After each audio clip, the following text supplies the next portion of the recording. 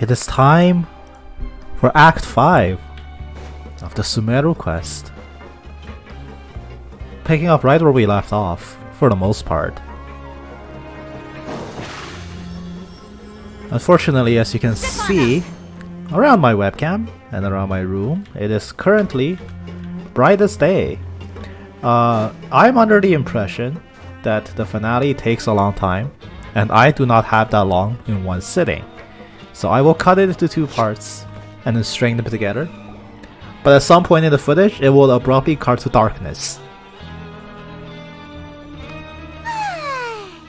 Now for a little rest after breakfast.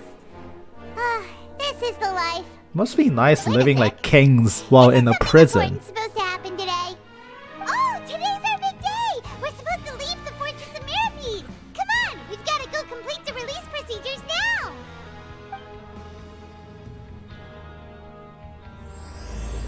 Masquerade of the Guilty.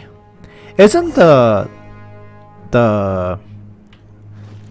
Genshin storyline Travail also names this whole act Masquerade of the Guilty? The one with Dainsleif narrating everything? I believe it's also called Masquerade of the Guilty. I can't believe Act 5 starts with us leaving prison. It feels like we've been here for an eternity, doesn't it? We process our release paperwork here? Yes. Please, sign here. This document will be effective immediately upon signing, and you two may exit the Fortress of Maripede via Okay, the but like, does this go on our permanent record? So Like, I still have to know. Let's hurry up and... Huh? Of course. What's happening? You okay? I'm fine, thanks. But I wonder what that tremor was just now. Let's go ask the Duke. Is the sluice gate broken again? God damn it. A new life's beginning. Cool. Over here!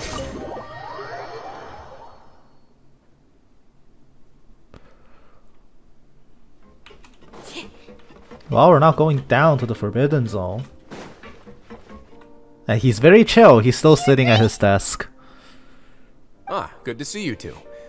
Is there something you wish to see me about? Yeah, what was with that earthquake just Did Paimon just call Wriothesley Your Grace? She usually calls him by his first name, doesn't she? Ah, that. The tremor didn't originate from the seafloor. In fact, it seems it came from the surface. Oh. Over the years of serving as the warden here, I've developed a sense for distinguishing between what occurs on the surface and what occurs underwater. So it's not the sluice gate. That's That's somehow worse. So the fortress is okay? If you recall our last incident, if there really were a problem, there would be crowds of inmates in a panic right now. Huh, you've got a point.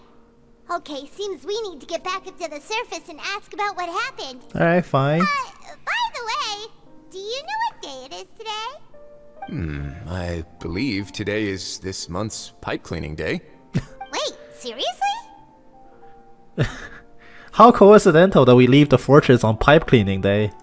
Ah, yes. Have you completed your release papers? Yep. It's you two. Are you leaving now?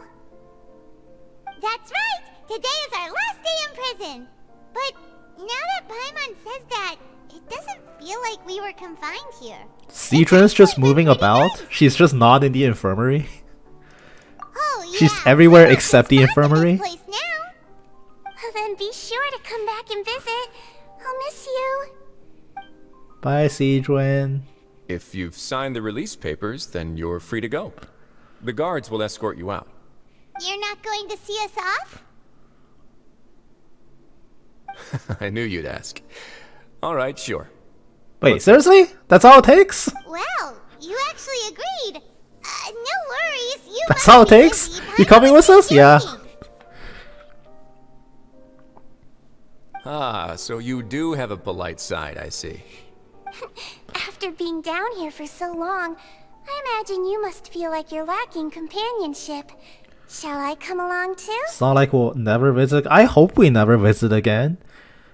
Like, I've been here longer than most. I don't feel like I have any business back in Meropide. Yeah, don't worry. We'll come back to see you. It's a prison, Paimon. You can't just walk in here and visit. Chefs sure do know how to make good grub. I hope you won't be here as convicts the next time I see you. We'll do our best to stay out of trouble. No guarantees. We gotta go to Natlan after this, and that's a whole different thing. That's It's... the end of another chapter in our journey. And since Narwhal was the one who asked us to come here, we should probably go report to him now. Next up, the Palais Mermonia. You're going to see Monsieur Nervilette? Please pass on our kind Sidron is regards. playable, for sure, but... I'm Is she sure just 4-star or your regards 5-star? Will do, no? I believe it would be the polite thing to do. I can't see her being a You're right. 5-star. I've heard the Palais has been terribly I'll be busy pleasantly these days. surprised. Tell him that I hope he hasn't been overwhelmed by the recent string of troubles. She screams like 4-star energy to me, but if she was actually a 5-star, I'd be very surprised, pleasantly so. If you're concerned about things at the Palais, why don't you take some time to go up and check things out? I believe you should still have some vacation time to spend. Thank you for being so understanding.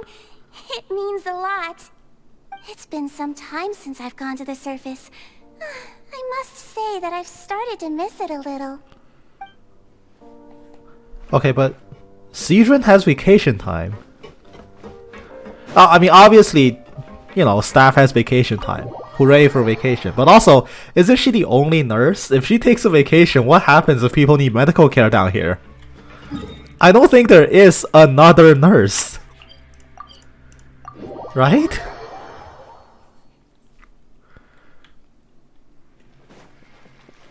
Like what? She's gone for a week, nobody gets sick? Is that how the fortress works?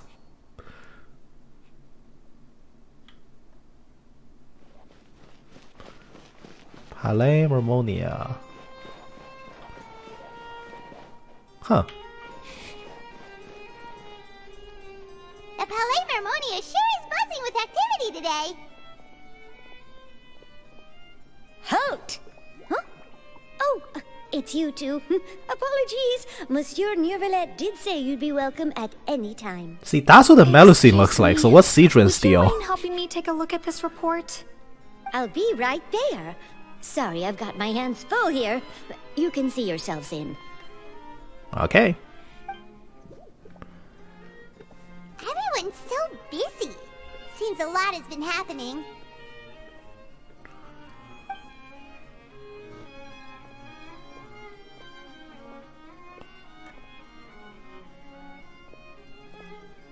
Narwhal! Fontaine really loves playing with their camera shifts like Hello. this. Some are You've more come at the jagged than right others. time, This but one's you'll more have to wait jagged. for just a moment, as there are some urgent matters I must tend to first. In the meantime, please have a seat. If you'd like to have something to drink, let the Melusine outside know. So, before we get into what I'm presuming is more serious matters, Nervilette, when looked at from this angle, does not have a nose. And if you picture him as a face without a nose, this is a very unsettling face to focus on. You can barely make out like a nose ridge here. There's like the faintest triangle that you can kind of squint to see. But if you focus on this face as one without a nose, I've seen some SCPs that look like this. That's alright, we just ate. Very well then. There's his nose. Take a break over there while we wait for him to finish his work.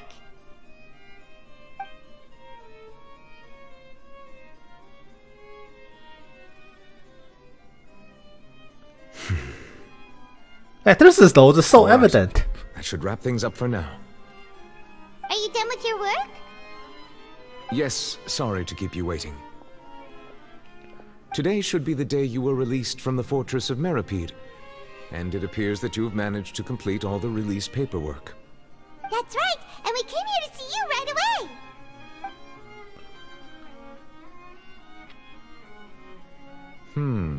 A massive whale. Actually, sir, it's a narwhal. That might be. Judging from your description, that cannot have occurred in any ordinary waters, but rather something like the primordial sea. A whale of that size and shape cannot usually be found in the waters of Tevat. Therefore, we can only assume that child is presently immersed in primordial seawater. Immersed in primordial seawater? But how? And is he okay? So he can't dissolve, but he's probably high as hell. Thins doesn't necessarily only work on Fontainians, because they said something like it raises your sensitivity to hydro, which sounds a lot like getting high to me. So he's not dissolved, but he is high as hell. Most people wouldn't be capable of entering in the first place. I'm not completely sure how he could have gotten there myself. Something to ask you about. What is it? Tremor. Oh, right! Paimon The thought tremor. too. We asked the Duke and he said it wasn't from underwater, so we figured you might know something about it. It turns out that I have just received a report about this particular matter. In fact, that's exactly what I was busy with a moment ago. The source of the tremor was here on the surface near Poisson. After the shaking stopped, the water levels in the Poisson area rose at an alarming rate. The water levels rose? Oh no! What about all the people there? Fortunately, the water levels only rose for a short period of time, and have already returned to normal now. However, I still have a bad feeling about the whole phenomenon.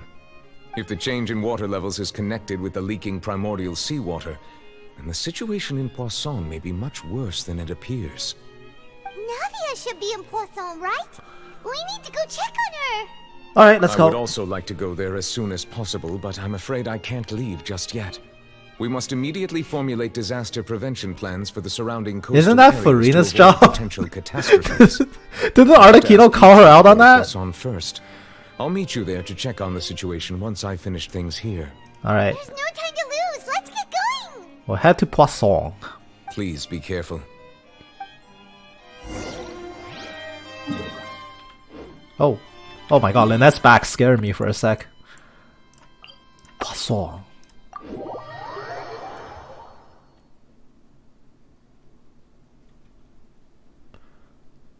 Oh, instant cutscene? Whoa. Oh no!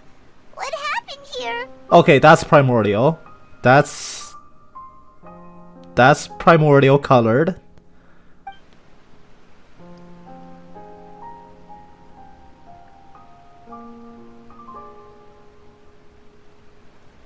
Navia should be around here, right? We need to make sure She's still intact? Paimon means we need Not to a check puddle on of her. water?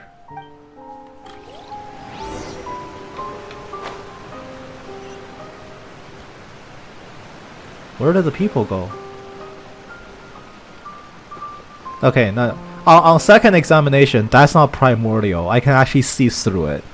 Primordial water is like a lot more opaque than this. The mist just made it seem primordial. We haven't seen a single soul all the way here.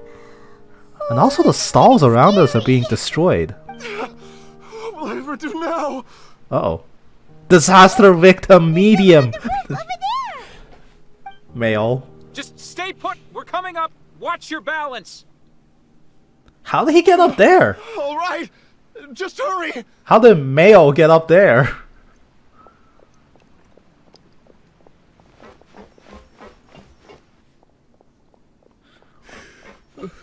I'm not young anymore. How will I survive on my own? Huh? My Desiree. So people did dissolve? He looks pretty sad. So that was primordial water. My leg! My leg! How could this have happened? It hurts! Are they rusting? Just hang in there. Help is on the way. You can hold my hand if it makes you feel better.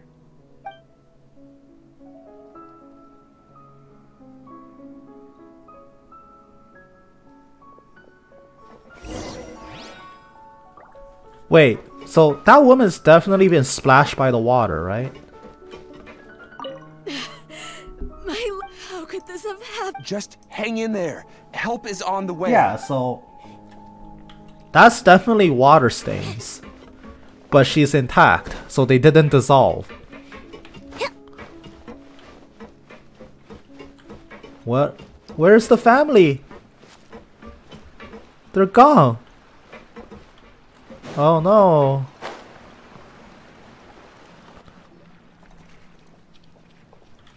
Oh, it's Navia. She's over there. Hey, Navia, are you okay?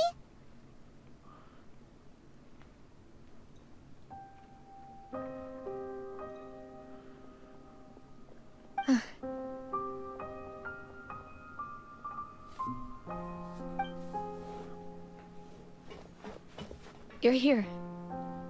We are We heard there here. was a situation in Poisson, so we came as quickly as we could. Yes. As you can see, the water level suddenly rose. It caused quite the disturbance, in fact.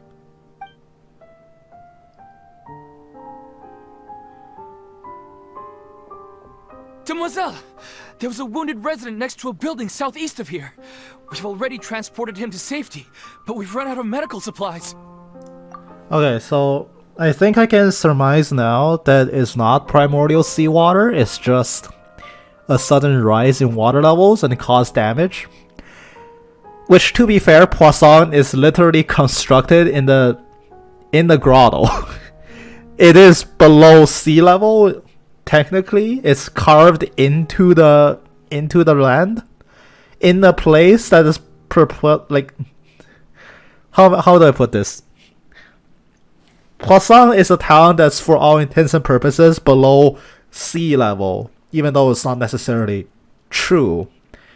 But a town under sea level in the city where it is prophesied that the sea levels are rising, it is not necessarily a smart idea to be living here.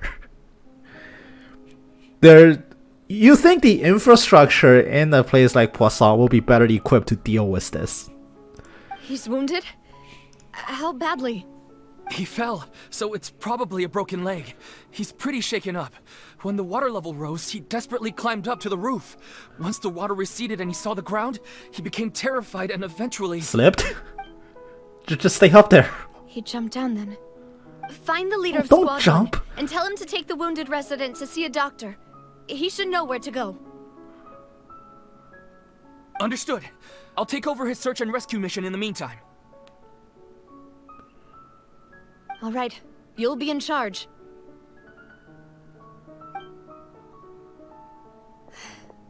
I'm sorry. Where were we? The situation in Poisson? Ah, right. Allow me to explain. A little earlier, we suddenly heard a loud noise. At first, everyone thought that something might have exploded on an aquabus. But before we knew it... On an aquabus? Water started pouring out from everywhere. So the caption says waterways, but she actually said aquabus. Does an aquabus go through Poisson? Is it connected? Oh, is there an aquabus line above Poisson? Huh. The rushing water seemed a little odd, almost like the unique color of primordial seawater. It was! Some people didn't realize the danger and thought it was just ordinary water. How they not from somewhere. dissolve? Everyone on the street who happened to be close to the water didn't have a chance to escape. Oh my god, it was primordial! But wait. As the water levels rose, they suddenly disappeared. Wait, it was primordial. They were Okay, I take it all back. dissolved. Those who realized what was happening started to flee in a panic, desperately trying to get to higher ground. Many were injured in the stampede, and So what's that woman? some She's obviously people fell been from splashed. significant heights. Doesn't that dissolve her? Huh. The Spina di Rosula initiated rescue operations as quickly as possible, but there have been a lot of casualties. Fortunately, How tragic. the water Very began to tragic. recede after some time, and the chaos came to an end. The water that flooded the area contained primordial seawater, so the lower levels of Poisson are still hazardous. To ensure everyone's safety, I've asked the people there to leave as soon as possible. Who Sure. knows if this could happen again? All we can do for now is try our best to help evacuate the residents. We still haven't completed the head count, but we'll have some. Oh, that's a numbers soon. crisis and a half. Awful. And all of this just came out of nowhere. If the waters were to rise, Poisson would It be the was first quite place to frightening go. indeed. I only wish that everything that just happened was a bad dream. Fontaine City is next. Any way we can help, Navia? Put us to work. Thank you for being so willing to help in a moment of crisis like this. You don't know how much it means to me. I really can't express how grateful I am. We are missing some people. Don't say that, Navia. That's what friends are for. Where are Malus and Silver? Oh, that's not good. Demoiselle, we've got a situation here.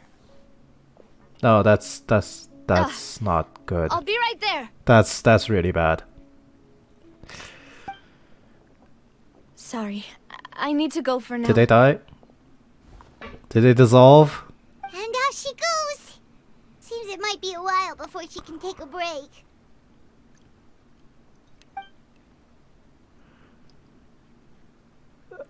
Look, if you're gonna dissolve Malus and Silver, at least don't do it off camera.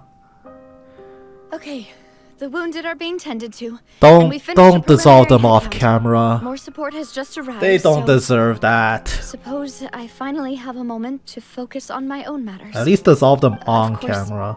We should remain ready for anything, and continue doing our They've best to earned rescue it. others.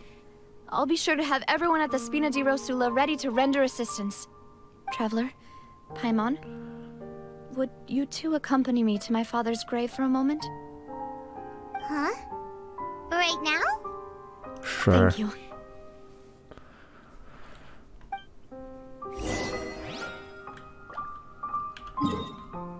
Okay. Oh, there is an Aqua Boss line that runs through here. And again, Poisson, given infrastructure like this, first place to go when the prophecy comes true. For sure. And then Fontaine City is next. Fontaine City also has an underground section. People probably shouldn't build basements in general in a city like this with a prophecy like this. Just, you know. Seems like bad architectural choice. It's like Japan, right? You get earthquakes once every other day, so infrastructure in Japan is insulated to earthquakes for the most part. Poisson should probably do the same. Not a lot of people here, huh? Oh, it's raining. Oh, it's raining. Given the time of day and the whole situation Oh, in it's Poisson, raining. Paimon doesn't think there'd be a ton of people here visiting graves. Right. That's how things are now. The living are so exhausted that they've no strength to spare any words for the dead. Not like Navia? this.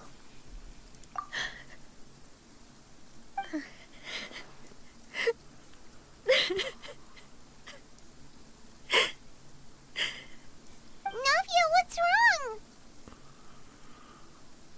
Sorry. I just... Malus and Silver. They won't ever come back here again. What should I do, Papa? I mean, you could hire us. What happened to We them? could be. I mean, I could applaud when you make macarons. That seems like a pretty simple job. The traveler can carry some baking supplies for you. I'm just mad that the game dissolved them off camera. They did not deserve that. At least give them some screen time in this act.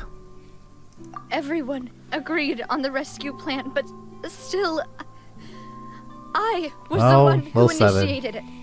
They were helping evacuate the residents, but they couldn't leave in time. Oh, And- 7. And they were caught in the seawater.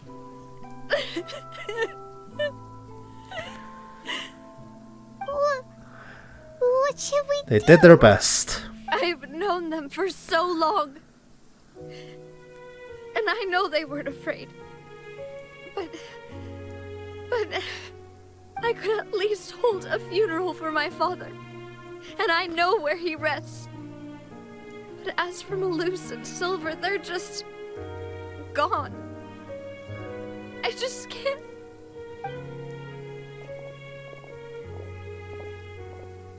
Everything looks so clean after it rains. Even the gravestones.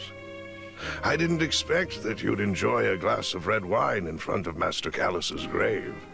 I can understand. Besides, the scenery here isn't half bad. Navia can't catch a See, break. It's not just me. I always want to bring something when I visit Papa. Perhaps we might even have a picnic. He wouldn't be angry, would he?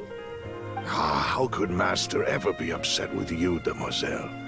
Yet the cemetery is the home of those who have passed, is it not? Everyone ends up here sooner or later, no matter who you are. Buying yourself a plot in advance, are you? No need yet. But when I do, I hope you'll let me I mean, be you buried can't bury beside water, Master Malus. Callus, demoiselle. Hey, stop joking around. I'm quite serious. That way, it'll save us both the trip to see each other whenever you visit your father's grave. That makes sense. In that case, could I be buried on his other side? After all, besides you, demoiselle, the two of us could certainly be considered Master's closest companions, no? Personally, I believe we fill those shoes just fine. So you do. Are you bringing this up all of a sudden? Seriously? All right. I'll remember your requests. But I'd really prefer not to talk about this stuff. And what do you mean by saving me a trip? I'd make the journey even if I had to visit you two somewhere else. I'd promised to let them rest in peace here. But here I am breaking that promise. I'm sorry for letting you see me in a mess like this. I don't usually cry, really. Ironic, she's the first character to cry on camera. But, well, she understands how you feel. I'd always thought I could make my wishes come true. But now that I think about it, that never solely relied on me. Many things can only be accomplished with someone else's help. Malus and Silver have helped me so much. But by contrast, I could do nothing for them. I'm so sorry. You can spend as much time as you need here, Navia. We'll stay with you. I mean, you could just dig up 2 plots, dump in some seawater. No, it's no. Again, I'm just mad. I'm more mad than sad that it happened like this. Thank you. Right now, you don't know how much that means. Like all the jokes about way, Poisson you being can have a look at underwater, this. and the prophecy, and It's the a list of disasters victims from aside, the incident that took place here. it is a genuinely sad scene. Con, Burnett, Giverny, Francine, Karina, Daisy Ray, Joinville, Julianne, Esson, as well as Malus and Silver. So, everyone else is safe. But still... Not It's for okay. long. I know what you're thinking. And you're right. Again, We not for lost long. Get the Malus and hell out of Silver. Poisson. But It's we were underwater. able to save more than we anticipated. The overall outcome indicates that the cost was worth it. No, don't think like that. Right. Don't think that way, Thank you. Navia. Don't think like that. One person might be saved at the expense of another, sure, but that isn't something we should ever consider a trade. Don't reduce lives Malus to and Silver numbers. were not the price for saving anyone. They're heroes. You're right. Thank you, Paimon. What you said just now was pretty amazing, actually. I'll remember your words. Oh, Rare moment of wisdom from Paimon. Seems you've become more eloquent in the time since we last met. Indeed. the knave? What are you doing here? Is everything going well on your side? What? Yes, my people are carrying out the mission according to your request. All the residents of Poisson have been evacuated, and we're preparing to relocate them. Since when are you two working together? As for these supplies, we have everything taken care of. There is no need to worry. Thank you very much. Wait, do you two know each other? We just met recently. Right, Miss Navia? Usually, I would call this a coincidental encounter. That doesn't quite fit this time. Besides, it never even crossed my mind that a Fatui Harbinger would come She looking actively for me. was looking for you. Thanks to the Knave, Spina di Rosula received generous support from the Fatui, which allowed us to complete the rescue and evacuation work so quickly. Mutual aid is essential to fostering positive developments. We were already in the area, in any case. Why were you already in the area? That said, I must say that you're a lot sharper than you let on. I'm sure you understand what I mean. I apologize for all the ways in which I tested you previously. We've never worked with a Fatui before, and it's extremely important for us to know who we're working with. My subordinates have reported that Fatui soldiers have been observing water levels and taking head counts in various locations. I hear that they've also prepared a large amount of emergency supplies. I'm quite surprised. This is nothing to brag about, nor do I intend to. It is simply the way of powerful organizations to act forcefully, whether they are doing good or ill. You've witnessed that firsthand, in any case. I'll accept As that. I've told this traveler before, I know of the prophecy, and I intend to prevent the impending disaster. Lending your organization a hand was a natural first step in accomplishing that. As such, do not be troubled by this token of our sincerity. Perhaps one day, you'll also be able to help me Okay, in look. the same way. I will reiterate. I trust Linny. I trust Lynette. I trust Remine. I can probably be convinced to trust Arlecchino on this. Even though by her own admissions her messages are too forceful. I do not trust the house in general. And the fact that if they help us, the implication is we owe them a favor at some time in the future still doesn't sit well with me. I don't know. Maybe I'm thinking too much into this. Maybe Dottore is like the only major asshole that still works in the Fatui. I still don't trust like Pantalon, for example. I still don't trust Puccinella, for example. They don't seem very trustworthy. Colombina's a huge unknown. I could probably trust Capitano. Sandrone seems very self-absorbed. So there's a lot of harbingers we haven't met yet. But let's say Arlecchino is good. They have a reputation. Like, it's difficult to generalize such a big organization, but the idea of owing them a favor at some indeterminate time in the future, I don't know about it. It's just every line that's just like, you can help me out later, is so sinister, even though it probably doesn't actually have that implication. It just comes across as so sinister. Without your help, there would have been many more casualties. I won't forget your kindness. Furthermore, I sincerely regret what happened to Malus and Silver. I only wish that my I can people could have believe arrived a her little earlier to sincerity prevent in this this from case. happening.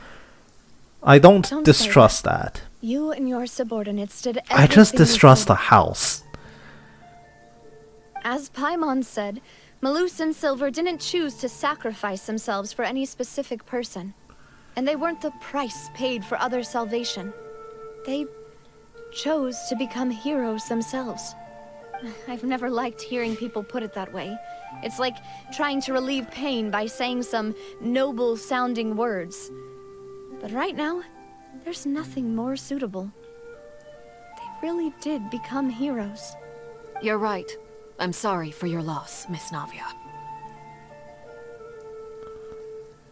So what? Water is life to Fontaine's What do we do now? people, and it also spells disaster. It's no wonder that people always say that prophecies represent fate. Fortunately, I've never been one for such opinions. So, you're one who will try to change fate then? Of course. That is why I'm going to Hotel Bouffe de Thé. I still have some things to take care of, and the children need my attention.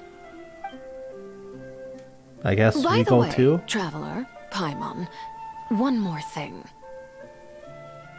Alright, then we'll just... Huh? This isn't right. Paimon thought you would ask us to walk with you for a moment so you could tell us something in private. Yeah, me too, honestly. That is a clever and useful conversation technique, which I do like to use when necessary. But there's no need today. It would not hurt to have Miss Navia listening in. Traveler, I'm sure you remember that I said we could work together when Is we this had a chance? You and I both know that there may be issues with the Primordial Sea. Previously, it was the fortress of Maripede's sluice gate, and this time it was the water levels in Poisson. These are both... I suppose we have to sins. bite sooner or later. The time for jolly cooperation has come then. Indeed. Allow me to share the latest intel I've received from the House of the Hearth's intelligence network with you. During some recent investigations, a child claimed to have discovered some ruins near Poisson. The ruins date back to ancient times, and seem to be worth investigating in many ways. Judging by the dating of the ruins, they may be related to the prophecy and the coming crisis. The situation is becoming more urgent, so any pertinent information will prove extremely precious. My people initially came to prepare for ruin exploration. Unexpectedly, this disaster struck. I refuse to believe your And at organization present, works that we're all busy slowly. prioritizing the rescue. For a nation that's always been a step ahead of the traveler, We were already in Poisson. I wanted to take the children along, but unfortunately, Linny, Lynette, and Fremine have all been dispatched to higher ground to assist affected residents. Linny told me that outside of the house, the person they trust most is you. how flattering. Which is why I want to give you this task. Can you trust me? Can you, a Fatui, trust me? The House of the Hearth's members see each other as family, but Linny, Lynette, and Fremine said that they also see you as such, even though you are not from the house. I'm sure you already understand how earnest they consider their friendship with you to be. Oh, that somehow makes Paimon feel kinda happy. The intel I just shared I about do the ruins could appreciate fetch a that she high is at least price. earnest in But since the her children relationship consider with the you family, Hearth. it's only natural that I freely shared with you. Like, if Lenny trusts us, then she also unconditionally trusts us. I do appreciate that earnest aspect. Excuse me, but may I tag along? You wish to join, Miss Navia? But are you sure you're up to exploring some ruins? You need to rest. Well, I'm sad, yes, but I can't just go back and plop myself into I don't a think you chair should by come. the roadside and do nothing. I'm just saying. Point in being depressed while we still have a disaster on our hands. As my father's successor, I must live up to the hopes he had in me. Besides, I'm also doing this for myself. I need something. We're going distraction into like underground to keep my mind off ruins. Malus and Silver. I've been to every ruin in Fontaine to collect hydroculi. Most of them are underwater. You probably shouldn't be there right now. Since you put it that way, I have no objections. Oh What no, do you you're say, gonna get Traveler? dissolved. I've been to every ruin. They're all underwater. You can't go with us. Okay, fine. All right. The ruins are to the south of Poisson. Here's the map. Okay, the three of us will handle it. Come on, let's pack up and get going. Alright. go to the ruins. Oh, there's no convenient waypoint nearby, huh? Guess I'll take this one.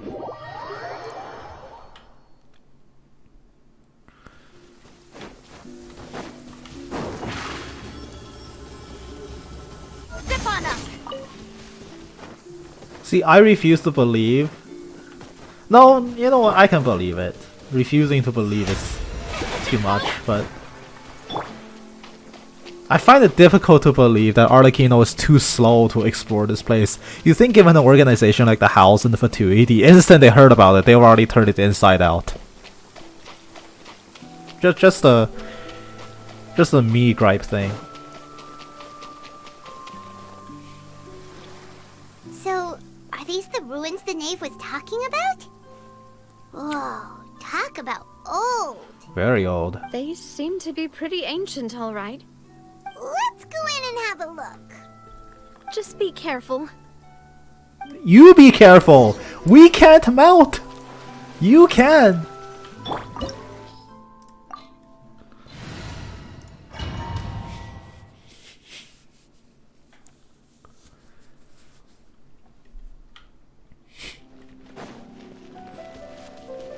Never been here.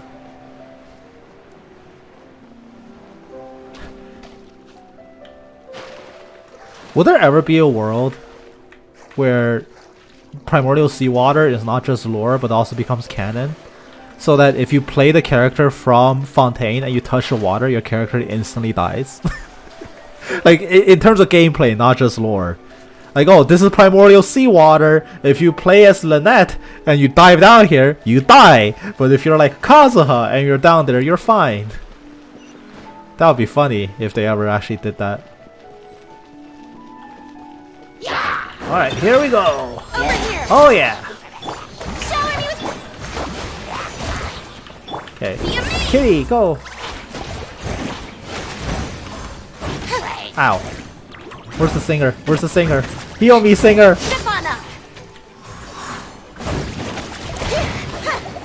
Oh wait! I have the pets out! I don't have the singer, I have the pets! Ooh!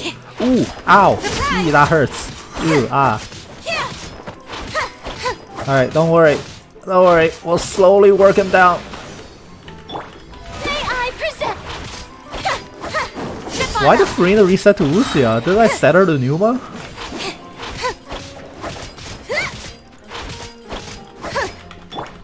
Oh wait, this jellyfish does a lot of damage, doesn't it? Decently. Alright, mostly Lynette solo. She's got this.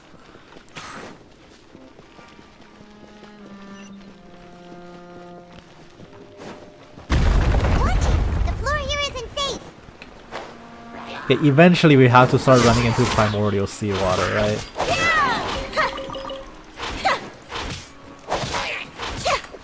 Oh, can I kick him into the water? Yeah. Oh, I need more stamina. Here. Is that a kill? Probably a kill. Where's the other guy? Why is he down there? Oh no, he's not. No. Oh, he is down there. Oh, whoa! Oh, thank God. I'll leave him down there, it's fine. It's fine. Oh, shit!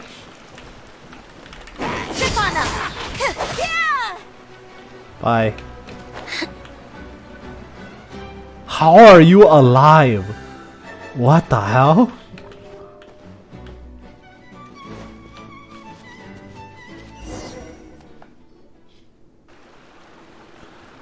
This place has also been contaminated by primordial seawater.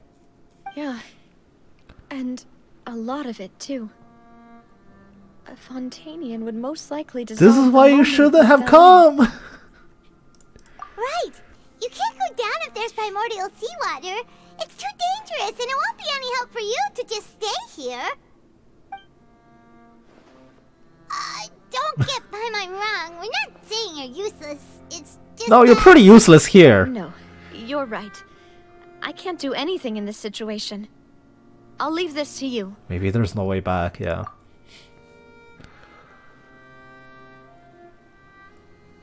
That complicates things. Maybe the only way left is forward.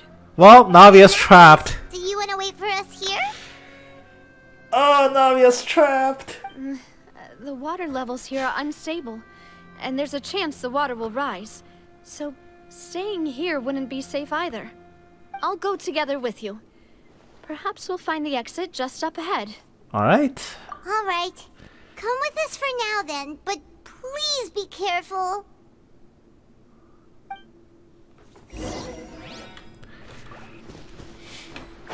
Oh no, it's a dead end! Let's try climbing over from the side. Oh, it does melt you. Oh, look at that. It does have gameplay implications. Wow, I called it. That's kind of neat. I like that. That's really neat.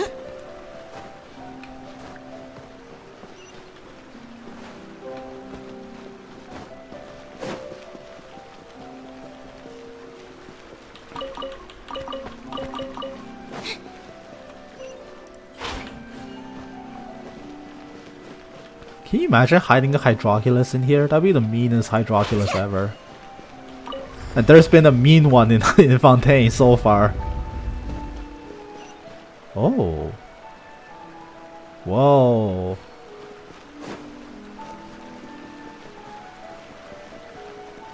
Somewhere new to explore. Oh.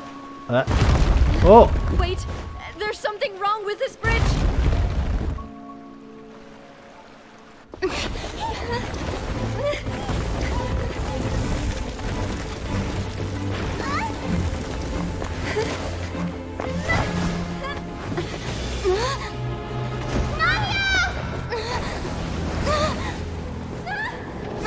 Wait, how do we get back up?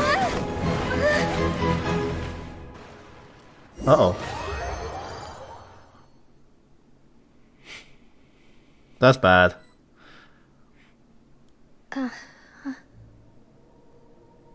What? Demoiselle. Uh-oh.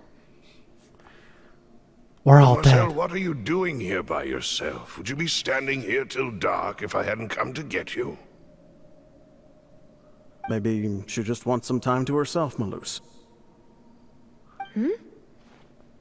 Oh. Was I sleeping? Yes, it No. would appear so. I must be tired. What is this? That's quite possible. However, you were the one that suggested we go out for a walk. Oh, right. I nearly forgot. It must have slipped my mind when I dozed off. I haven't had a nap today yet. Have I? This is a familiar feeling, yet something's a little strange. This Is isn't... something the matter, Demoiselle? Oh, no. This is just a No, scene, I'm right? fine. This is not like a Navia-controlled section. Because there's no way we can play as Navia during this part in the story. This is 4.2. She hasn't come out yet. So is this just a flashback? Or is it an illusion? I was just trying to recall why we came out for a walk. Do you remember Mr. Giverny? He'd requested our help before with foreign merchants who had a debt dispute with him, and we'd resolved the matter not long ago. We were headed to see how things were going with him at the moment. Ah, right. Yes. I remember now. Oh? Do you Miss really? Navia. Ah, Mr. Maloose.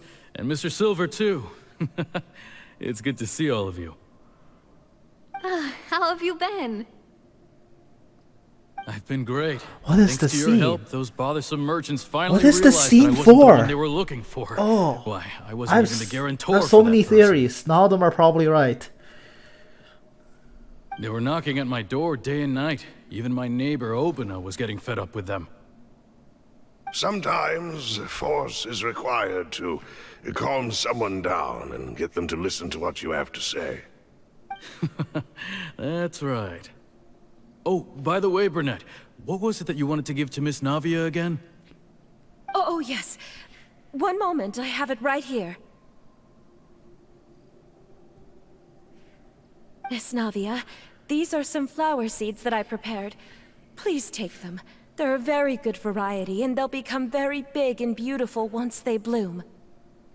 I don't know what we would have done without your help, so this is a little token of our appreciation. I'm trying to recall if these two names were. Did you cultivate them yourself? Thank you so much. I'll certainly take them. Were these two names on the Balloons. plaque We do still have of the some dissolved empty flower pots victims? at home, right? Why, we can have Giverny as and many pots Burnett? as you'd like, demoiselle. Perfect. In that case, we'll swap out some of the decorative plants for some of Mrs. Burnett's flowers. Very well. Wait. Something seems to be off here. Excuse me, madam. If I'm not mistaken, your name is Burnett, correct? That's right. Is something wrong? No, it's nothing. This is the first time we've ever met, but your name seemed familiar to me. Were their names on I the must have plaque? heard it when I Oh, was curse my discussing memory. things I with don't your remember. husband previously. I've heard this name before. Sometime recently, I'm sure of it. Was it on the plaque? Does that answer my Why question? are there so few people around here? Where did everyone go? We must mind the time, demoiselle. We still have important things to attend to today. Huh? We do? We do? Like what? Well, now, did you forget? Yes! Miss Navia, here you are. I've been looking for you. Please, come to the Opera House. Your trial is about to begin. Say what? We're being sued? My trial? Wait, why would I need to go to the Opera House? Yes, she's right, demoiselle. It's just about time now, so we should get going. Oh? All right then. We're being sued? For what? Or are we the plaintiff?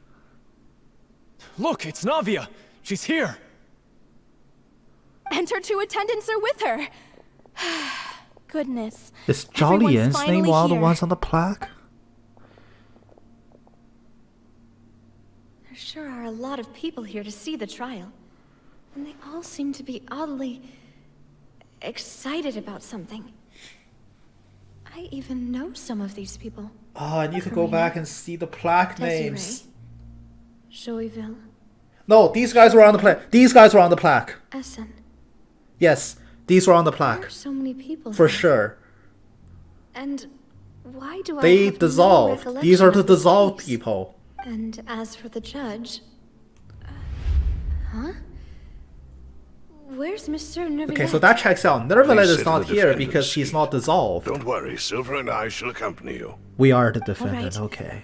But are you sure you can stand behind me? Typically, it wouldn't be allowed, but today is an exception. So she did fall into the water. Right? Her consciousness is merging with these What kind of guys? place do they think this is? Come on. Do they have any idea what they're doing? Seriously. Enough with the whispering! Could someone please tell me where Monsieur Nervillette is? And why I'm standing trial? My dear Miss Navia, have you not yet realized what you've done? In that case, allow me to explain.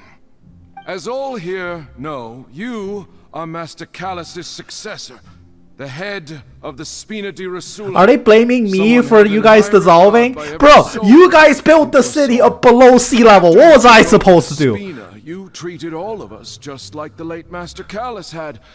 If anyone in need reached out to you for help, you responded. It's not my fault. Not only you, but your butler, your subordinates, nearly everyone in the Spina di Rosula fought for the well-being of those in Poisson. Wait a moment.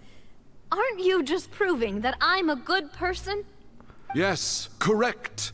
Absolutely right. And that is why you stand accused. You have helped so many people get through so many difficulties. You are one with us. We are inseparable. Okay, but don't drag me into the family. sea. All of us who are from Poisson, inextricably linked. And with you being so important, we couldn't possibly do without you. Therefore, this fair and honorable court shall declare you guilty, and you shall stay here. You will be together with us forever. Huh? What are you saying? In the sea. Everything you have said is correct. I have indeed done a lot for my hometown, and I would be willing to be with you all, but what is the purpose of having me stand here like this? What is there to discuss? Ah, well, if that's what you think, then I have no further comments. How wonderful, Miss Navia!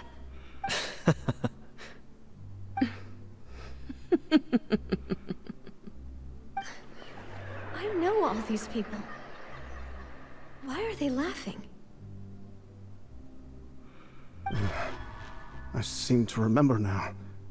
Yes, I get it. This trial is... Wait just a moment. This isn't right! Of course not. Malus? What was that, Mr. Malus? Our conclusion is very clear and unanimous. Let the Is court this the judge her original now. sin She's that Fontainians are born with? Stay here, Navia! You're one of us! Demoiselle, don't admit guilt. This trial means to keep you here forever. I wish to exercise my right to defend Our Lady. Mr. Joinville, you only know of Navia's goodness, but nothing of her utterly independent mind. She was born a free and independent spirit. She has never been tied down by anything. Indeed, even the death of Master Callus couldn't stop her. Her actions cannot serve as proof that she identifies herself as part of any group. She merely acted as an individual, extending her hand to help others. Please do not mistake her actions as being otherwise. Really? As an individual, you say? Don't forget, we are all They are all Fontainians born with here. sin. This is the nation of That's justice. that's a part of the nation prophecy. Hydro. All Even born if with Miss sin. Navia only voluntarily rendered her assistance, that doesn't change the fact that her beautiful soul must return to everyone. Water accepts all. This is the sin? Blends with all. It will surely accept her kindness. Everything is measured here in the nation of Hydro. And in the end, everyone shall meld together. Thus, when a unanimous opinion emerges, that opinion represents It literally justice. does not. Now, I speak for everyone. Our opinion is consistent. Navia should stay. We and Navia are one. And you would call this justice? Preposterous. You are merely jealous that Demoiselle still has a Jealousy. chance Is to that the exist angle as an of individual. primordial seawater? Have you forgotten how much you all once longed to become individuals, to become independent? Do you mean to defy our justice? If your justice is flawed, then why should we acknowledge it? As you said, we can also have our own justice. Silver and I shall defend Demoiselle. And that is how we will enforce justice. 07. Ugh, my head... It hurts. Demoiselle. Silver, it hurts. My head is spinning. All I can see is stars swirling in front of me. I remember now. Everything that seemed odd from the very beginning.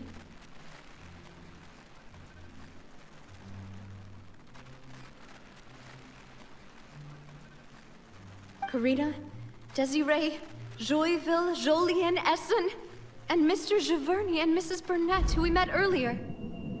Even Malus and Silver. I don't want to admit it, but they're all dead. Don't be afraid, and don't admit guilt. We will protect you to the very end. Absurd!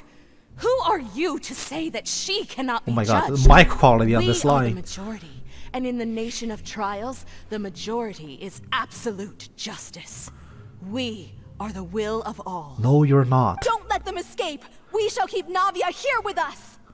Mr. Malus and Mr. Silver, must you be so stubborn? How could the two of you possibly hope to stand against the collective?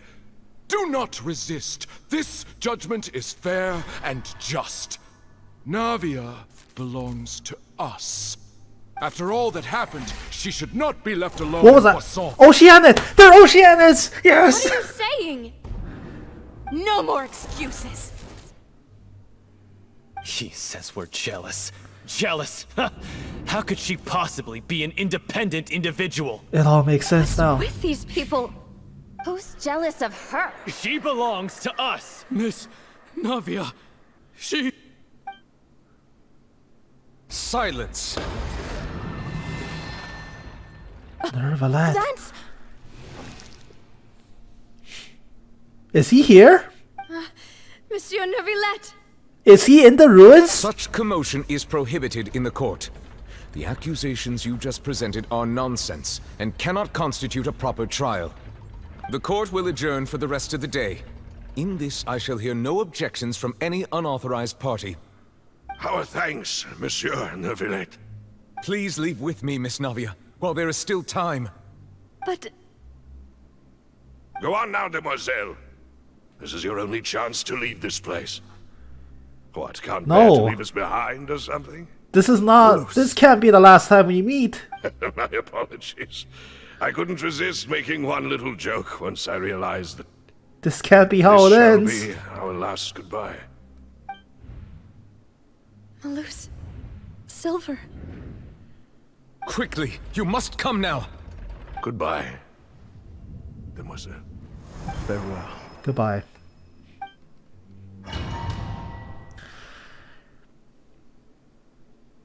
Fare thee well. No, wait! Just a second! Navia? You're awake? He is Good. here. Oh, thank God. Noseless Narwhal. I must have been dreaming. Malus and Silver were still alive, and they were defending me at some insane trial. It looks like you're all right. Did all the sad feelings cause you to have a nightmare? Paimon could give you a hug. That's sweet of her. The ruins you were exploring suffered a cave-in. When I arrived, I found you falling toward the water. You were just about to be dissolved within, but I...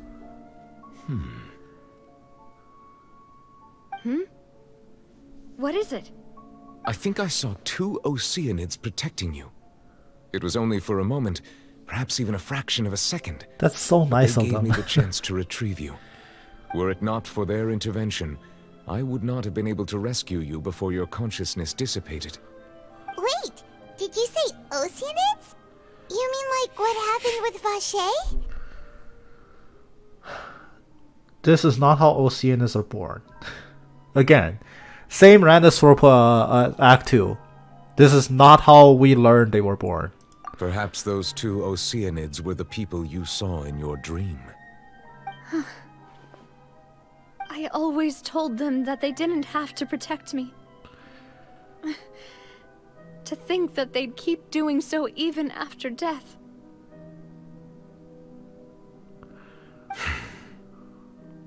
Please come with me.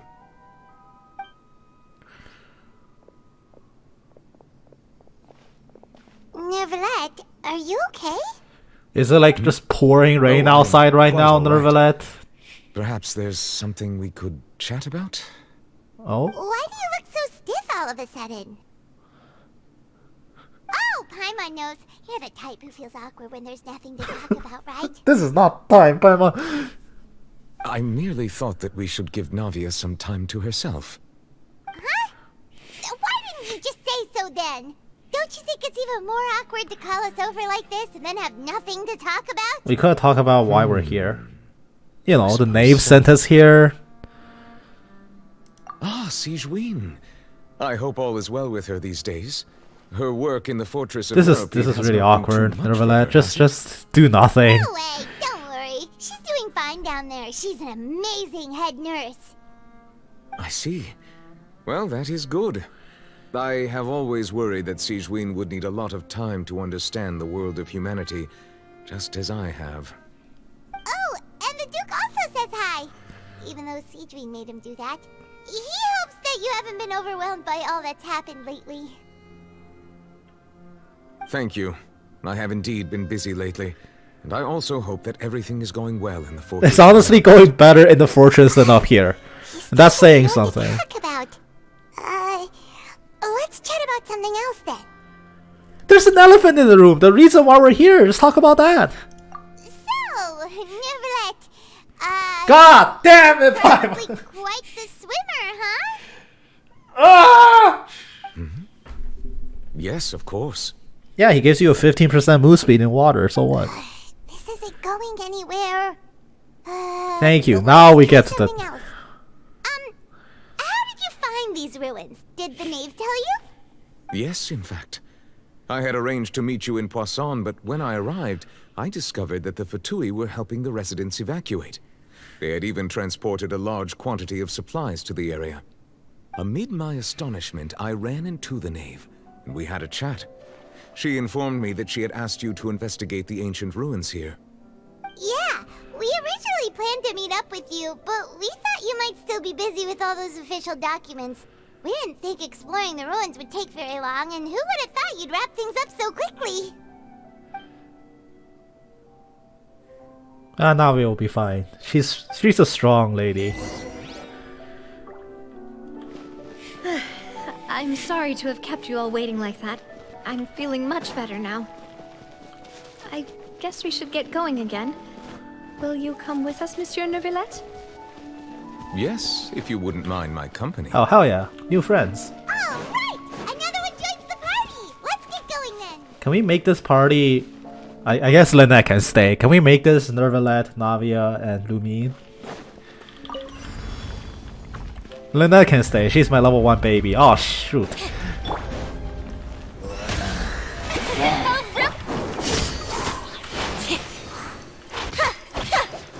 I am not doing shit to him. Oh lord.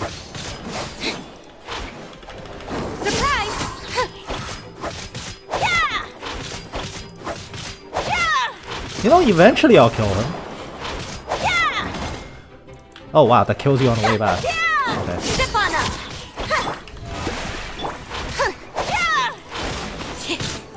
Ooh, that hurts.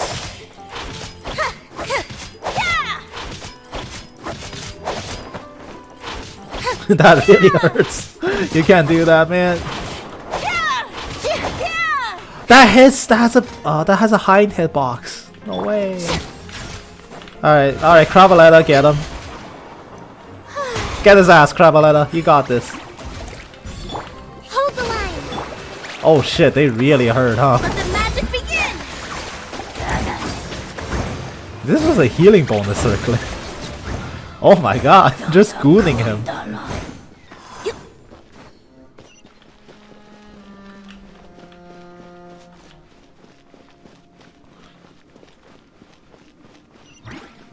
Oh no, another Ah shit. Watch your step. Oh.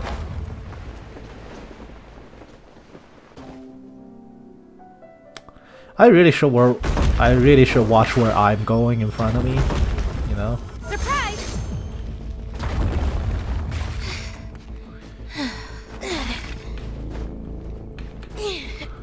Whoa! Where did I go? I clipped in?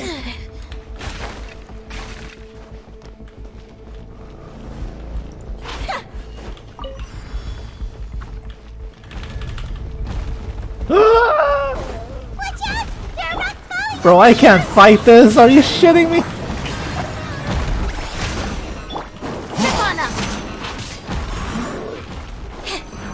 Alright, Lynette got this. Lynette can take this. I'll take all of you on.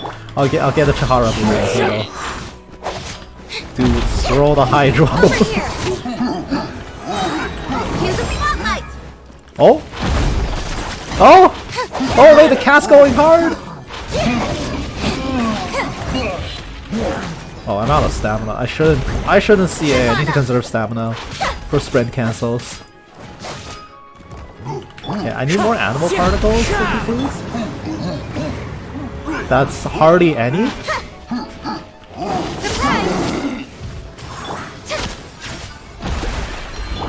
Was that a Lucia blade?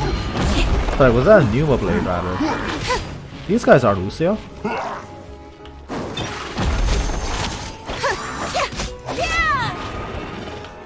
Whoa. Oh.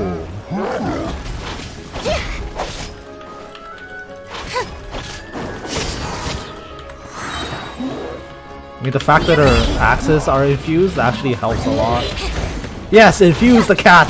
Yes! Haha! That is your final mistake! Oh shit.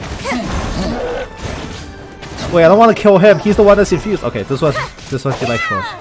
This one's an electro axe.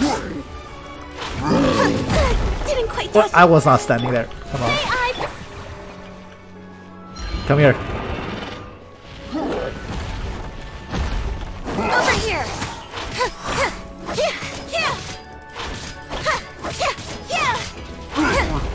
What? Ow. Surprise! Haha! Haha! Die! Die! Die! Die! Die! Die! Die! Die! Die! Die! Stop! We got it. Easiest fight of my life. Let's go. Oh wait, unstable floor here as well. I'm assuming. Rockfall! Oh! Over here. Uh oh.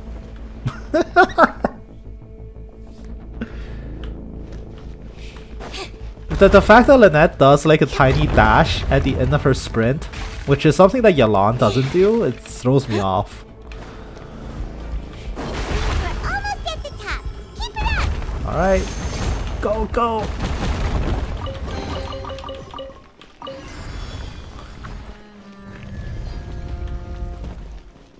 You're shitting. I can't fight this, are you? Oh wait, no, I can't. The wind knows me. As one with wind and cloud, one with nature. Oh, of course you wake up. Dude, I don't know how to fight. A ruined guard. I can't fight a ruined guard. Ah!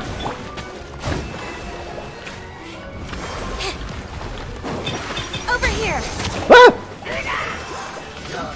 Dude, do I have any residual damage from like anything left? Into the wind. I guess I just farm animal particles? Oh no! Time to go.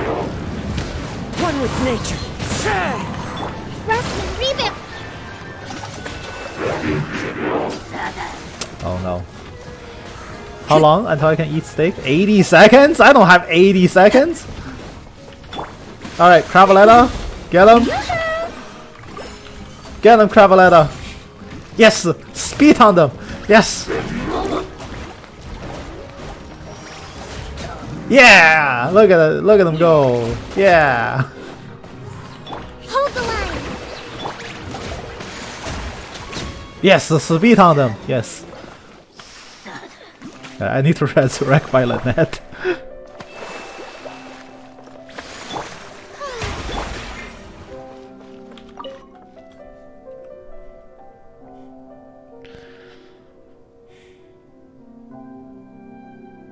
Ooh. Elevator? Water portal? Okay. 30 seconds.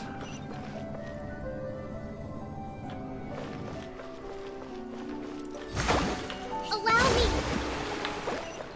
20 seconds. What is that device? It's like a D20 from Baldur's Gate.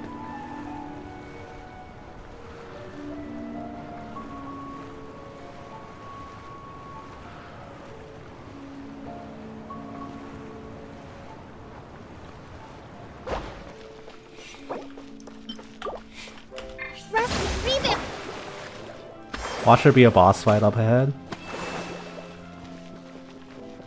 Oh, there's no boss.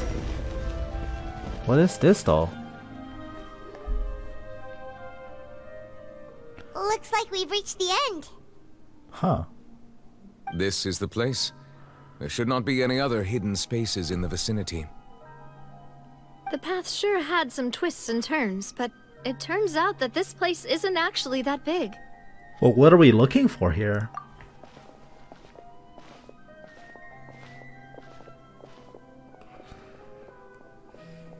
Stone slates.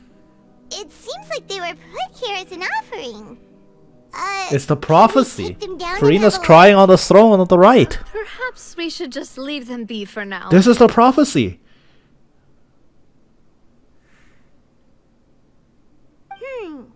There are 4 locations in total, but only 3 stone slates. The slate that should be in the first empty spot is missing. The surrounding walls also show signs of damage. There's something written below. Let Paimon see. Reason dictates that this nation be destroyed. I shall Reason. record the history of its future here in its past. Say what? Reason It dictates. feels like someone left these slates and these words here for a purpose. But does he mean that Fontaine should be destroyed? That would fit the circumstances dictated by the prophecy, yes. Indeed, the slate's contents correspond to it. Take the second slate, for example. There's a person kneeling here. She seems so dedicated. And there's a whole Celestia? bunch of other people behind her doing It's the the divine. same. It's Celestia. Using this, what is this? Some kind They're of worshipping the island in divine? the sky? Is that it? And is that Lady Furina in the third image? Did the Hydro Archon fall into the water? And That's a ritual. is that a ring of people around her? Paimon doesn't quite get it. Are they all in the water? The fourth image. I know this one. This exactly matches the content of the prophecy. The people will all be dissolved into the waters, and only the Hydro Archon will remain, weeping on So her who's throne. being who's being dissolved in that third slate? Seems like Furina was being sacrificed? Question mark? Like it seemed like a sacrificial ritual of the ring of people.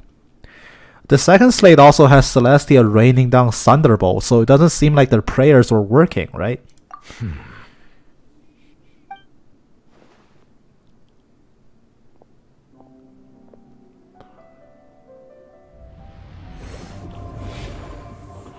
Bro, you can do that?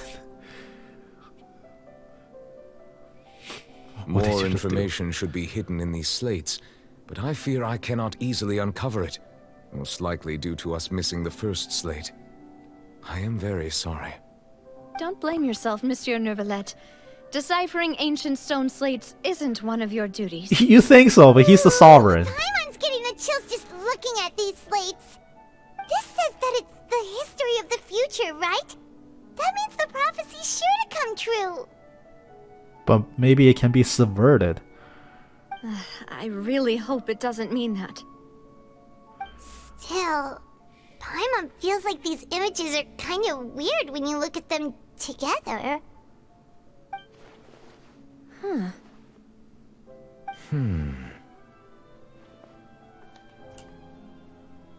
Yeah. That's right! If the images are in chronological order, shouldn't the fourth, the waters drowning Fontaine, come before the third, where the Hydro Archon herself falls into the water? And yet the order is reversed here.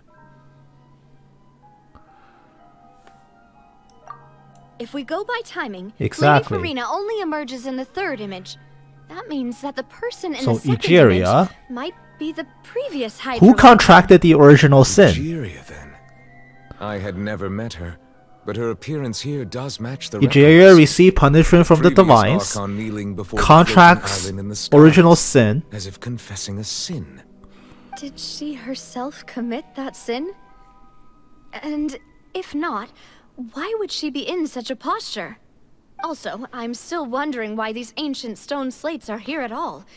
Judging from their contents, could this place be the origin of the prophecy?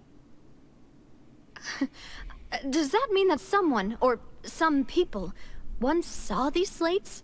But who would have created these slates and left these words here?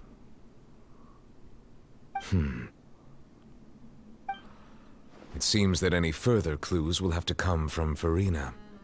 In that case, there's no time to lose. There's nothing else to be gained here, so let's head back first.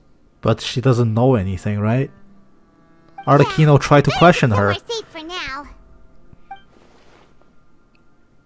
She wouldn't know.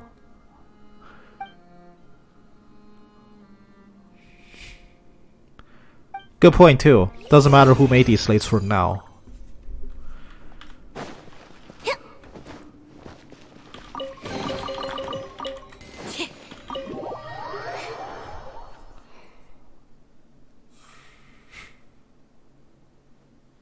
Let's split up here. I'm going to check on what's happening with the Spina. You know how it is.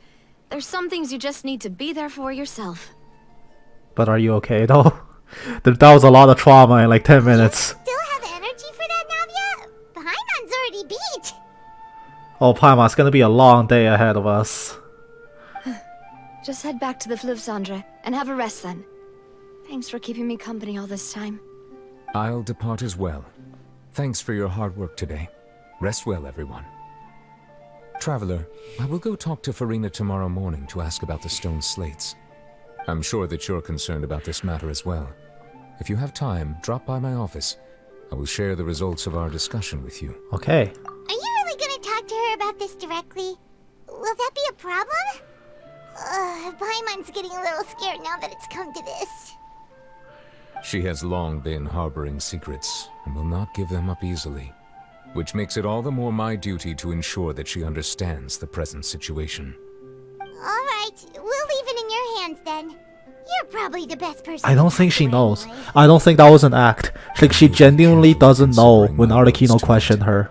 Traveler, Paimon, our safe house at the Fleuve Cendre is always open to you as ever. So please don't think you're an imposition. Alright. I'll be on my way then.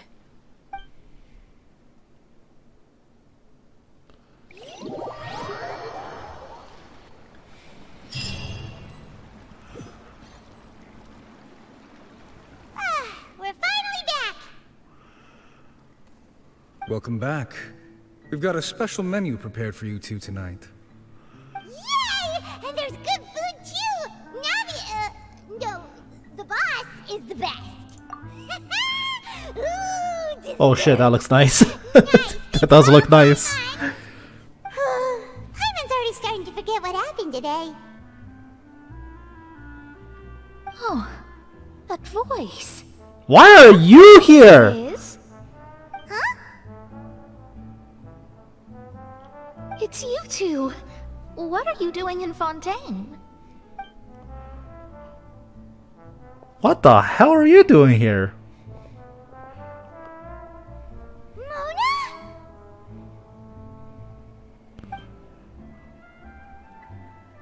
Is everyone faintly related with Hydros is showing up?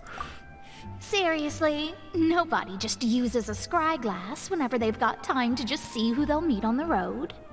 Still, we didn't expect to see you here. Wait, you're not a Fontainian, are you, Mona? Well, I have some business to attend to here, so I booked a hotel in the city. You have money I was for just out that? for a stroll when I How bumped did you into afford that? Quite unexpectedly, if I might add. Why did you think I was from Fontaine, though? Is that because Magistus doesn't sound much like a Mondstadt surname? Isn't that a made-up last name? Yeah, let's go with that. Well, I used to have my own surname, which was, well, some other thing. Either way, the old hag told me when she took me as her disciple that the first step to being a great astrologist's pupil was to change that name. There was nothing for it, really. She really is amazing at astrology, so I changed my name to what it is now according to her wishes. To my surprise, however, Magistus is not the name of some ancient house or clan. It isn't? Nope. Although it is used by us in place of surnames, it generally just means great. Wow! Imagine including a boast in Yeah, your name. imagine. Wait, are you gonna have to put that into your genealogy as well? Just your bloodline is fucked 7 different ways. I'd give my disciple a name like this as well, if I were to take one. Astromancer Barbeloth Trismegistus. Barbeloth. Whoa, that's a long one. Does it also mean great or something? My name means Mona the Great Astrologist. As for the old hag, hers is, in plain speech, the thrice as great Scholar of the Stars. Just take it as a title specific to astrologists. Yeah, it just has to be 3 times. That's so... Can't be twice, has to be thrice. Right? That's just how she is. She used to call herself Magistus, actually. You call it When her she like took me dry on, she changed her Magistus. name to Just be twice. Why settle for 3? About excessive. Magistus is thus the calling card of our school, so to speak, which makes it about the same as a surname. It's all right if you don't get it. You can look into it further should I you choose need to to not study get astrology it. more deeply. I get it on paper, but I choose to not understand this custom. Triple appetite Paimon. Terrible! No, it sounds great. Oh. But anyway, you're not Fontainian, are you, Mona? You're from Mondstadt, right? Yeah, people from Fontaine are I dying. was born in Mondstadt, yes. My parents migrated to Dornman Port, and I traveled with the old hag for a while, after which I settled down in Mondstadt But are City. you Fontainian by blood? Is that how it works? At least we know you won't be dissolved by Fontaine's waters. Speaking of that, I'm sure you're aware that a bunch of things have happened here in Fontaine, right? I know you're not a local, but I'd avoid getting too close to anyone Okay. strange. All of a Interesting sudden. point she just raised. She was born in Mondstadt. Are her parents Fontainian? I think that's the implication. In which case, how does the whole dissolution thing work? Does her being born in Mondstadt make her not Fontainian if her parents were? Does the Primordial Sea check your passport before deciding to dissolve you? Does everyone just have to carry personal identity with them at all times, and then the water rises up? So like, alright, let me see your ID. Oh, you were born in Liyue. Alright, never mind, go on. How does this work? Does Chiori get dissolved because she moved to Fontaine? There's something ominous about it. Well, the water, I mean. That was the main reason, yes. Just a while back, the Steambird invited me to take part in a panel and speak Did they about the pay you? circulation of the prophecy as an astrologist. The invitation was sent quite early on. I don't think anyone expected Fontaine to be in this much trouble. What do you make of that prophecy, Mona? Just tell us what you think as an astrologist. Your word would go a long way to make things more certain and less scary. And the Mona just says, yeah, it's gonna What I happen. can tell you is that I'm an astrologist, and that this prophecy concerns the fate of Fontaine, even that of Altivat. Ascertaining this is akin to reading the fortune of the whole Ah, you can do world. it. I'm afraid that this is not something that just anyone can do. If I could do it, you would no longer call me an astrologist, but a visionary. That's just But one on the step flip above side, astrologist. The prophecy is so huge and powerful that it must surely come from a powerful visionary. Its contents involve the fate of the world. Disregarding it would be a mistake. A visionary? Sounds really powerful and all, but does such a person really exist? Of course. The old hag could do it, and I'd bet there are others amongst those Hexenzirkel colleagues of hers who could do something similar. Alright. Huh? Are you sure? Yeah. Take me to her. All right, I'll help you. It isn't often that I see you with such a serious look on your face. I'll tell you once I hear back from her. Thanks, Mona. You're amazing as always. Oh, well, this is something only I can do after all. So yes, your praises are quite welcome. That's the greatest of astrologists for you. She has very pretty hair. Never really paid attention to that. I love her hair. Indeed, indeed. That's Very the pretty hair. spirit. Look at that. Oh, sorry. I came to see what all the commotion was about. If there's anything you need, do not hesitate to inform the Spina di Rosula. Oh, Whoops, guess we were getting a little too carried away there. Well, I'll go tend to my own business now. If I receive any news, I'll be sure to come find you two again. Bye, and Mona. there she goes, quick as rushing water. And here we are with the Spina guy giving us suspicious looks. Yeah, just keep it down. If Paimon hadn't spoken for you, it'd be you getting all the weird looks. Huh. The things Paimon does for you.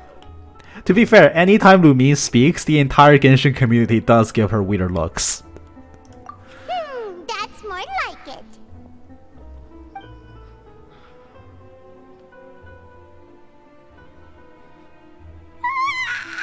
Good morning. To be honest, Paimon's still feeling kind of sleepy. But it's time to get up, Traveler. We agreed to go see Lynette, so let's pack it up and get going. Off we go.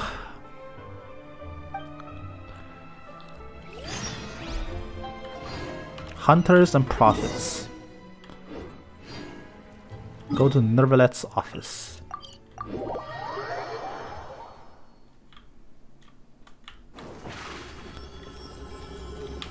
Stefana!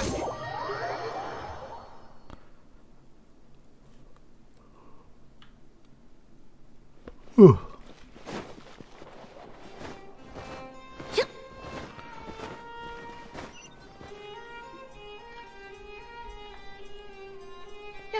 You're here! Finally! Uh-oh. Is something wrong? Monsieur Nervalette and Lady Furina, they seem to have gotten into a dispute. Please go see for yourself. Well, can't say I'm surprised.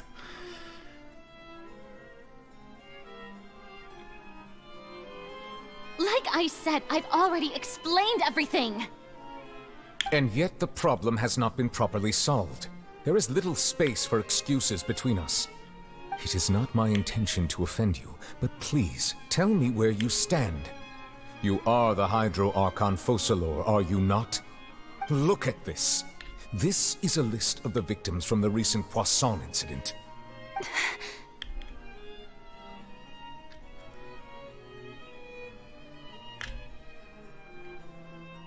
You mean... There's only like 10 names on there. It doesn't take you this long to read them. We did not arrive in time to avert this disaster, and I will not have it happen again. I will say this once more. You must tell me everything you know. Yesterday, I found 3 stone slates in some ancient ruins near Poisson. Do you know anything about those? Seriously? You're questioning me like this is a court case now. I don't know anything about that. How? But you found them in some ancient ruins, you say? That's correct, which is why I came to ask you some questions. There should have been 4 slates, but one of them was missing. The other 3 feature different images that seem to correlate to the prophecy. The prophecy? The second of these slates depicts the previous Hydro Archon Egeria kneeling before a floating island in the sky, as if confessing something. Do you know nothing of this either? I don't. I've never seen such slates. I'll ask you again. Do you really have no information regarding I can't believe the she's previous Archon? telling the truth My there. She deciphering of the genuinely slates doesn't know. indicates that the Hydro Archon Egeria once had to confess to, or apologize for, a certain sin. If anyone would know about it, it should be you. All gods don't have the same secrets, you know. She was herself and I'm me. Is it really so strange that I know nothing? I understand your concerns, but I'm sorry. I just don't have anything to tell you. Forgive me for saying this now, Lady Furina, but I have long known of your various secret investigations into certain matters. There are several indications that you have been investigating the prophecy on the sly. This is not strange in itself, considering that you are the Hydro Archon. But it is strange that you should also claim to not know any of Egeria's secrets, as well as do nothing following your inquiries. You have never been as superficial as you have presented yourself to be, nor are you a fool. And yet, Your behavior is very inconsistent.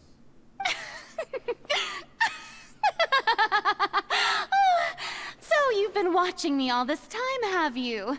I didn't think you were that type. What can I say? Well, since you know about my secret investigations, then you should know I'm actually working to take care of it. There's no point questioning or suspecting me. You're the Eunuchs, but you're still my subordinate. You should be following my lead. Just trust in me, your Archon, and do as I say. Never mind whether you can truly convince yourself. She's putting out the theater kid bullshit again, which tells me that there's something else. That's all I have to say. We do not discuss this matter again. Oh, the opera's about to start. Toodles!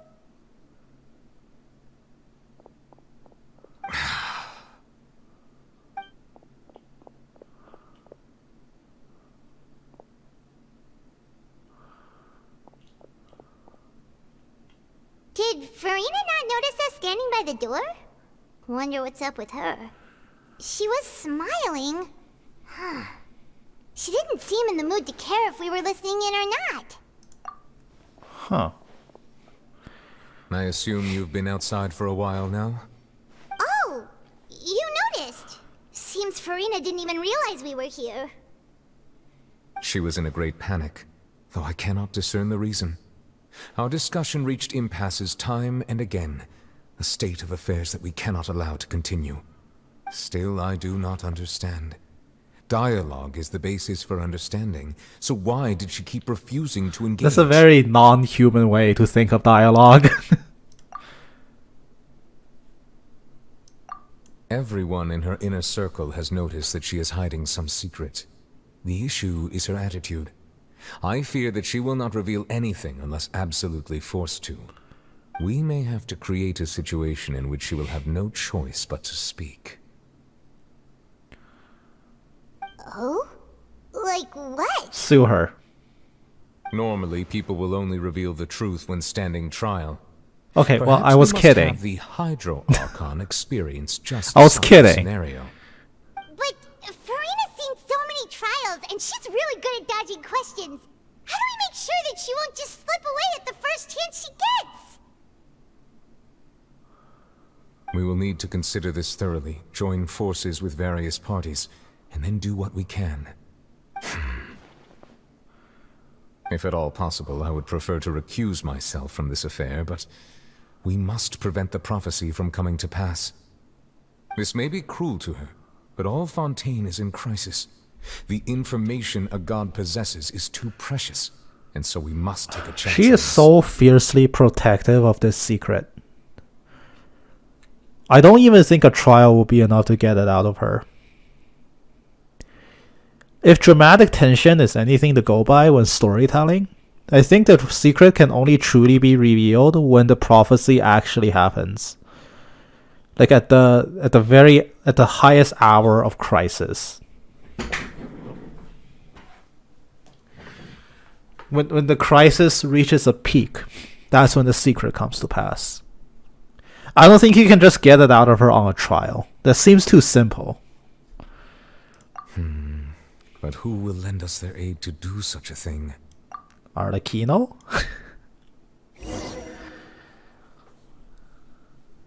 We just grab everyone we know, right?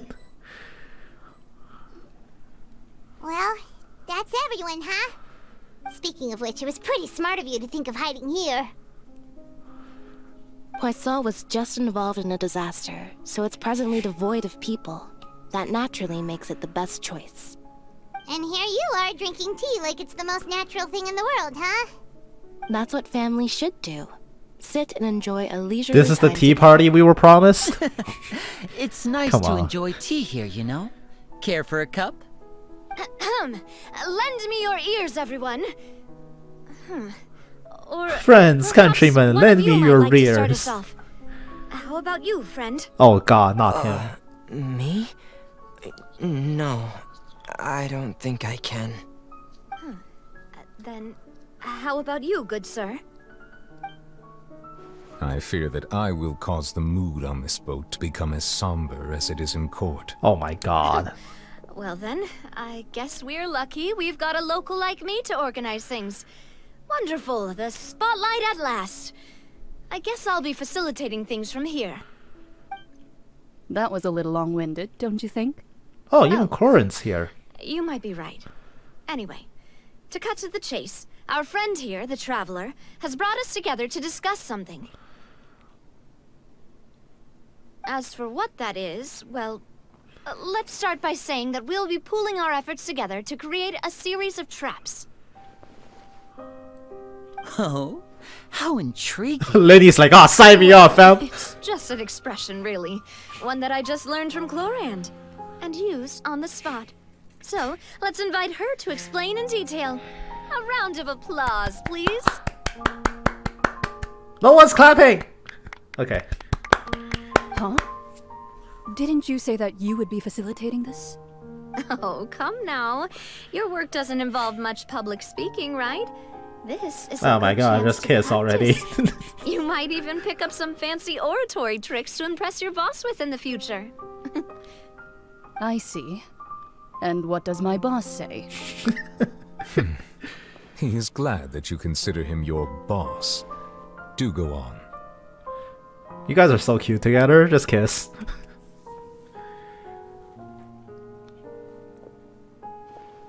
In that case, do any of you have experience hunting? Yes. Not that I recall. Fremine and I once used a wooden stick in a basket to catch wild rabbits when we were younger. As for Lynette, oh, right. You were sick that day, weren't you? I've also gone diving to catch some fish before. Does that Furina's one hell of a fish. I'm afraid not. You may or may not have heard, but Fontaine once played host to a group known as the Marechaussee Hunters. Though that was their name, they did not hunt animals, but rather various monsters left behind by the ancient dynasty of King Remus. It's in the middle of Act 5, and we finally talk about the Marechaussee. It's a bit too late for that, huh? Today, Fontaine's monster population has already thinned greatly, so the hunters have blended back into society, taking up arms in other lines of work. They even left a unique methodology of hunting in their wake. A trap comprises of the following components: bait, a trigger, and a containment device. Sometimes a lethal implement will also be necessary. Are we talking about the trial still? So, or is this a really long-winded metaphor? Together, right now, what would you choose to build it with? For me, I would prefer something basket-shaped. Pigeons and rabbits will see the bait and naturally enter the snare. Our line of work requires a deft hand, and we're some of the best in the industry, so you can count on our techniques. You used some of those techniques while moving the people of Poisson, didn't you? My subordinates mentioned that you even performed some magic for the bawling children. Yes, and I even managed to gather some intelligence in the meantime. I'm quite Okay, you gotta the share that multitasker, with I me, can lady. say You so can't myself. just... I'm afraid I can't claim that as my strong Oh, suit. hold on. I prefer more stable methods, like placing bait in the water and waiting for the fish to come within reach. That's the kind of method I would count on.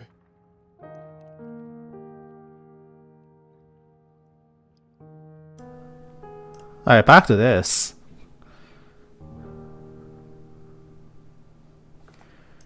Calm and steady. Exactly the kind of I mean, person one you guy's a love to fisher, one guy's a magician that traps rabbits and doves. Not necessarily the best when it comes to snaring a person. And I can be their assistant. I guess. With discretion, I'm sure. I'd probably use some sort of mechanical animal. Papa once bought me some small clockwork squirrels, mice, and such. When placed in the forest, they can attract others of their kind. I remember that you liked those too, didn't you? I did. And that would be a good way to go about it. If they're realistic enough. We make a clockwork cat, and then Furina Furina tries to pet it, What about you? and then she walks under a human-sized I basket. do not have any related experience. Then we trap her. That makes sense. You usually solve problems directly, without the use of any such tricks. But I do have one more question for you, monsieur. If we were to create a trap now, how would you design it? I would like for it to be effective, but bring no harm to the prey. A more gentle trap would be ideal. Sure. Kind, as always. However, our intention doesn't necessarily change the containment device and the Where type of is this implement we going? need. Isn't this about If we wanted Furina? to kill the prey in one strike, we would need a powerful implement. However, that also goes for prey that must be captured and safely contained.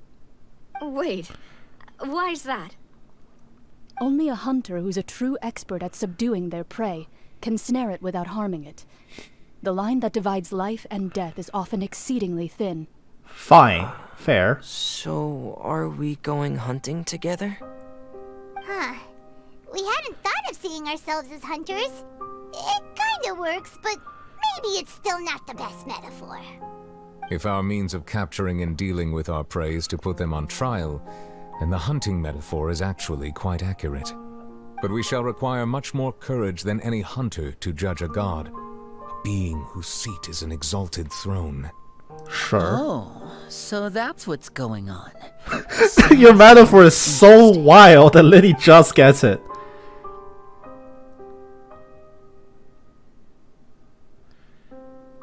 You will not call this a hunt, because that is not what you should do at present. I mean, yeah.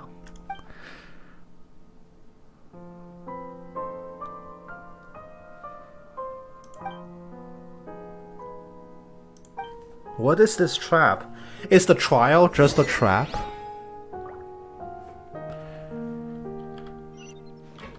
That's just it, right? It's the trial. In any case, I will come back to record the rest of this part. Like I said, I cannot stay here for the entirety of the quest. In the video, I'll cut this so it's a seamless transition, except my webcam will likely be dark by the time I come back. But I'll be back nonetheless. I have returned, as promised.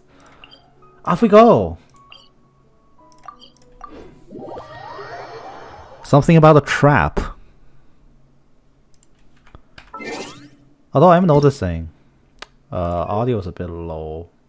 Master S10. Maybe it's just my headset. Turn it up a bit.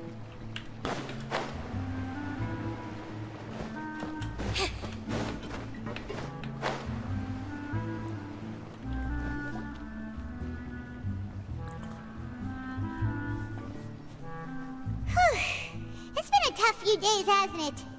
So much has been happening. Paimon didn't think the meetings would go on for so long, but everyone seemed pretty fired up, huh? Paimon thought they'd be at least a little frightened. Well, Fremine was, now that Paimon thinks about it, but everyone else just looked a little surprised. So once again, just like Sumeru, we have a plan that we don't know about. It's hard to say. Paimon doesn't have any experience with this sort of thing. But with you around, Paimon sure will do great. After all, you're the most reliable person in the world, aren't you? Did you just pour some tea? Paimon didn't notice you doing that at all. What, did the tea pour herself? Then what's that? Paimon's never seen that cup before. Don't be frightened. I'm just joining you two for tea. I merely refrained from Barbalos? saying anything till now. Who's that voice? But there's no one here. Ah, have you forgotten me already? Wait, you are familiar. You're the voice we heard from the sky in Sumeru. Ah. The voice from the sky, I fear that description During is wrong. Inversional Genesis, right? Not completely wrong.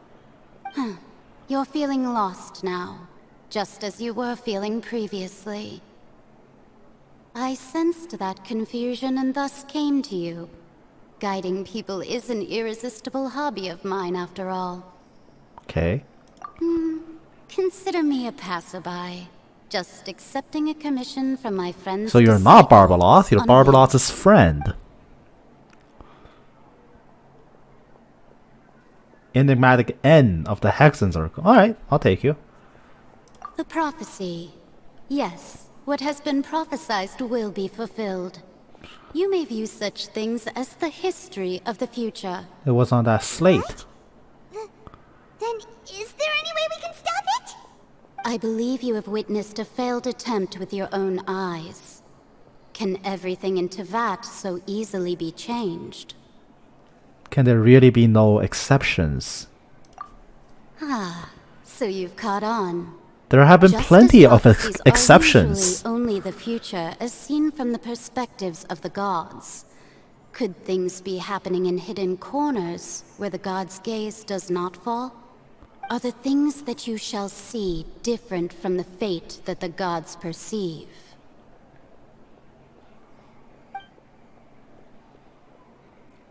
Comes back to Furina's trailer, right?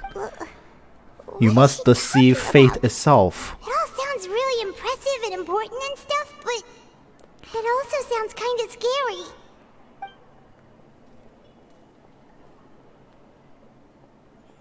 Wait, I believe that you how is she? understand, right?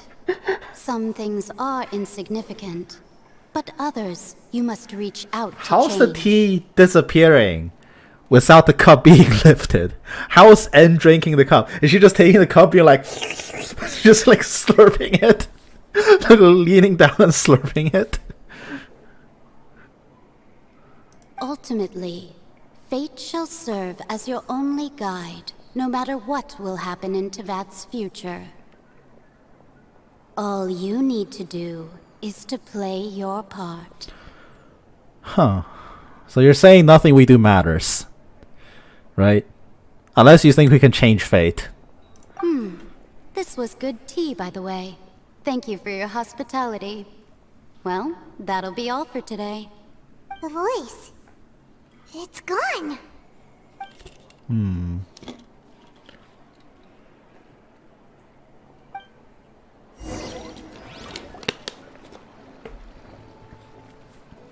Complicated feelings, you say.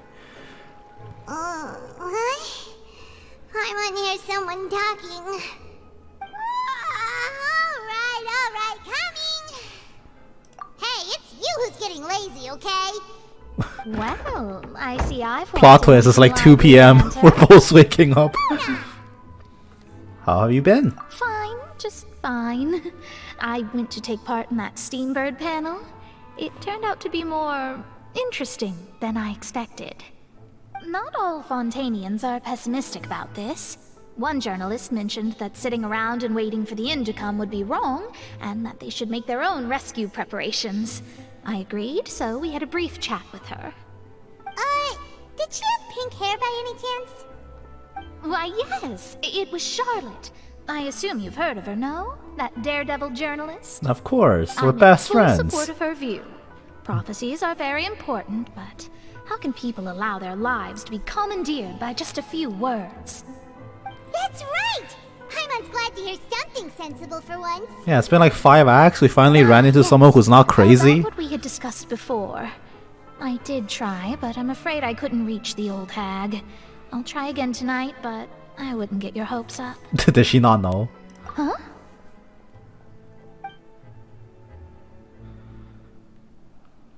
Goodness gracious. Are you serious? Yes. She said that even the god's gaze has blind spots. Pretty bold if you ask Paimon. Most people would believe the gods to be all-knowing. You don't know. They're so powerful, they dissolve into thin air. They speak from the astral realms. As for the mage named N, the old hag has mentioned her a few times. She said that N's sense of direction is incredible, and that she loves guiding those who are lost. Right. But I've never met her, and if she were still alive, she'd be... Well, suffice it to say that the hag's at least a few hundred now, and N's been around for longer than that. Okay. Whoa. The Hex and Zirko sounds like a scary group. But they must really stay Time in up. shape to live so long. You think this is a workout thing? Terrifying. If she You think can this is a see fitness personally, thing? Then the problem you're facing must truly be of great importance. Well, it's not like Paimon could understand anything she said. Yes, she was quite cryptic, but I suspect she means that there is still a way to turn things around. She didn't say when or what that would be, though, so Perhaps it is something that you cannot know right now. There are a lot of things in Fontaine that we cannot know. We're on the ass crack of the finale. Are you two alright? Oh, we're fine. We're just a little down right now. It kind of feels like the end is coming, you know? For sure. I see. I feel that same sense of desperation too. I guess you could consider me someone who has often witnessed fate. So far as I have seen, it cannot be swayed. But even so, I still hope for, and believe in, miracles. Astrology is eternal and rational, but fate... That's the last thing it is cruel. Anyone has described about astrology. Beautiful. You think astrology is rational in the real world? That's definitely not the term someone would use for it. In the fictional world, I'll give it a pass. Astrology is rational. Not even the eternal part. You know, even that part is shifty. The rational part is just hilarious. Perhaps that's what En was trying to tell you. Not to lose heart, and to believe that what you are seeing playing But out people's before you constellations is in not this game yet quite set in literally give stone. them power, so I did originally astrology steering clear has some of roots this, in but I Tevat. couldn't. Even if this is all futile, I still wish to help everyone. If we don't struggle to the last, then how can we face the end when it comes? Hey, you won't struggle to the last. You're not from Fontaine. You're not gonna dissolve. You could help. You could literally turn it into water. Talking about astrological principles again. Sorry about that. The moment I start talking about work-related stuff. I need to get going. Alright. See ya, Mona. It was worth trying to comfort you, even if only a little. I believe that you'll help those who are struggling in the same way I did. I suppose that might be why we always seem to meet by coincidence. We've met twice. Ever. Paimon feels kind of moved by what Mona said. 3 times, if you include the Golden Apple Archipelago. Hey, Traveler. Paimon suddenly feels like going outside for a walk. Let's go. Let's walk around the city, shall we? There's a few spots we always like to walk by. Oh, we're leaving the city? Alright, I ain't claiming that ladder.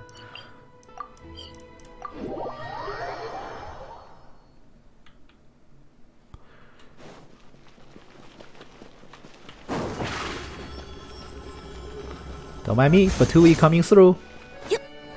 Fatui coming through. Fatui coming through. Huh? Our names are written in this newspaper. Oh shit, we're arrested again. Let Paimon see. The underwater stronghold, the Fortress of Meripede, has continued in its noble autonomy. Oh no, our name's in the prison article. Oh no. My recent attempts to enter the fortress bore little fruit. Huh. Guess Charlotte still hasn't given Did us we one. give her the deets on Risley? Didn't she ask for it? Thus, did an Outlander friend become the focus of this report. A blonde adventurer with their white fairy, legends trailing in their wake. It is said that We're literally right here! You don't have to describe us as so mythical. So while the fortress's interior remains a mystery behind closed doors, do not fear. Oh my god, we did give her the deets. Surprises in spades. Journalist Charlotte's biggest scoop yet. The Traveler's Trail, World Walker. Oh no. We have a paparazzi behind us now? She hasn't been able to get a hold of anything at the fortress, so since we're easier to find, she's using us as the subject matter instead? Ugh, seriously? Well, fine. Those headlines and photos do look cool, so Paimon will forgive her this time. God damn it. Grr, Charlotte. Grr. You got us good. You're a paparazzi forever until the end of time.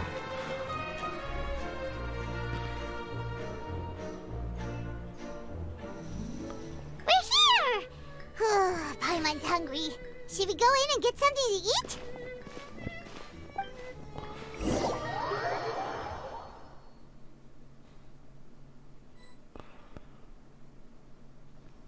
Look for the objective in this area.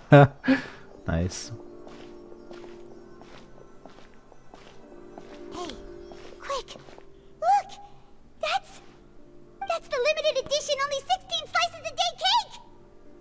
hasn't sold out? It was so delicious the last time we tried it. Despite the tense situation we were in, let's give it another go. Paimon's sure it'll be great. Okay.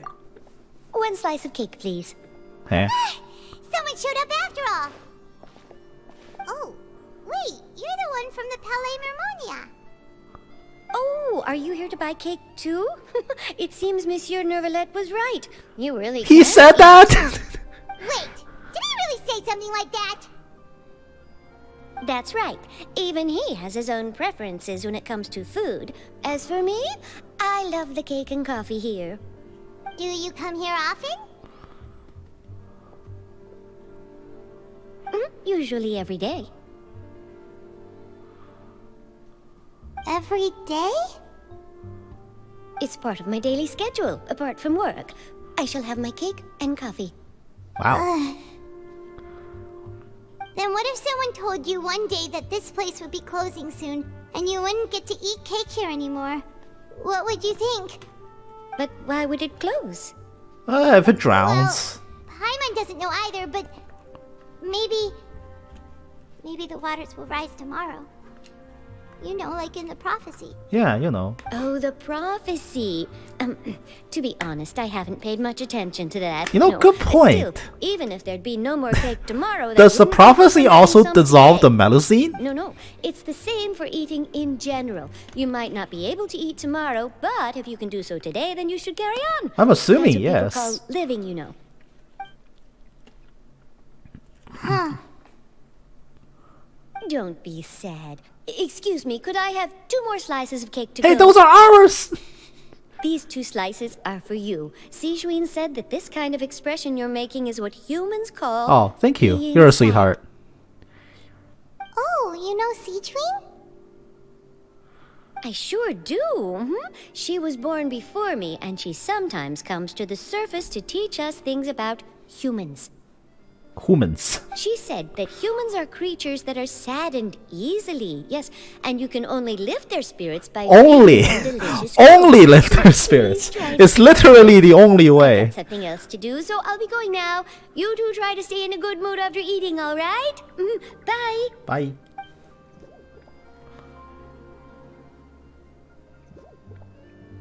And there she goes. All right, let's dig in. Paimon's sure this cake will be delicious. It looks just like a standard slice of cake. Why are there only 16 slices? It's more delicious than last time. And the flavor gets even better with a sip of tea. It sure would be nice if we could come again tomorrow. Yeah, but the world's gonna Sure end would be nice tonight. if we could always eat delicious food here.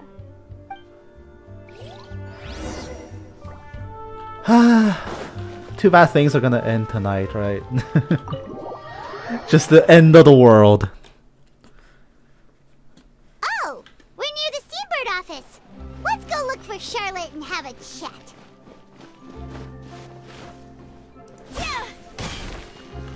Surprise! Well, whoops. Didn't hold. Wow! If it isn't the Traveler and Paimon! Oh, have you seen the article I wrote about you? Yes. You've got some nerve. You just used us to make some quick mora. 50-50. Needn't worry about that. I heard that you were in Poisson. Do you get paid in sometime back, Primo so I Gems sent or you a letter Mora? to If it's discuss Primo just Gems, that. I'll take a 80-20 Curious split. you didn't receive it though. It's all right though. I've set aside the amount intended for you. I've even set the table with some food. Really?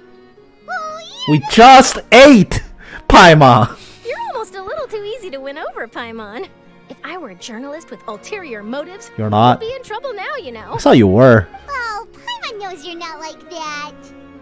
Still, what brings you here all of a sudden? Were you looking for me? A friend of ours met you a while back, and when she mentioned it, we thought of coming to see you. Her name's Mona. Ah, so you know Miss Mona as well. She's a guest columnist for our paper. Really good one, too. She's so young and already such a brilliant astrologist. So she mentioned me? What did she say? She said that you're a real daredevil of a journalist. It's also the only word she said. In which case, can this daredevil journalist dare to request an exclusive interview with the legendary Traveler and Paimon? Fuck it. Yeah, sure.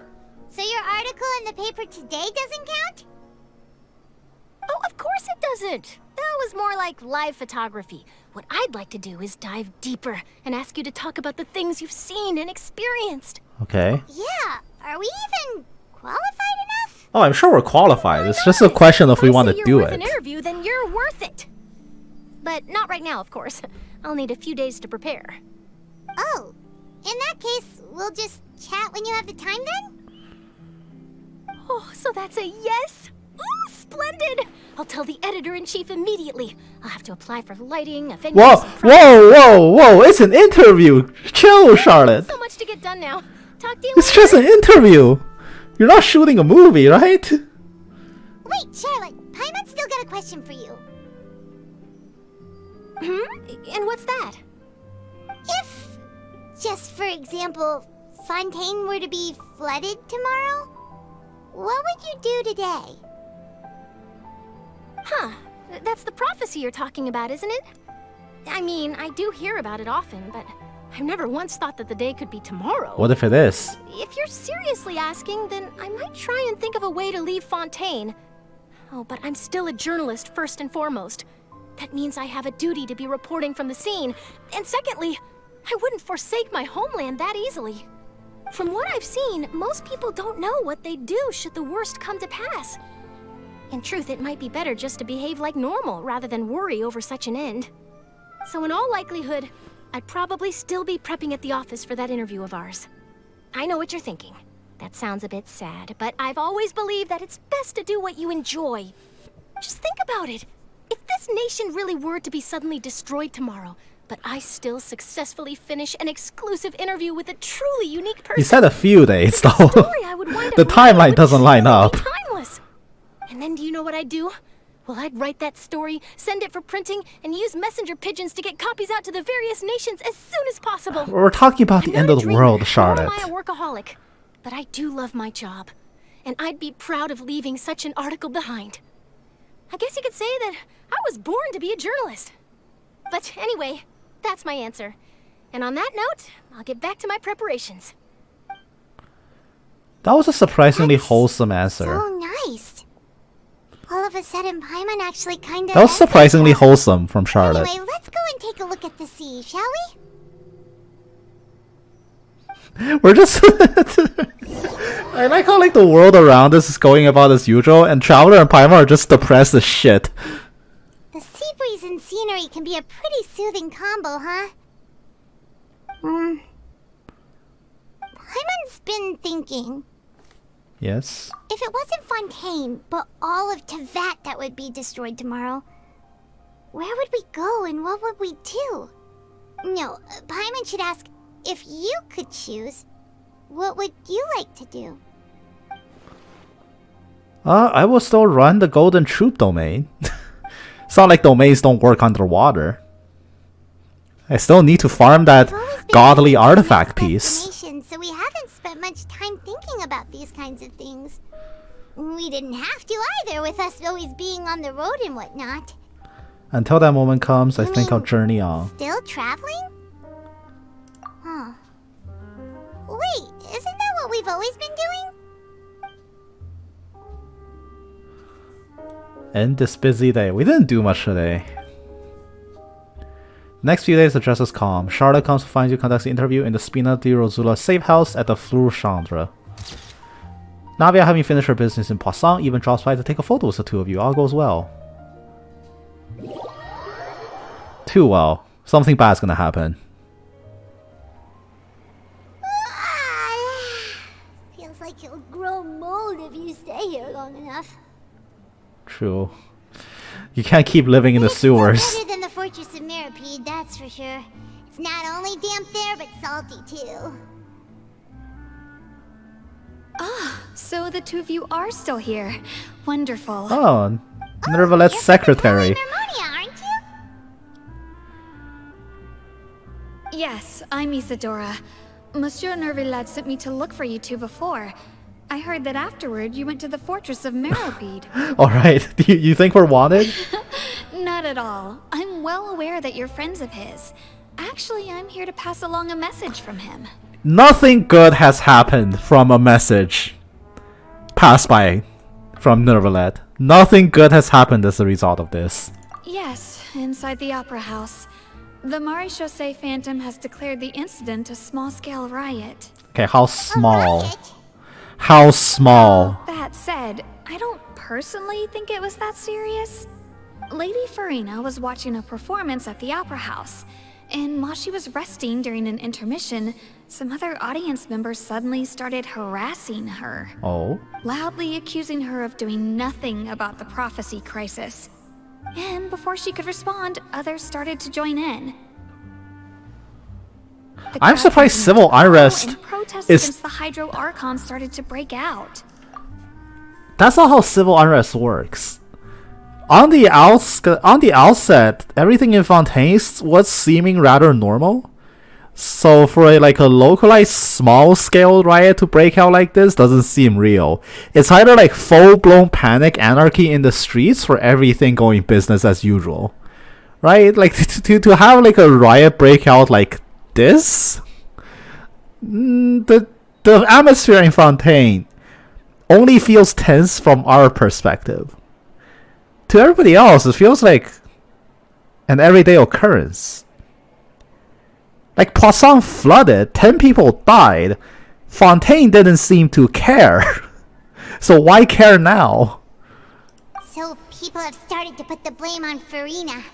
Guess they finally found an outlet for But the what pressure? due to the prophecy. We just took a stroll in the city a few days ago and everything was People will fine. naturally rely on gods, as is customary.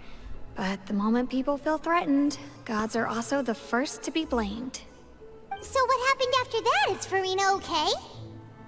Seeing that the situation was spiraling out of control and that further argument was pointless, she claimed that she'd gotten tired of this and This is left the the French party. Revolution. The Maréchaussée Phantom had their hands full maintaining order and did not catch where Lady Furina had gone. Only when things had stabilized did we realize that she had gone missing. Oh. So, you mean she's still missing? Huh. That's right. The Maréchaussée has dispatched many people to search for her, but we don't have any leads yet. That said, I don't think there's much to worry about. She is a god after all. Even if she were to fall into the hands of rioters, what could ordinary people do to her? I mean, she could just summon Crabaletta and solo them. Good. Monsieur Nervillet sent me to tell you about the situation, but he didn't say anything else. Don't worry, this is more than enough to go on. Thanks for keeping us informed. Ah, is that so? Well, alright then. In that case, you two take care. I'll be heading back to the Palais now.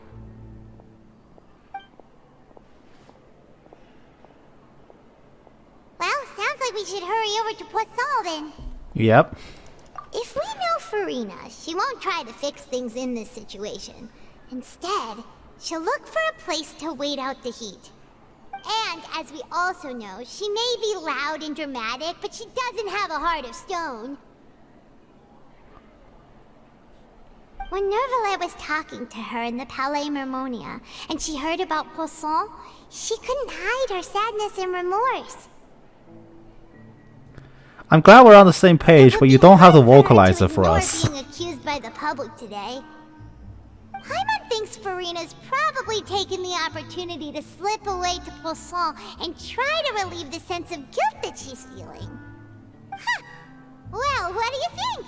Paimon knows the answer, of course, but Paimon can do the analysis to back it up too. Cool, huh? And that Good means detective another work. moment to lose. Poisson, here we come. Poisson!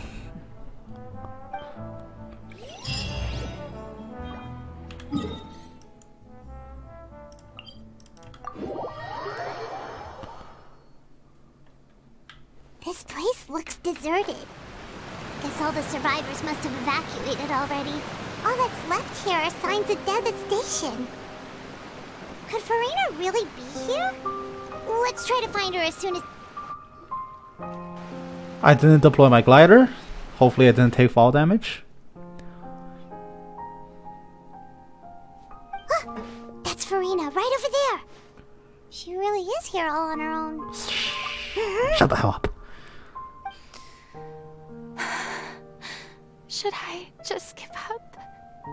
This is all meaningless. What was meant to happen did happen after all. Everyone's dead. I'm sorry. I am so sorry. Give up, Furina. There's no point in holding out. I'm sorry. But what can I even do other than to repeat meaningless apologies over and over? Who's that? Don't worry, Furina. It's just us.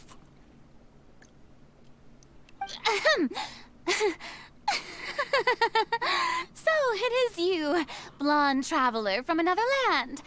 Why, I almost thought you were someone from that mob of my ignorant subjects. Come to kneel and beg for my forgiveness. Furina, You're not tall enough for them to kneel. Like, I don't know how to break it to you. What do you mean, tear stains? Oh, I remember. The show at the opera. But Furina, it was a comedy. So moving. I'm still trying to process it. Who did that uncivilized rabble think they were? Disturbing my enjoyment of the arts. They even dare to tout their Archon. I must teach them a lesson. Actually, Furina, the people are partying. Frustrated faces once they realize that I'm nowhere to be found. Oh, and I'm sure Navia and those people from the Maréchal de Phantom are freaking out right next to them too. Actually, milady, as you can see, the Fontainians are throwing a public celebration. Look, this is not even shade at you. I loved you as an Archon. You're my favorite. But also, this is basically the French Revolution. You think the people were sad when King Louis XIV fled? Hell no. Alright, stop trying to act tough. Of course not. Hey, there she is. The Hydro Archon's over there. Uh-oh. I saw no one was in here. Her.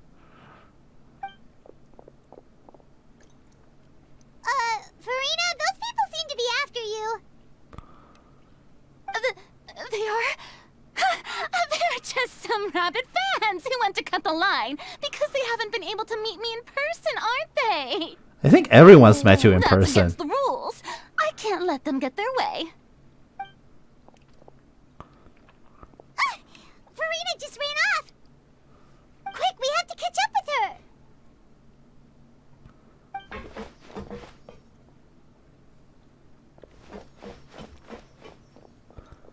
This is making it real hard to shake the pursuers when there's so many of us running together.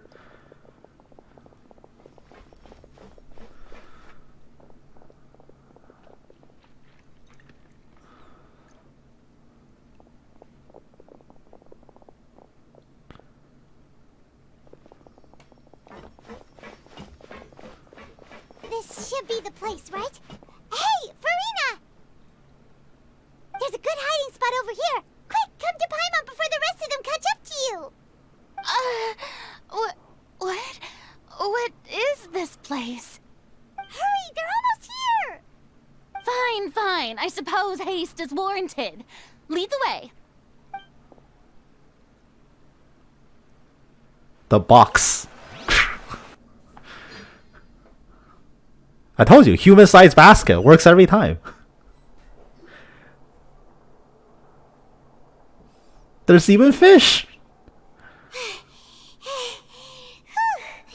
Paimon's exhausted.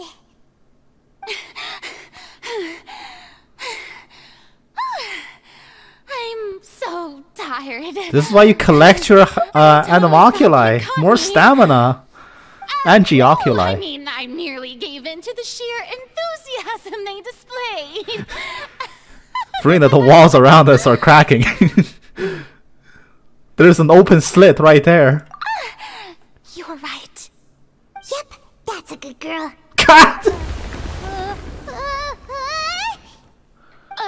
What's happening? The ground's shaking.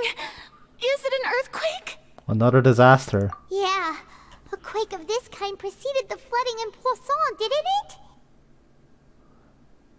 It can't be. It's happening again. More and more There's frequently. no need to worry too much about that. Neverlette's made some emergency plans, so the evacuation Yeah, only should 2 go a people lot should smoother die this time. instead of 10. Yeah, I hope you're right. But the people of Poisson, they've already...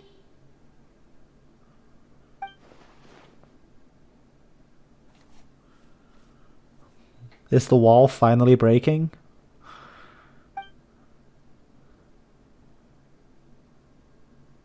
It's true. I've been investigating the prophecy for hundreds of years. I once had informants all over Tevat, searching for clues and feeding information back to me. I've tried all kinds of ways too to hold back the sea. Anything to keep the coastline from advancing. But all my efforts proved to be futile in the end. Really, the truth has been clear to me for a very long time. We cannot make an enemy of the divine. No matter what we do, the will of the heavenly principles will have its way, and the prophecy shall be fulfilled. But you know about that prophecy, right? I believe that when Nervalette confronted her about the prophecy and that she claimed to not know it, that reaction was genuine, because he did catch her off guard. Do you really know about that prophecy? Give up. I do love the sound of that phrase. It would mean finally coming to terms with fate, but also for me to finally be free. It's not that easy to be free. Indeed. I've thought about giving up so many times, especially after we almost lost Poisson. Fate is really unreasonable, isn't it? It has no heart and obeys no rules. The prophecy has only just started to come true, and so many people have To be fair, it's only like a dozen people so far. Just now, It's still a tragedy, all but became clear to me. I still don't have the right to come to terms with fate on behalf of everyone else. As long as the final moment hasn't come, it's still not too late. Don't worry. I will keep hope alive for everyone until the very end. look, there's only so much you can survive off That's fate. enough for now. I got the impulse to play the stricken maiden, but honestly, considering my rank and station, that wasn't a good fit at all. Don't take any of what I just said seriously. How could I possibly let Fontaine fall to the whims of trivial prophecy? Right. If you say so. Paimon could have sworn you were actually being honest just now.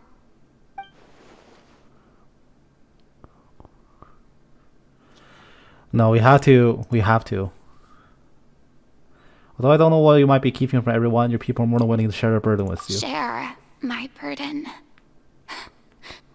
That's impossible. It was fated right from the start that this would be my duty Then alone. tell me about it. I still don't know jack squat about all of this. A witness. Yes. I've heard that you came to Tevat from beyond the stars, yes. In other words, you never belonged here.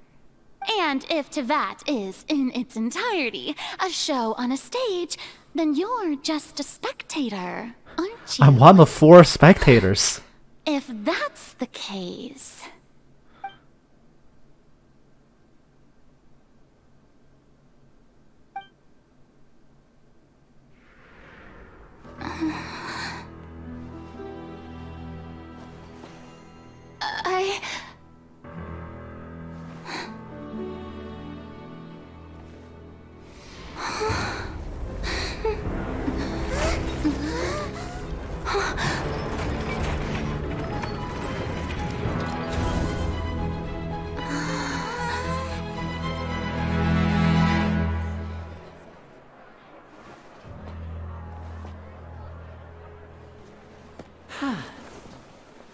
Hooray for the magic box. Ladies Ladies and gentlemen, this concludes my opening performance. Now, without further ado, we may proceed to the trial of our god. So this is what it is. Yes, you deserve praise for the effort you took to raise the dramatic stakes. Do not forget, however, that I am Focalor, the god of justice. The god of justice. Justice itself. Does it not strike you as even the least bit absurd to bring the very concept of justice We've established to trial? this. May I interpret these words as your refusal to stand trial? In that case, you will have the opportunity to defend your honor through a duel. Furina can take her.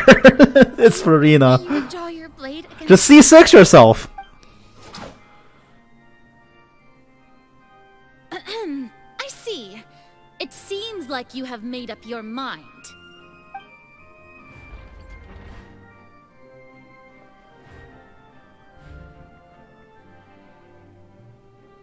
Paimon can't believe it. She just surrendered. Oh, come on. You have your own sword.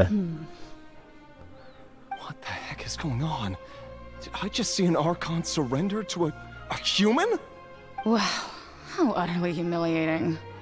Lady Furina, what is the meaning of this? Shut the hell up! It would seem that there has been a misunderstanding. To be clear, the raising of both hands is not always an indication of surrender. Sometimes it's an indication of prostration before a superior. I raised my hands just now to indicate my acceptance of the trial. No duel shall be necessary.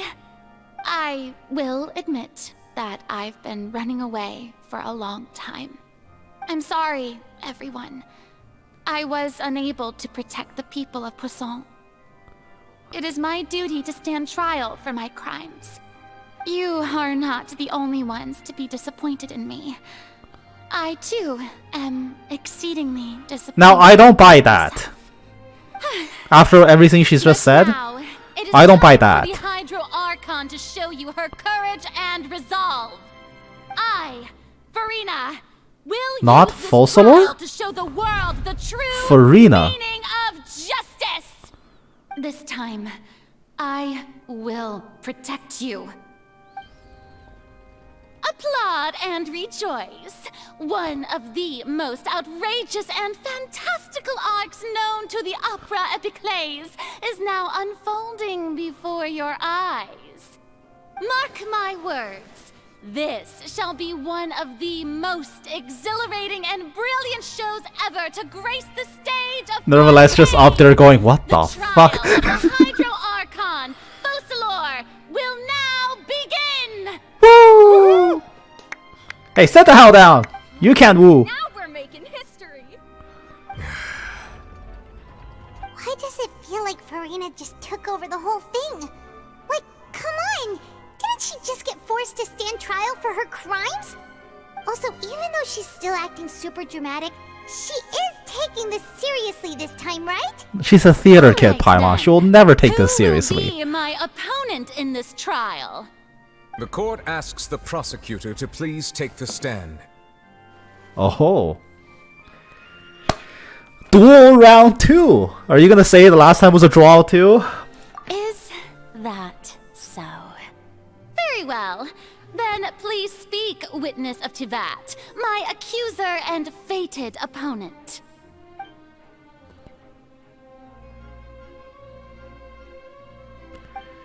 We were so close.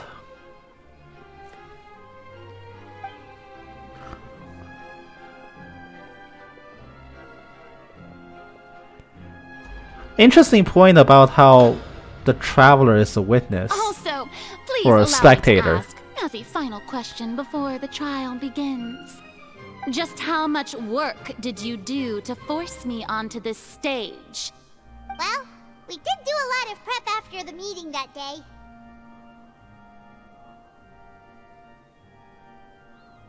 I can go over the tasks assigned to the Spina di Rosula, since they were rather straightforward and easy.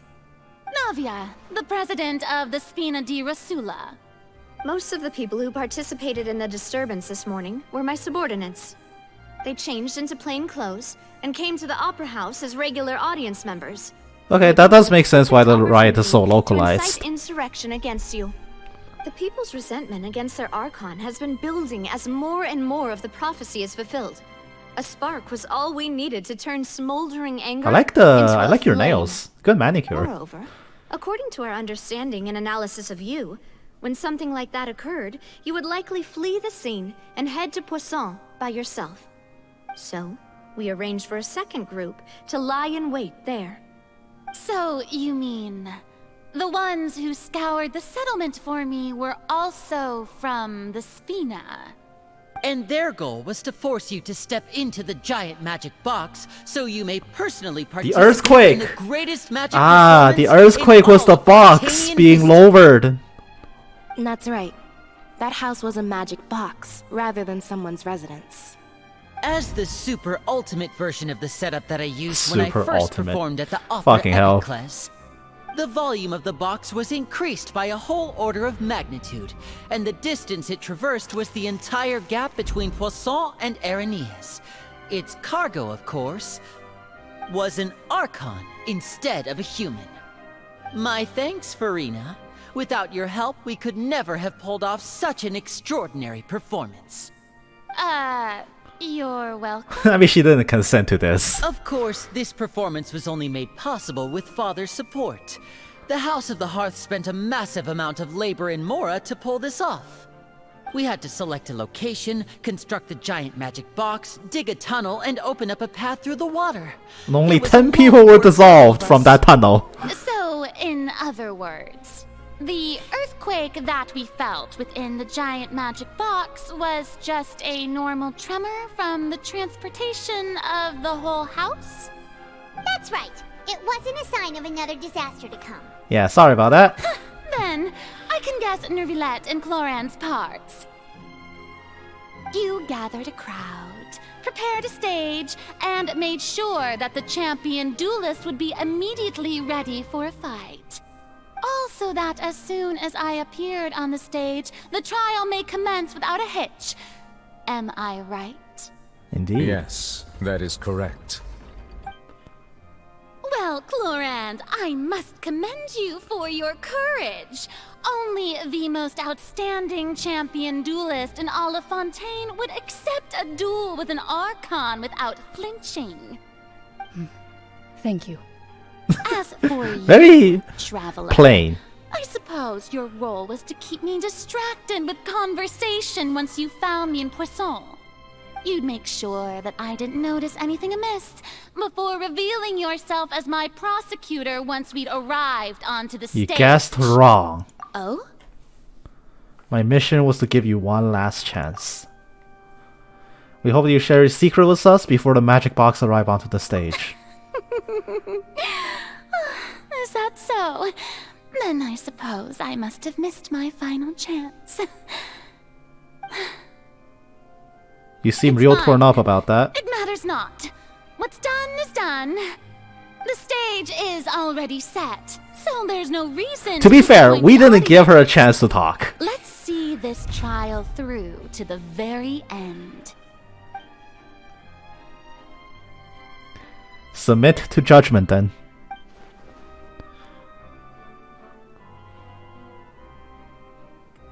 Yeah, we Madam kind of cut her Prosecutor, off. Please allow me to pass this along. This is a document that Miss Charlotte applied for and received permission to share with you during the trial. According to her, it should speed up the proceedings. Oh yeah? Huh? Charlotte wanted to give us something? Oh, so she's here too! Hey, Charlotte! Hello. Let Paimon see. Isn't this the exclusive interview that she did with us before? So she's already finished it, huh?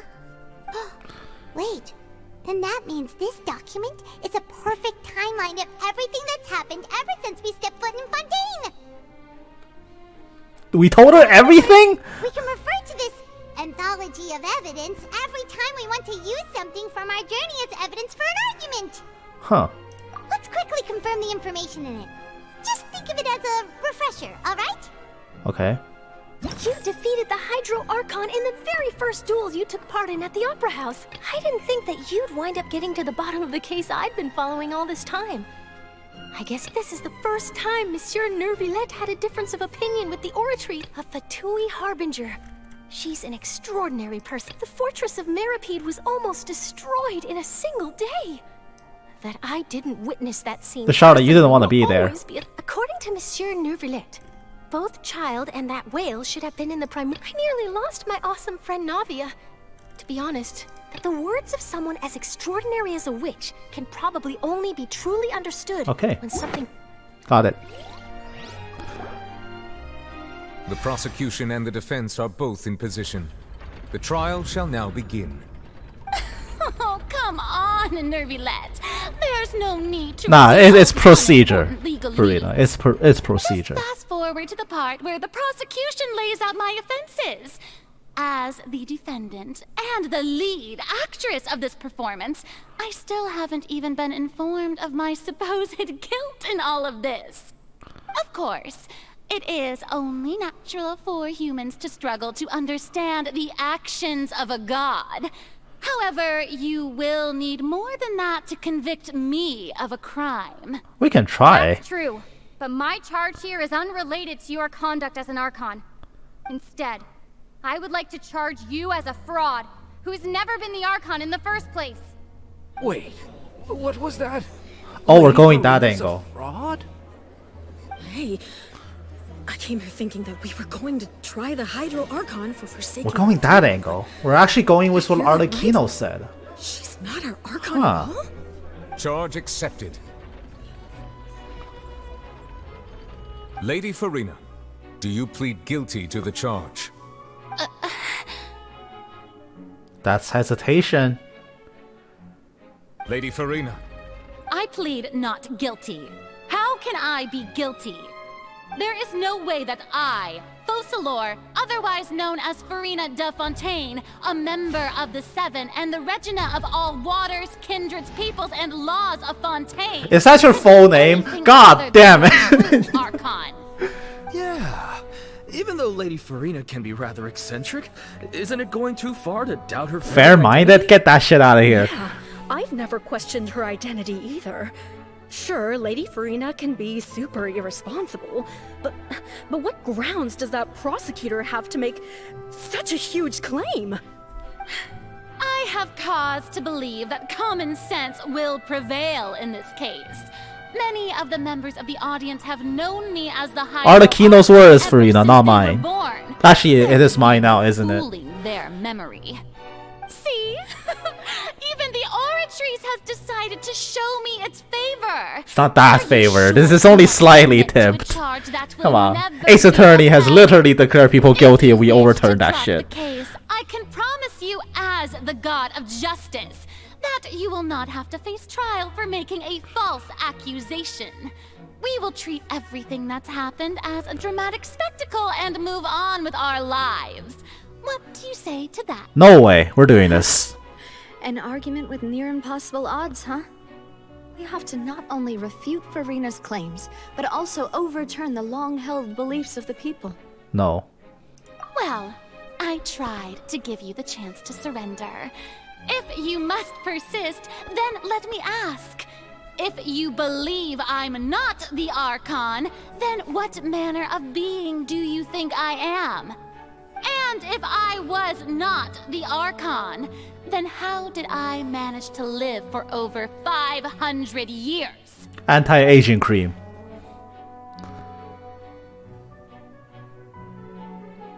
I don't know. Anti-aging cream.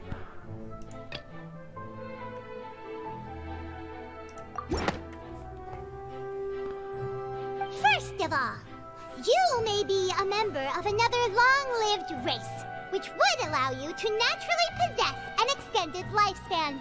And second of all, even if that wasn't the case, there could be other ways to extend Put your detective glasses back on, Paimon. This is a perfect chance.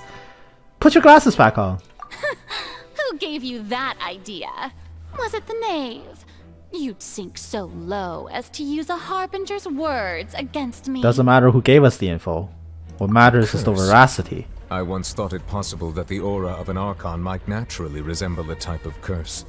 But in light of this claim, perhaps what I sensed was not your divinity, but a curse after all. Neville sensed it too, huh? Could you just be a cursed human? Lady Furina is actually a human? Well, it is true that it's extremely difficult to tell humans and gods apart just by looking at them. It's not impossible. To be fair, if you look like Nahida, she doesn't look like a child.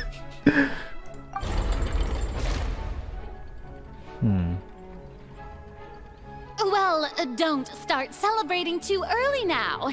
Even if I have been carrying a curse like you said, how does that prove that I am merely a human being? Besides, everyone knows that the main difference between a human and a god is the possession of authority. Gods can do what humans cannot. That's why they're worshipped as gods. For centuries, manifestations of my authority have served the nation of Fontaine. One need only to turn their eyes towards the don't know why it failed. In this very opera house. That's a self-report. Everyone saw that. Every aspect of life. That's a self-report, Furina.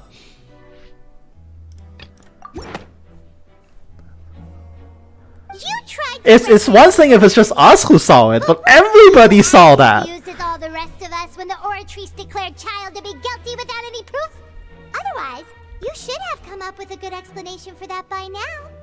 Didn't I make myself clear at the time? The decisions of the gods are naturally difficult for humans to comprehend. There is no need. Okay, but now you're on trial. Explanation. So that doesn't fly. Lady Furina, I believe a reminder of your current circumstances is in order. While the court is in session, the principles of justice and the law must come before all else.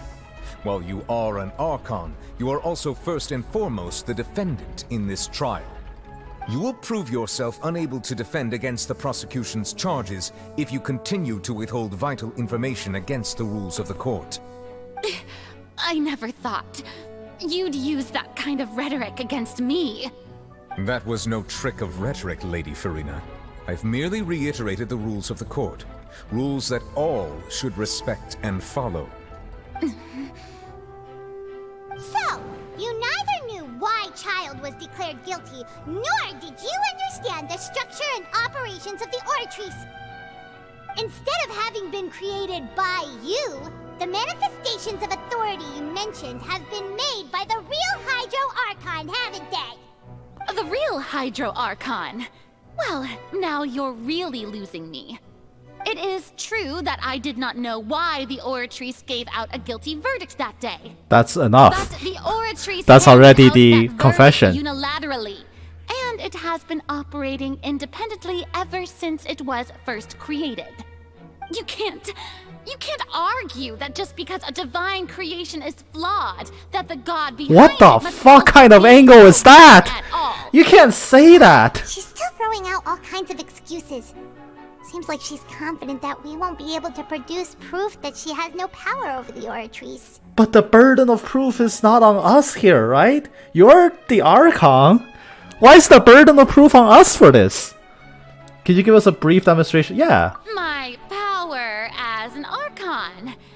There are many ordinary citizens in the audience. Go on, flood the courthouse. Demonstrate the Do it. power of an Archon. Fucking do it. I dare you. Poses a concern.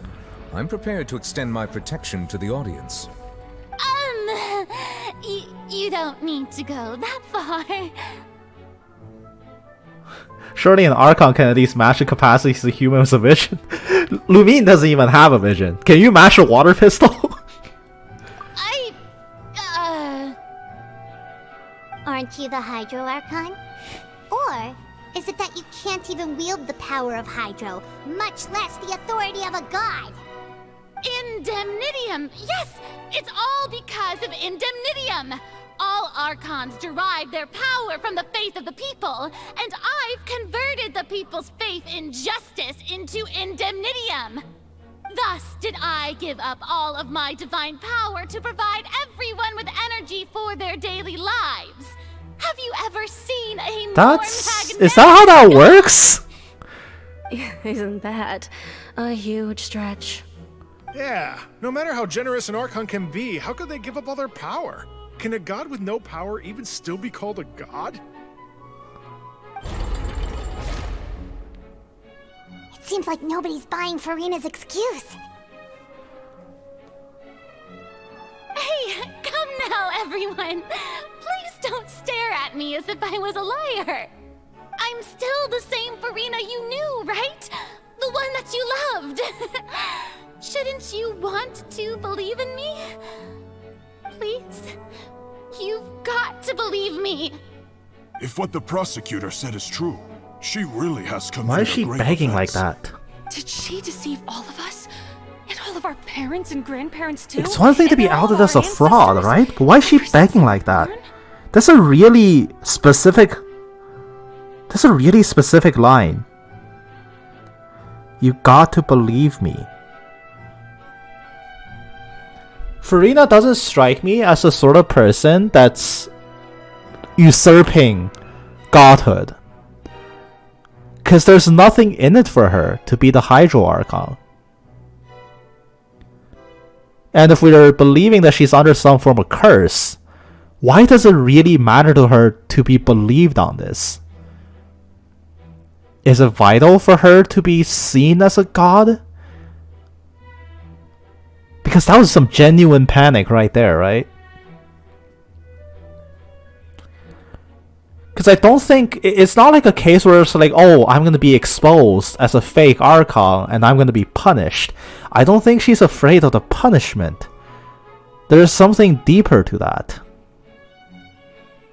Because the line of her just being some charlatan, lying as the god, doesn't make nearly as much sense, given what we know about her. Given the lengths she's gone to carry her secrets, I should say, because we don't know jack squat about her. Enough! That's enough. Tell me then, if I'm not the real Hydro Archon, then who is? If you have no evidence of another Hydro Archon's existence, nor can you find anyone who can back up their claim to be such, then what grounds have you to say that I'm not actually the real deal?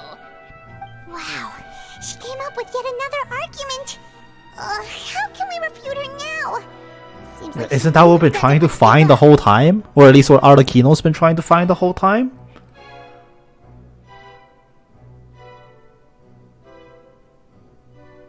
If she's only human...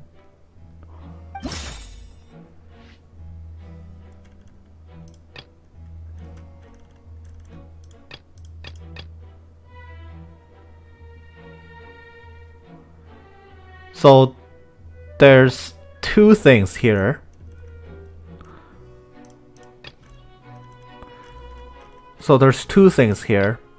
We can use Navia falling into the seawater as an angle of attack, saying that if she's not a god, she would be vulnerable to the seawater as well, if she's just a human. The alternative is the Fortress of Merope's sluice gate breaking being Lynette who suppressed it instead of Furina, because Furina does not have such power. I'm gonna go with this one first. That doesn't sound right.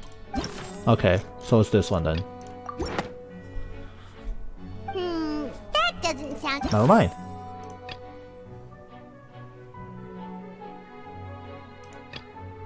So something else that I haven't looked at.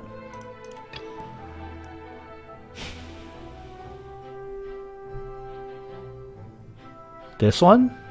House of the Hearth? What did Furina do during that case? Or this? It has been established that all Fontainians can dissolve in water. Oh, but me picking Navia should have also worked. That means... Since you insist on claiming to be a god and not a human, then there's a method that you can use right here and now to eliminate all suspicions of you being the latter. Miss Navia, please apply to serve as a temporary attorney for the prosecution before addressing the court. Though you act in partnership with the prosecutor, you must still adhere to proper procedure. Super sorry, Mr. Super Chief sorry. Justice. Not just I sorry. swear this really will be the last time that I'll speak out of turn. Now, I've brought some seawater from Poisson. As everyone knows, a massive flood struck the area not long ago, taking many lives, including those of some of my closest friends. So, Miss Furina, would you dare to touch some of this seawater? If we are to believe that you are indeed the real Hydro Archon, touching this seawater would have no effect on you. All it should do is strengthen your case. But if you don't dare to touch it, then we would have basically proved the reverse. Oh, and I must remind you that after the disaster at Poisson, nobody wants to see any more people dissolve. Some of the people in the audience So do. act prudently and choose the simpler path of admitting guilt. Navia from the Spina di Rasula. The Spina has governed Poisson for many years.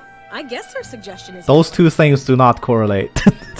If Lady Furina is indeed just a human, she's probably Fontainian like all the rest of us.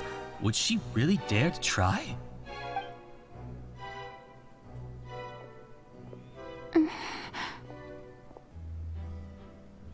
This is the guillotine for Furina. Lady Furina, this test has been unilaterally proposed by the prosecution. As it falls outside the realm of standard court proceedings, you possess the right to decline participation. Well, of course he had to tell her that. But refusing to participate is basically the same as a confession of guilt. Conscientious. Just Get out of here. The water without saying a single word. It really does seem like she's quite terrified of it. That could only mean... What's going on? Is she really planning to... that's not what we thought she would... Due to the inherent risk of the test, Lady Furina, you may... She touched it. Hey!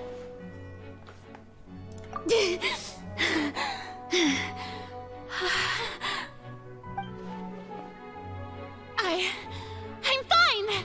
Look at me, everyone! My hand is still here! I haven't been dissolved! Will you believe me now?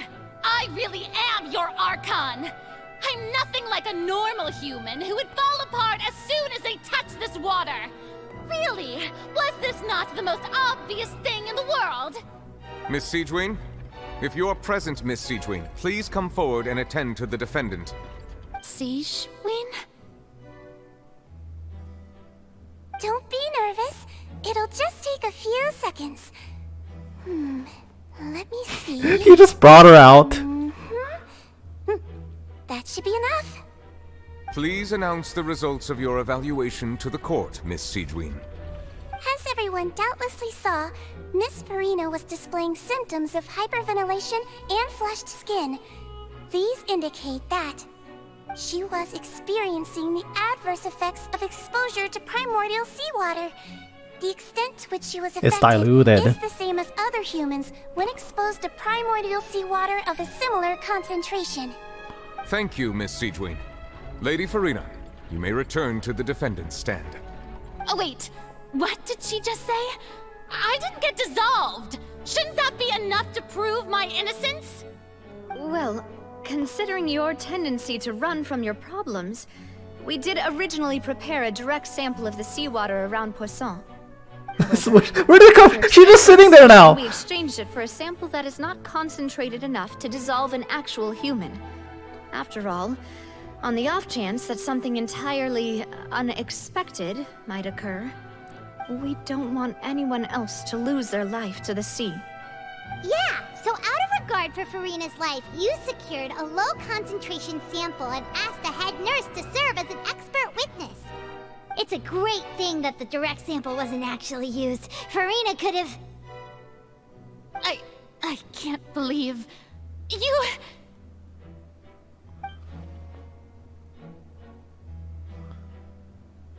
Yeah, how does she not know?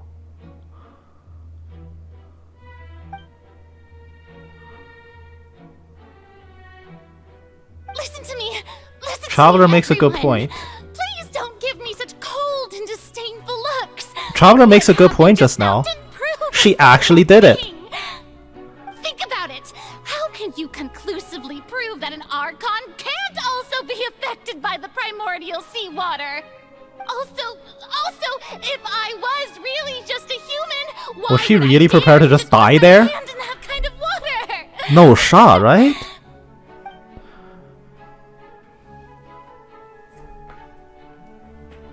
Please, anyone, just listen to me. I swear, I really am your Archon. Huh.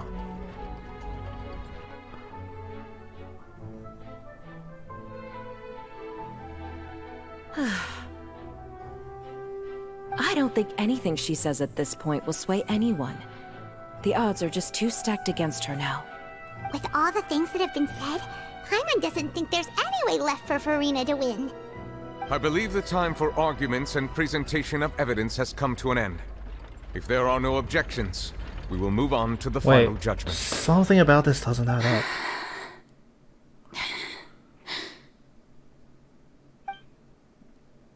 I don't think anything she says at this point will sway anyone. She's too stacked against her now.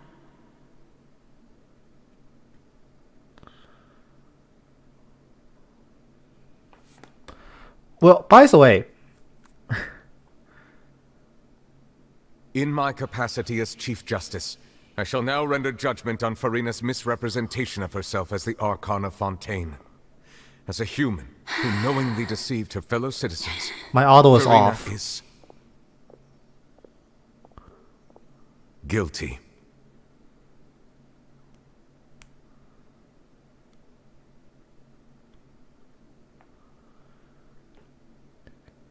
This brings me back to thinking about the French Revolution. King Louis XVI, rather. He was ultimately tried as a common citizen and executed. Interesting parallel, isn't it?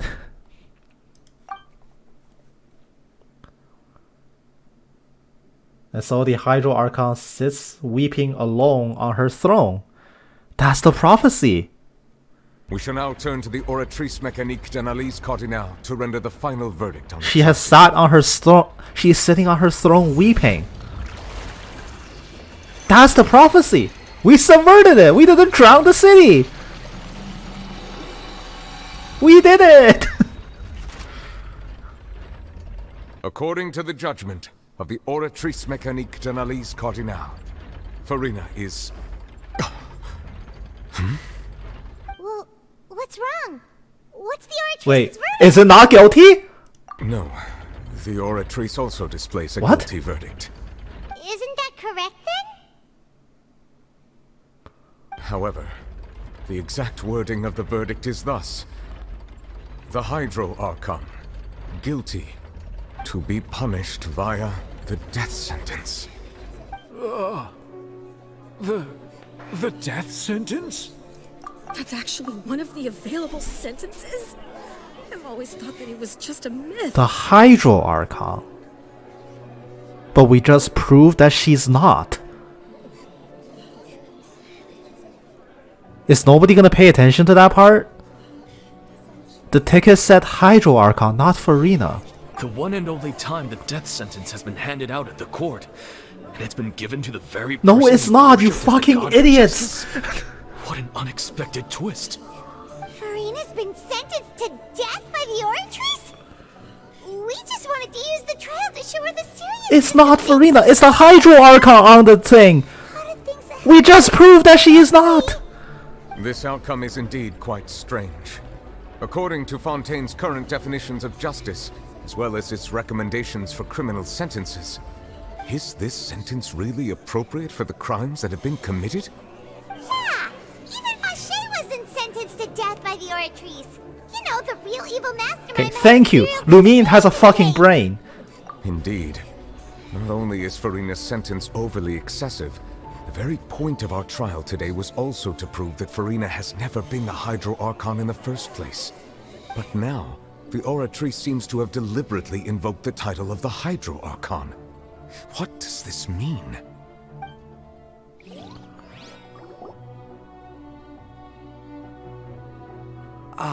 Excuse me, if I may interrupt. Is the trial still going? Fremine! You finally made it. I assume this means you've completed your mission? Mm-hmm.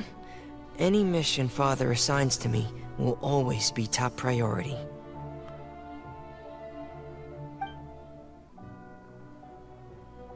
The stone slate! Is that the first prophecy slate? Huh. So the knave privately arranged for How the Fremine fuck to did find Fremine find this? I looked everywhere and finally found it at the bottom of the sea. It took me a long You time to dove? get around some The seawater is rising, man! But has the trial already concluded? Then doesn't that mean I've come too late? Oh no. Oh no. Father will be disappointed in me. No. You can speak. Thank you for your hard work, Mr. Fremine. Please allow me to review the record left on the slate. Traveler, I believe that you have already seen the other existing slates, and would like you to come here and confirm their contents.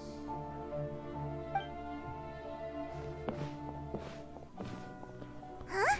So what do you see? What is it?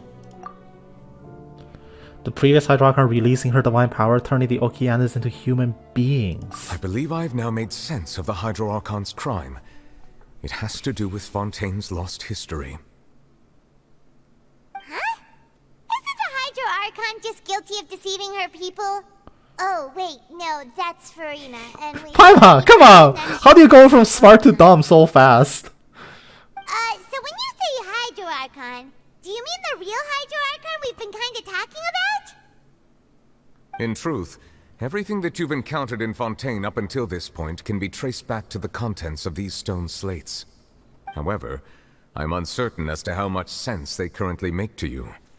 Association between the contents of the slate and humans in real life. Let's try to recall the contents of the other 3 stone slates. Paimon will Okay. do her best to help me Egeria remember. praying for forgiveness or admitting to a sin. Furina surrounded by people and Furina crying on the throne.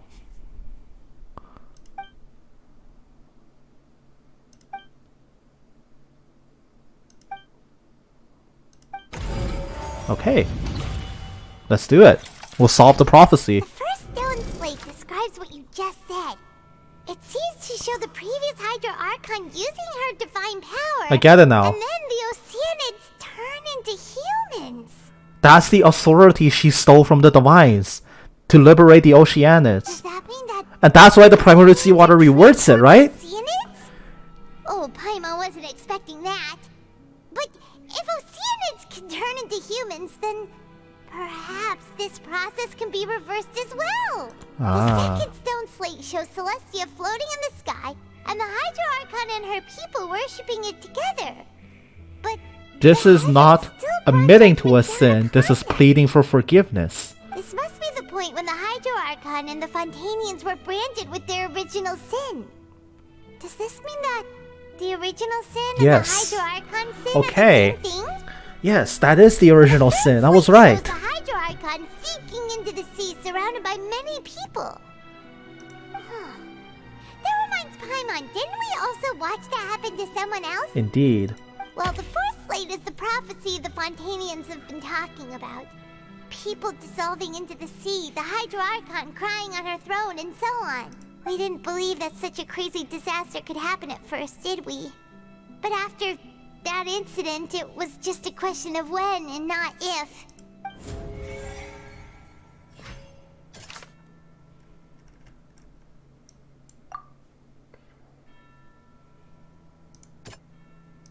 This one.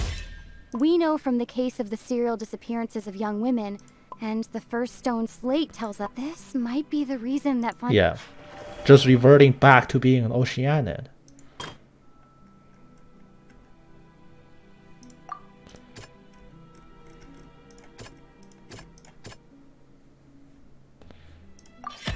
Perhaps She is what is about guilty. to take place has all happened before. The true sin of the Hydro Archon that Lynette mentioned, and Oh no, I skipped that line! Fuck!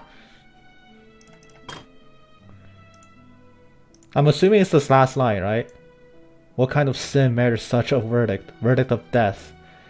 The Oratrice handed down the judgment from Celestia.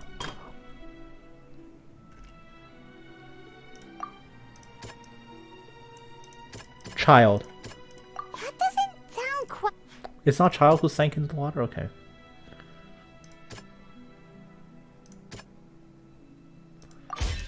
It's not as simple as falling into the sea. When Navia fell into the sea, her consciousness was subjected to judgment. Indeed. Oh my god, why does it keep happening? But no, okay, even though I skipped it by accident, I can mostly put together what I was saying. So it's actually Furina being judged. And this is not her weeping alone on her throne. Just like the court, this is her after the verdict.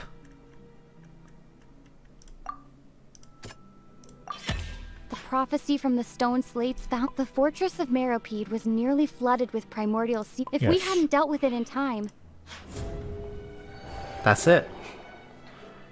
They'll dissolve into the primordial sea but won't cease to exist. Their essence will flow in the seawater, converge, and take the form of an oceanid. The Hydro Archon was sentenced to death in court, shocking everyone present. Perhaps this means that her sin was actually Fontaine's original sin. Indeed. Navia fell into the water inside those ruins, and she nearly dissolved. She was surrounded by the people of Poisson in a court within her consciousness, and was forced to take part in a trial meant to make her stay. The eruption of the primordial sea at the fortress of Meropide was the surest sign that the prophecy was about to come to pass no matter what. The stone slate's contents can all be verified by recent events. If we combine what we know together, loads of truth should come to light.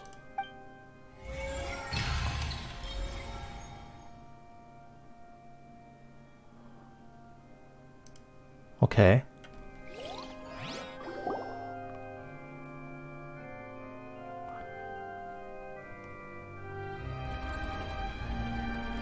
Huh? Oh, Paimon gets it now! So that's how you can make sense of it! Right. Okay. But then it feels like we're going to have We to have share to now. some truly shocking revelations. Let's hear them. Fontainians are not real humans. Incredible. Linny, did you hear that? We're not real humans. All Fontainians were originally created by the late previous Hydro Archon, with oceanids as their basis. The evidence for that can be found in how only Fontainians could dissolve in primordial seawater, and how all the girls Vacher dissolved were also turned into oceanids. Oh, and according to Navia, I mean, humans are 70% water, so you know. she also saw everyone gathered around for a trial, all of them in the shape of oceanids. Indeed. The crime of the Hydro Archon was a creation of Fontainians from Oceanids. Yeah, and it follows from the content of the first slate that she probably angered Celestia by creating humans without prior permission. That could also explain why the Oratrice judged the Hydro Archon to be guilty. It's to account for that ancient sin. The Hydro Archon's true sin? That is Creating why all Fontainians are born And with yet, sin. after many hundreds of years, the Hydro Archon's creations have turned around to try to judge the Archon within the Opera Epiclese. The twists of history are often the most unexpected of all. I'm still convinced it should come after the fourth slate. Isn't the image here just like when Navia fell into the sea? So wouldn't it be trying to show the image of the Hydro Archon also falling into the sea once the prophecy has been fulfilled in the fourth slate? Yes, the fourth slate is a prophecy. People will all be dissolved into the waters, and only the No, I think it's still third and fourth. I don't think the order is swapped. the sins of the people of Fontaine be washed away. I don't think it's swapped. You've made some keen deductions. I must No, say, that given that how much last you part doesn't still seem don't right to know, me. It is impressive that you've already managed That to last connect part doesn't so sound many right to me. pieces of No, the there's truth. something weird about it. However, While you were able to decode all the information on the slates, they've also been etched with an additional layer of hidden information using a different power source. When we were at the ruins, I tried to decipher the hidden information recorded in the slates. But since we only had 3 slates at the time, I was unable to come to a full conclusion. Now that the slate collection is complete, I shall make another attempt to decipher the narrative recorded within.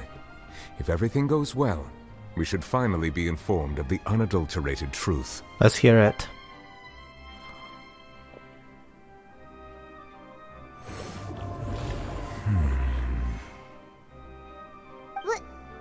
Well? Did you get it? I believe I should share this truth not only with you, but with all the people of Fontaine as well. I will try to briefly summarize it for you. Okay. I hope this is not all of the people in Fontaine. There are not a lot of seats in this opera house. Your hypotheses regarding the origin of Fontainians and the sin of the Hydro Archon were both correct. In the Fontaine of old, the previous Hydro Archon sensed the yearning of her Oceanid familiars for life on land.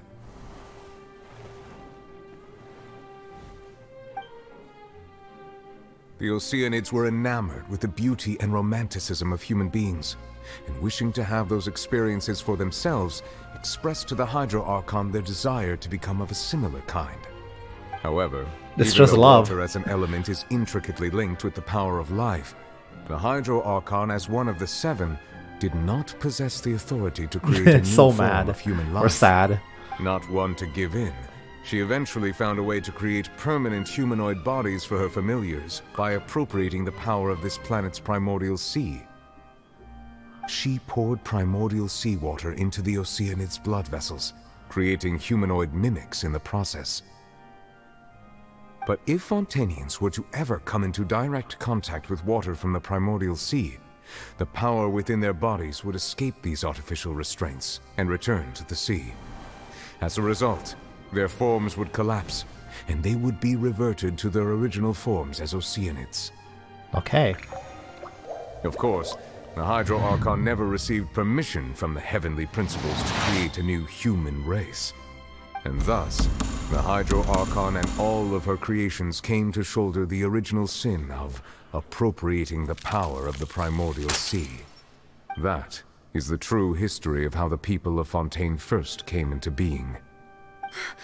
So we were all Oceanids before we turned into human beings? That's way too much information for me. I think I'm just going to pretend that I No, never heard a single thing. no. Sit the hell down. Wait, but if that's the truth, we can't let the Hydro Archon be sentenced to death. After all, her only sin was creating Dozy. This really might be too much information for your regular Fontainian, but it does answer a lot of our questions. Alas, your hypothesis regarding the 3rd and 4th stone slates was inaccurate. Yes! The slates' respective positions I knew are, it! in fact, correct. A key point of the visual on the 3rd slate is how all the individuals depicted in the water are humans rather than Oceanids. They have not been dissolved, which implies that the water depicted in this slate is not water from the primordial sea. The nation of Fontaine is the nation of Hydro, as well as the nation of trials and justice. Instead of being the literal element, the water in the scene symbolizes judgment and justice. You may also recall Navia's experience. When she fell into the sea, her consciousness was surrounded by that of many others who intended to hold a trial to determine her fate. Therefore, the meaning of the 3rd slate is that the people of Fontaine shall try the Hydro Archon at the court of justice. We fulfill the prophecy. Yes, it refers to our present situation. Oh shit, so it hasn't happened yet. Now. So, what you're saying is, even though we decided to Fuck! perform this trial to avoid fulfilling Oh, we played into it. in truth, everything we've done has happened exactly as the prophecy foretold. So now, it seems, we're the ones making sure it comes true. What should we do? So that's why Furina said you have to believe me, cause the trial can't end. Cause it fulfills the prophecy.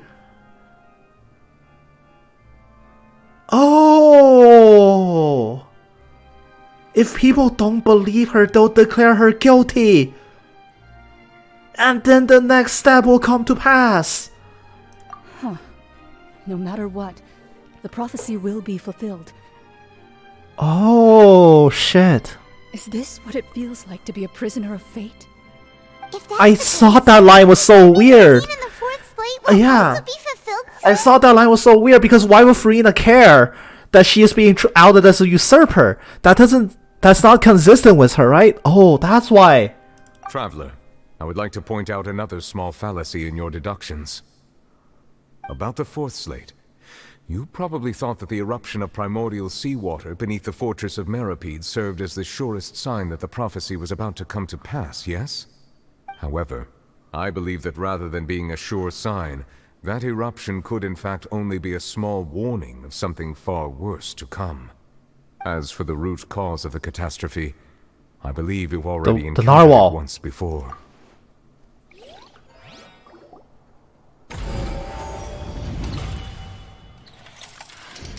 This eruption was just a small warning of the things to come.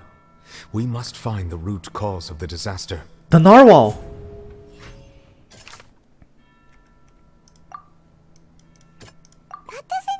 Wait, I just clicked on child. The whale. It was both dream. It was both dream and reality. If we're talking about a true culprit, that could only be that thing inside the primordial sea, right? Indeed. The truth, the original sin, the trial, and the root cause of the disaster.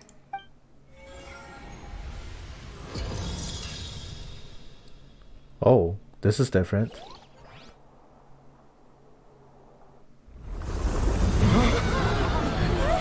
Right on cue, huh?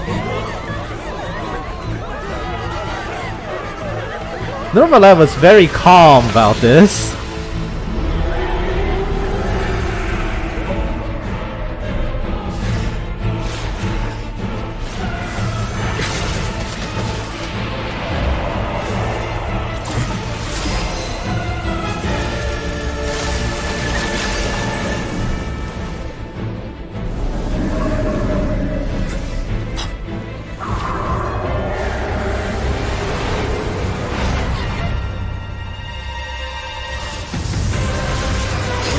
Oh, child!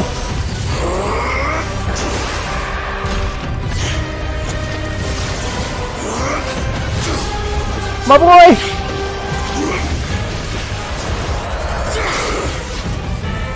How's that for a fight of a lifetime, my boy?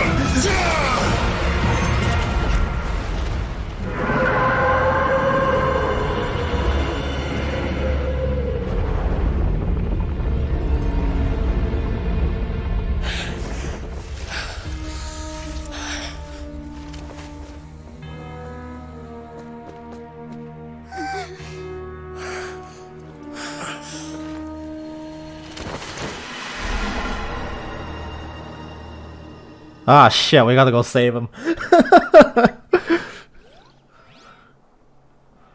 was way too close! How did that thing just burst into the opera house? Wait, was that the huge whale you saw in your dream? Yep. It's the same one child So saw. we've met it at last. I understand very well why it has chosen to make an appearance here.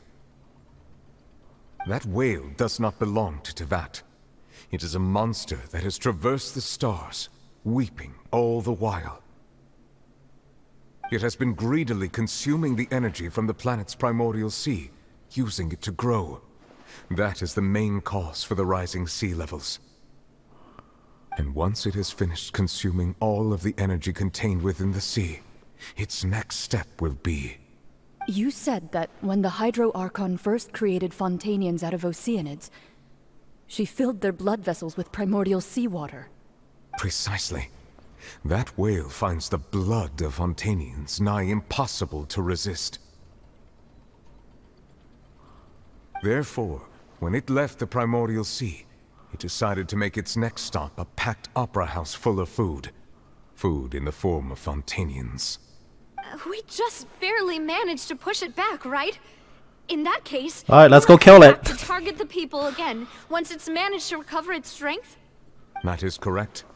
Indeed, it is more accurate to say that we should thank that Harbinger for buying us some time. Without him, the whale would have likely come onto land far sooner. From the way he looked, he must have been fighting the creature for quite a long time.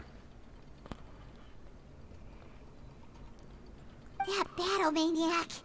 We've always known that he had a special connection with that whale, but we definitely didn't expect it to help us out like this. Anyway, now that we know that this whale is the actual cause of the disaster... Wait. All we need to do to stop the prophecy would be to find a way to beat it up, right? How long has this whale existed? Narcissus Craze knew about this whale. It was mentioned at the end of the 4.2 World Quest, the Narcissus Craze Ordo. Narcissus Craze knew about this narwhal, and that was 400 years ago. How long has it been here? It is too late. It had already absorbed too much of the Primordial Sea's energy before we could notice it. At this point, it has become practically integrated with the sea itself. Even if the entirety of Tevat were to be destroyed, it could still survive and swim off towards some other world. That's not something I will accept. We've already done everything we can, and we even found the true culprit. We've come so far. You can't just tell me that the last hurdle is some impossible... If it's killable once, we wouldn't be able to farm it every week, Navia. It's... Indeed. That's not how a grand performance should end. I'll fight it to the end. No matter what. So the prophecy will be fulfilled no matter what, huh? No. We can overturn this. The prophecy. Yes. What has been prophesied will be fulfilled. You may view such things as the history of the future. No, we can. We can fight against fate. If this is all about fate. Just as prophecies are usually only the future as seen from the perspectives of the gods, could things be happening in hidden corners where the god's gaze does not fall? Furina. She's not the real Archon. She's somewhere that the god's gaze does not fall. Ultimately, fate It's will Furina. serve as your only guide, no matter what will happen in Tevat's future. All you need to do is to play your part. Yes. There's a way out of this. There absolutely is a way out of this.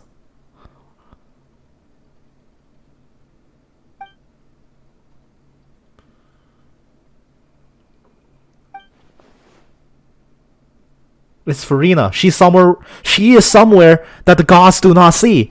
She is not the real Archon.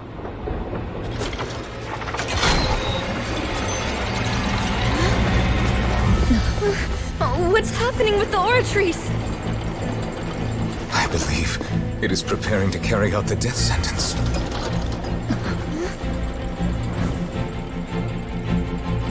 Furina!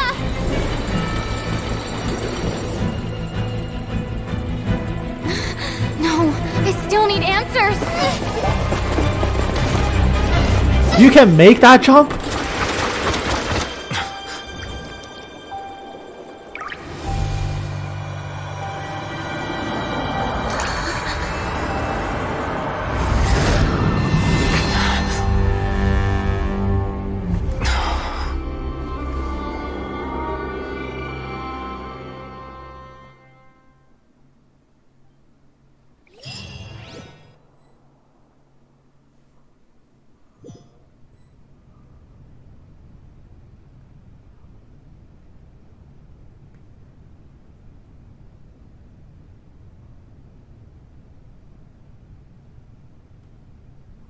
You...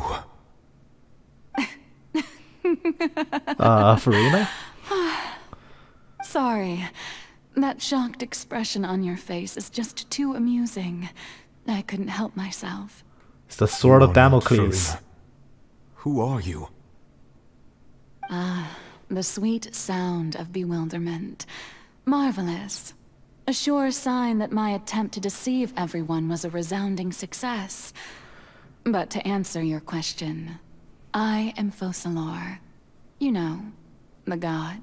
You're just like Furina, god damn it. Why did you deceive us? Oh, that wasn't my goal, of course. Goodness, no. But I had to fool everyone else too, if I was to stand any chance of deceiving the heavenly principles. Deceiving the heavenly principles? It's all because of that pernicious prophecy.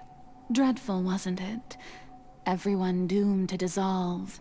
Fontaine condemned to be So flooded. this is what she meant by One was deceiving not fate amused. itself, In huh? fact, one was positively bemused when that problem was thrust upon me by my dearest predecessor.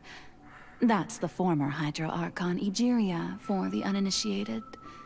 It hardly gets more disastrous than a preordained national catastrophe, now does it? She knew full well that the prophecy would surely come to pass. And as one of the seven, she also knew full well that one defies the heavenly principles at one's peril. So yes, as you have no doubt surmised, it was a rather impossible situation that I found myself in. I spent a terribly long time mulling it over, alone on the ocean floor. And I was almost growing barnacles by the time I finally realized there was only one possible solution to this confounding conundrum. Indeed. I had to outwit the heavenly principles, allow the prophecy to be fulfilled, ostensibly at least, while saving everyone at the same time. Can we keep this design for Furina? I'm a genius, I know. I can only assume that's why Egeria chose me as I her love this successor. outfit Although, for Furina. looking back now, it was hardly the inheritance one dreams of. Between the task of saving the nation, the quotidian duties of the Hydro Archon, and not to mention the original sin of creating a new race of humans, I dare say she left me quite a colossal mess to clean up. But one can only play the hand one is dealt. I did not choose this, any more than I chose to be one of her Oceanid familiars.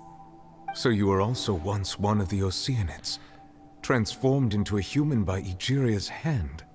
Yes, I was. I always dreamed of becoming human. And I still do, even now. In my eyes, to be human is to be part of the greatest opera ever known.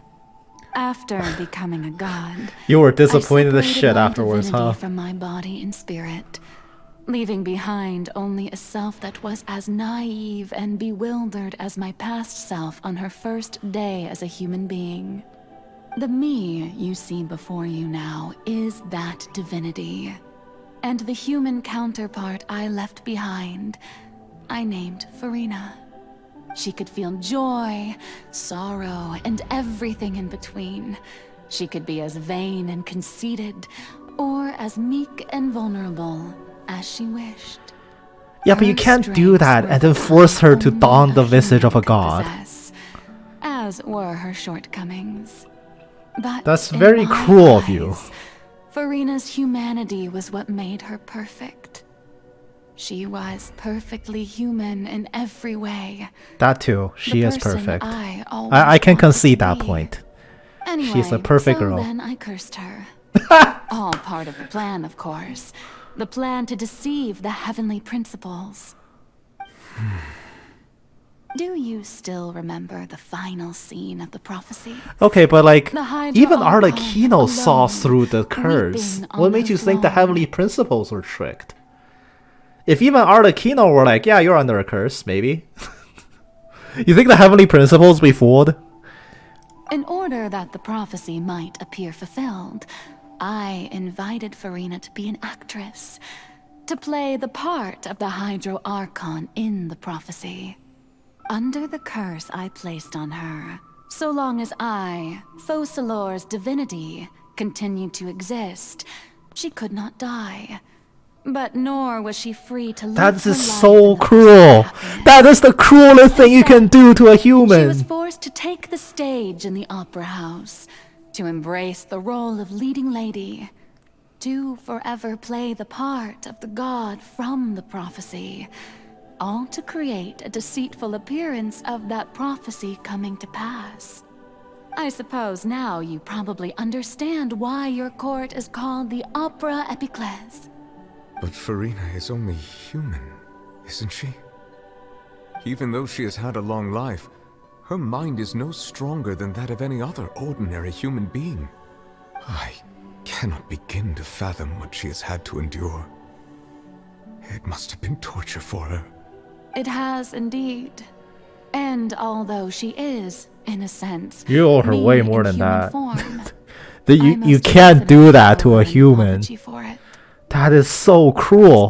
That's unbelievably cruel. and all along, she's been playing her part in the most unimaginably long, unbearably lonely, and agonizingly painful opera of all time.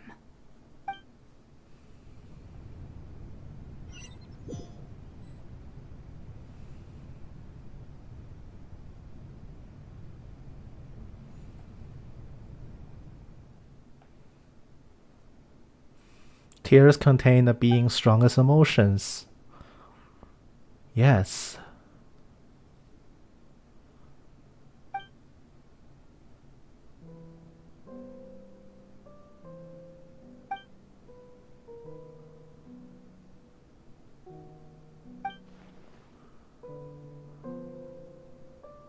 What is your final secret, Furina? Let's try it. Let's try talking. The Opera of Norsor and Blancheur. Furina, can you let me up? Okay.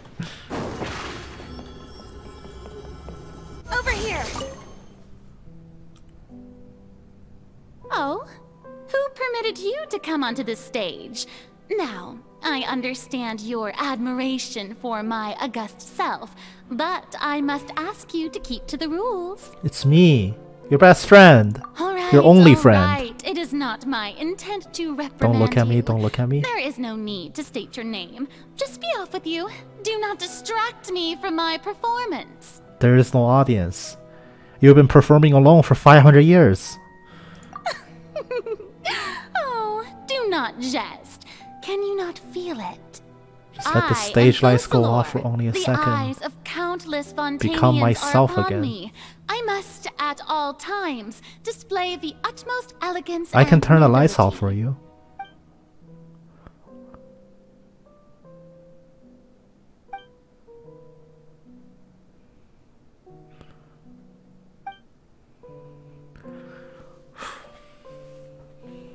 That is some ironclad resolve, my god. To answer Lumine's question, that is ironclad.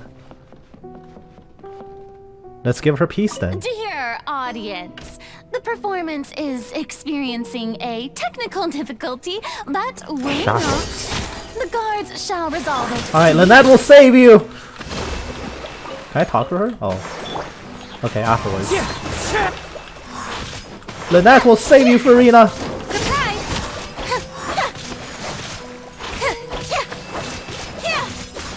Ow!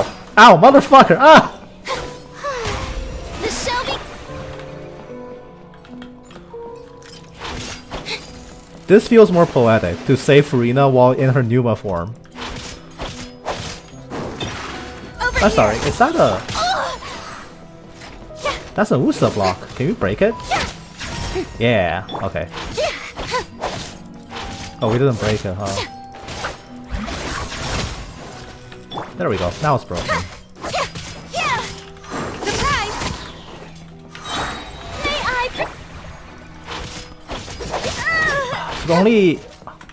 If only this third shot out an element I can swirl with for the cat.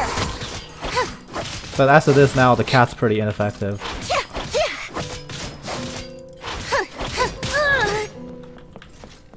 This feels like a battle to the death to like liberate Furina. Cause goddamn, this fucking guard is so strong. Oh. She regained the block, so I'm gonna break it again with Furina. She does so much more damage than the level 1 Lynette. Okay, it's broken.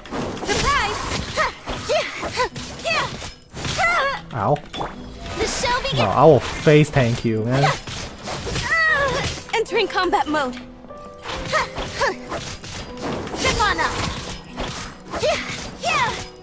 I'm just chilling to the background music. This is such good track. I'm a huge sucker for like somber piano pieces. Oh my god, this background track is insanely good. And also her name, A Cry Without Echo. Maybe I can swirl that disc that she's tossing it. Oh, she regained the block. Oh, brilliant! Break it.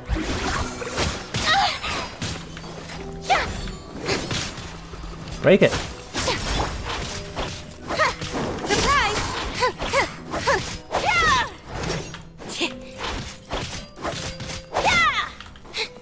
Now can I talk to Furina?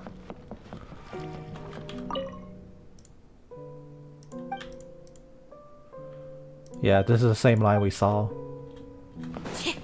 I can assure the audience, by the way, I don't read out loud because I read very fast. I didn't miss the dialogue, but if I were to vocalize it and read it out loud, I will certainly miss it. Hey, what gives? The audience is still watching me, The silence without end. Guards? Wait, where are the guards?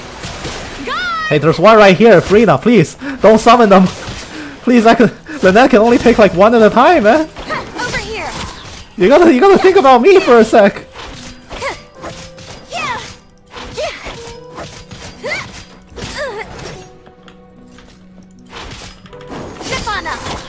I need to speed this up a little bit. Hold the line. Be amazed. Can I also turn that one off? Nope.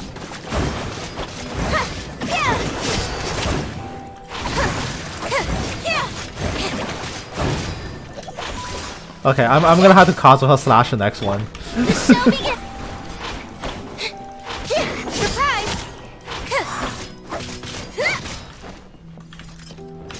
Wind Strider. I don't think I got that swirl. I didn't eat a single particle.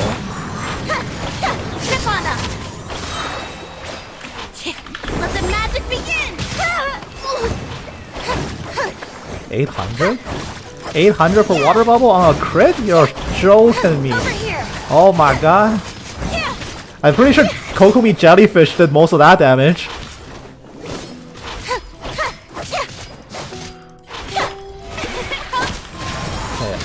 I'm gonna have to kill it with Kazuha and farm particles for this fight. Oh, there's no more fight. Oh, thank god. They must have symbolized the heart of eyes of the people on her.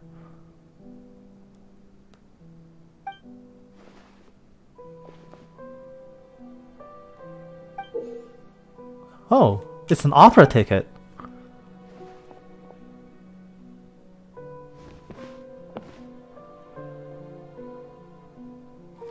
Yeah.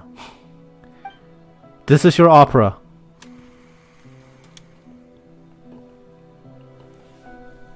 Show me how you feel, Furina. Let me see your heart.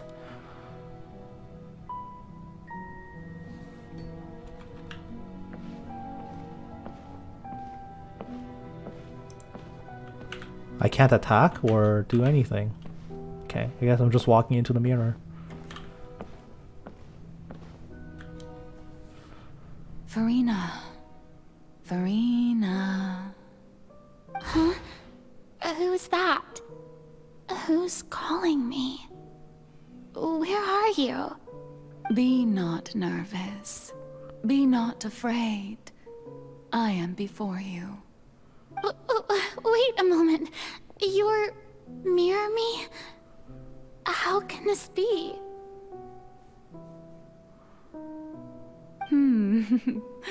Mirror you, huh? You know what? That's not bad. Let's go with that. Here's a curse. What do you wish to say? The prophecy. Have you heard of it? What prophecy? Oh, wait. I know. I think. I don't know why, but it's in my head somehow. The people will all be dissolved into the waters, and only the Hydro Archon will remain, weeping on her throne. Only then will the sins of the people of Fontaine be washed away. Oh, very good. You know it well. What's going on? I can't seem to remember anything clearly. The only thing I know for sure is this prophecy. Will it really come to pass? Of course. Yes. I'm noticing now that Furina is in her Usia form. Usia form. Why I've come to you. She's been in Numa the Disaster entire time that we've will known come her to in the Archon Fontaine Quest. Sooner or later, things will develop just as the prophecy But now she's in declared. Usia. There is no escaping it. But doesn't that mean everyone will die? I'm a Fontainian just like them. Will I dissolve too? Oh, don't worry. Magical meetings exist in this world precisely to give people a chance to turn things around. It is the reason why you met me today. I will tell you how to save everyone, but... Somewhat. You may have 5 centuries. 5 fucking centuries, Fossa Lord. So there's still hope after all. Goodness, you frightened me. You spoke so much and with so much certainty. This is the equivalent of signing up a theater kid to a contract when the kid is like 16 and has no legal representation. The mind was, why do I have to be the one to suffer? But if the prophecy will come true, I'll also die anyway, right? So if I've already met you as my magical meeting in this world, if there were scales, with all the people of Fontaine on one side, and my pain on the other, is it not obvious where the scales should tilt? You truly are the perfect human. My ideal. Why is the god I such... suppose this would also be the justice that belongs to you. The god is so much crueler than the human that she wants to be. Nothing. They're the same person. Fontaine has just lost its Hydro Archon. I need you to play a role. That of the new Archon. Play as a god? This will be the theater play of your life, kid. You must begin a never-ending masquerade. You must never let anyone suspect your identity. If you can keep it up, then I shall have my way of defying this prophecy. Oh, whoops, But sorry. should your Whoops. identity be revealed, then all hope will be lost. But how will I do this?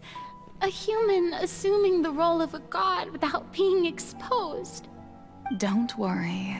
What you must do is not to turn yourself into a real god. Be the You theater simply kid that need you to always play dreamed to the role be. of a god as humans imagine them to be. Being a human yourself, I'm sure you already know what such an entity would be like. Remember, your true challenge will not be pursuing divinity, but contending against humanity. I'm still not sure I understand, but I'll try. I'll try to do this. So, how long am I going to have to play this role? To accomplish this mission, you will have to stay on the stage for many, many years. You will endure and not grow old until your task ends.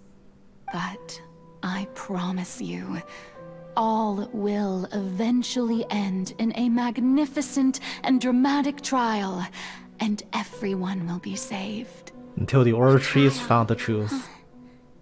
How exciting. I'll be looking forward to it. Furina, The finale has come. Aren't you excited? Aren't you excited?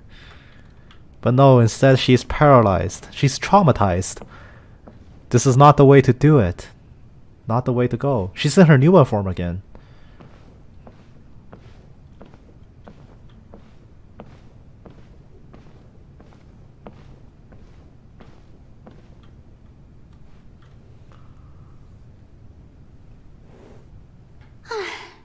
The Maison Cardinalise has announced my accession, but this is my first time facing the people.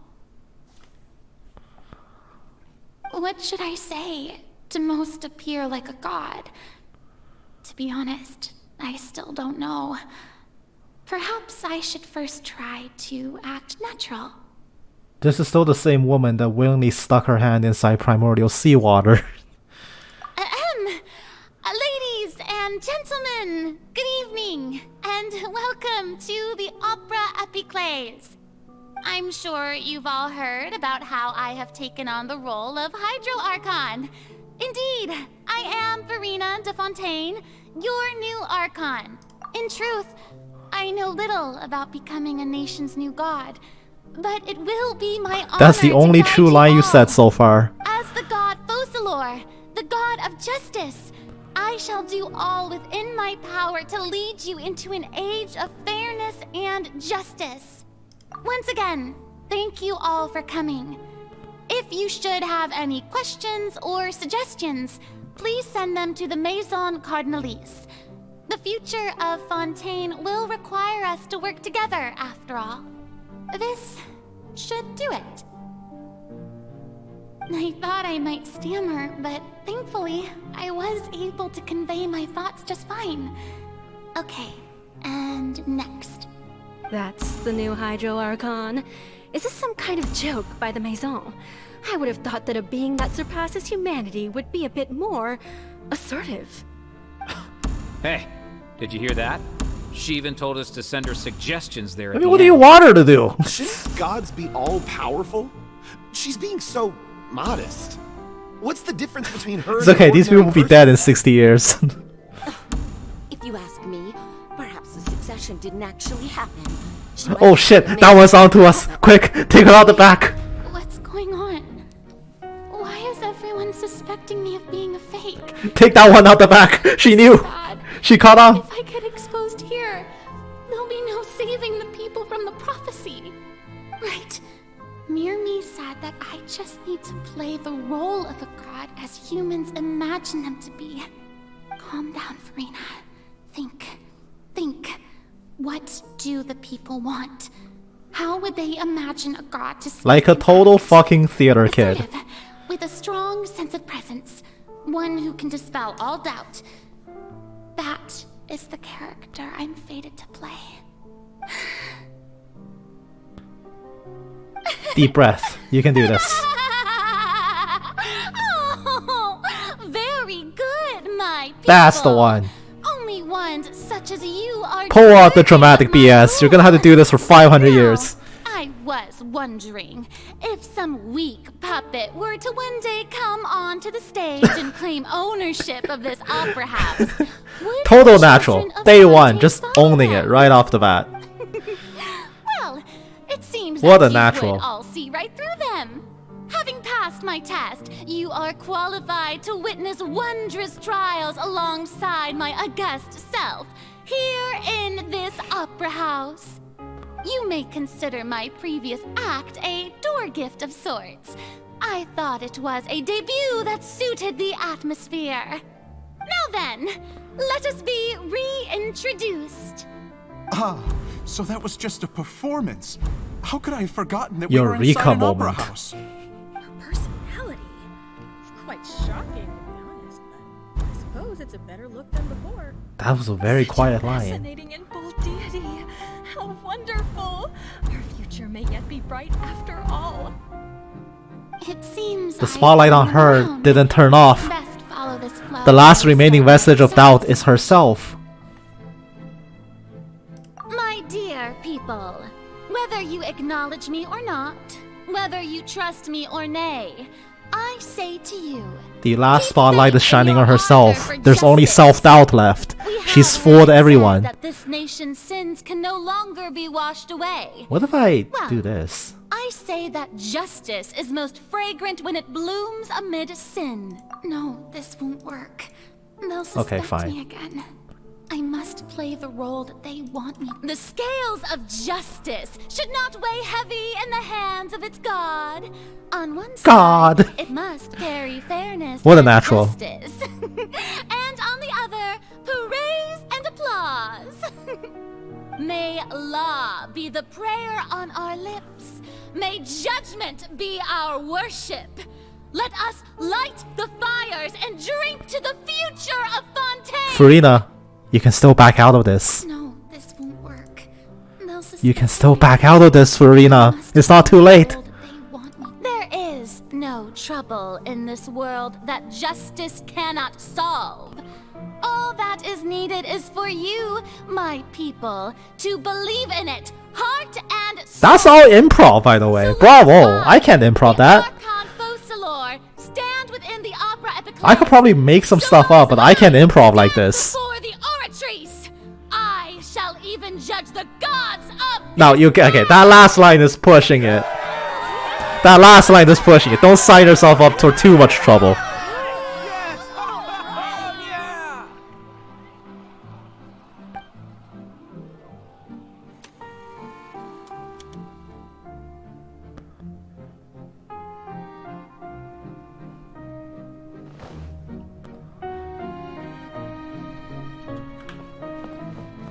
Ooh, she's running now. Lady Furina, here are today's case reports, as well as a summary of the follow-up for your perusal. Come now. Was I not just at the opera house in person? Leave these kinds of things to Narwhal. Besides, none of these trials were the one that I'm looking forward to the most. If I may be so impertinent, what kind of trial are you truly looking forward to? A magnificent, dramatic, and wondrous trial. A trial to end She wants to be free, huh? She just wants to be free. How could you hope to understand? That's true, I fear I lack the ability to grasp your divine thought, Lady Archon. No need for fright, and do not take what I said before too seriously. Go now, do your duties. The trial I await. Toodaloo. It will come one day.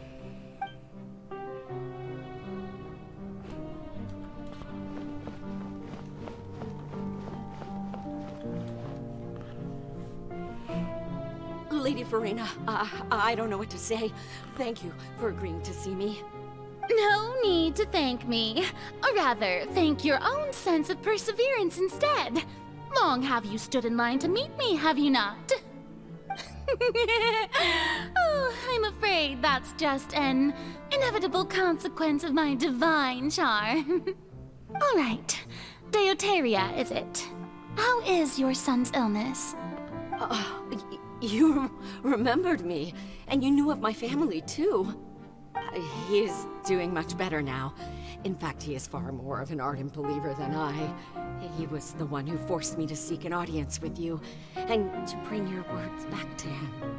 Oh, good. Very good. If this should happen again in the future, please do not hesitate to come and tell me. Going down to citizens' homes every so often, while not usual practice, should serve as a fine change of pace. That's already way more than what every Archon we met thus far does. Thank you once again.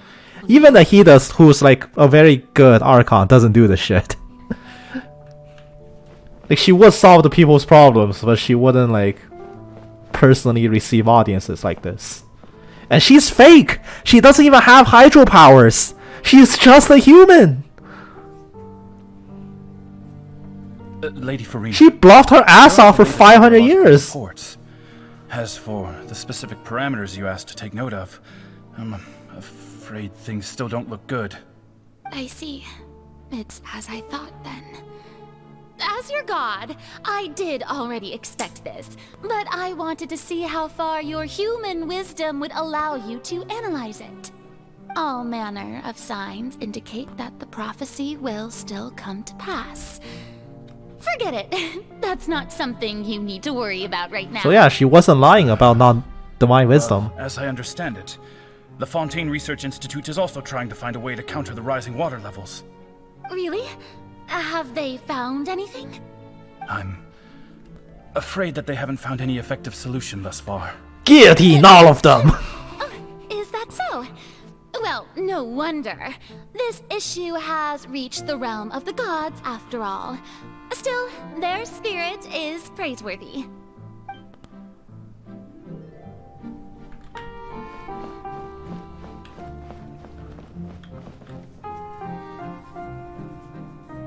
The day is finally over. I haven't had a moment to breathe this whole time.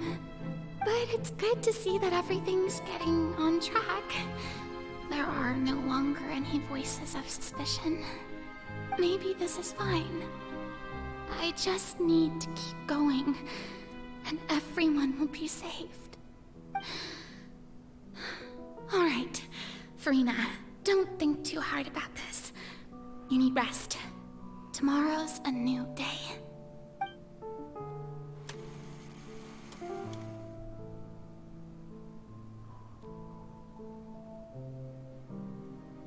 Lady Furina, here are the new trial reports for the latest cases, as well as a summary of the follow-up.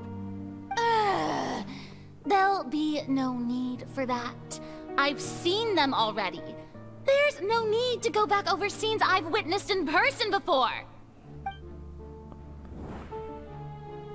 Lady Furina, I've waited so long for this chance to see you in this manner. Indeed, my dear, loyal citizen. This joyous moment is an honor for us both. Lady Furina, we're detecting significant hydrological anomalies near Poisson. Understood. Keep monitoring. Keep me informed should anything come up at the Institute.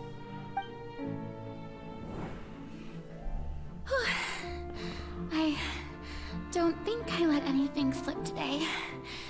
I must show the people that there is nothing to worry about. I just don't know when these days will end. Like, Fossilver's kinda left you on red. Exhausted. Best to rest early today, too.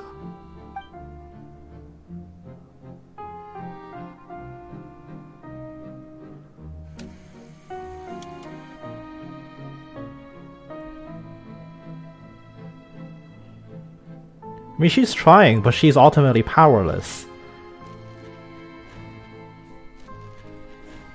She can't do anything. She doesn't know anything about this. Fossilver didn't give her anything to go off.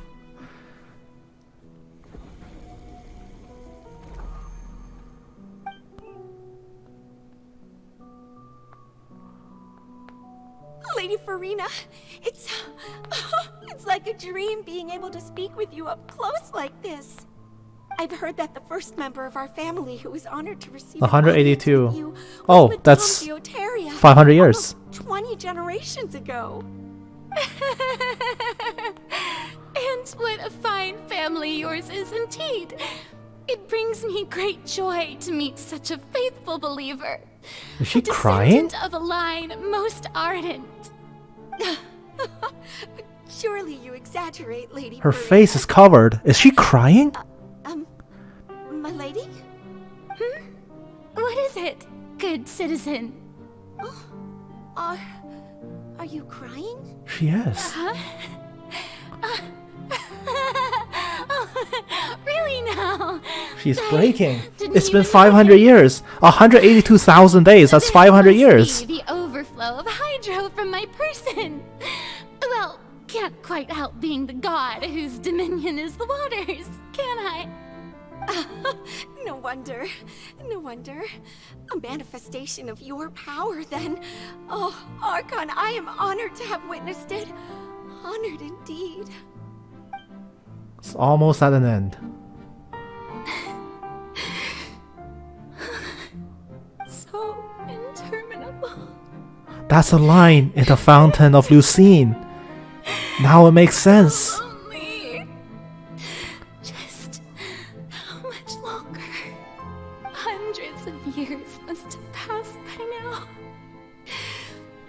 Perhaps the show must go on for hundreds more. I never imagined that it would hurt so much. Have I reached my limit? No. Perhaps I reached it long ago. Today I didn't even notice my own tears. I want to tell someone, anyone, about this.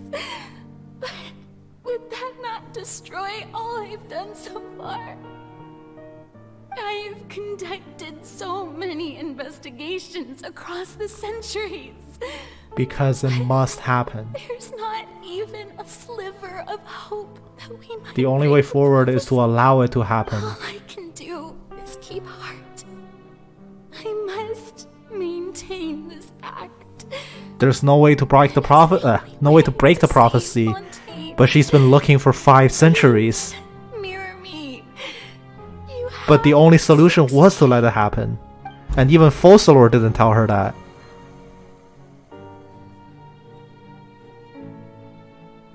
Furina and Lumine. Lumine, right? Furina, you Yes. don't have to shoulder this burden alone. Although I don't know what you might be keeping from everyone, your people are more than willing to share your burden with you. It was the magic box, yeah.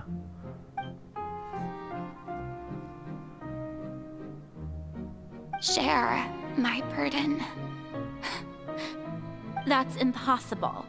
It was fated right from the start that this would be my duty alone. But even if your burden doesn't need to be shared, you can still choose to confide in someone. Just share it with me. I'm what you'd call a witness. A witness? Yes. I've heard that you came to Tevat from beyond the stars, yes. In other words, you never belonged here. And if Tevat is, in its entirety, a show on a stage, then you're just a spectator. I am one of 4 spectators. But the first one that came in here is currently busy chucking rotten tomatoes all over the stage. So, I'm your next best shot. If that's the case... She's right. I could confide in her, couldn't I? But if things don't play out as expected, the people of Fontaine will be the ones to pay the price. No, Furina. You shouldn't be selfish. But what if it's really alright? Furina, you've worked so hard for so long. Surely it would be okay to put yourself first for once. You think? Is it such an outrageous thing to do anyway? To find someone in whom you can confide your frustrations and sorrows? Surely it could not hurt. If you let this opportunity slip through your fingers, it might never come back. I mean, good thing she didn't tell us. Paimon was with us. We're a descender, but Paimon is not.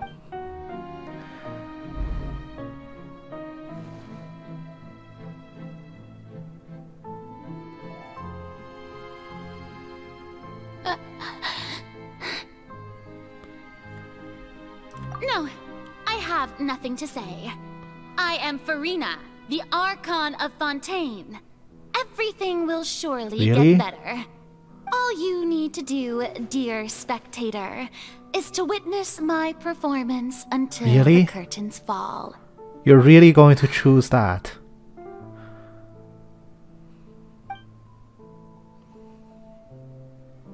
That's not the way. Fine.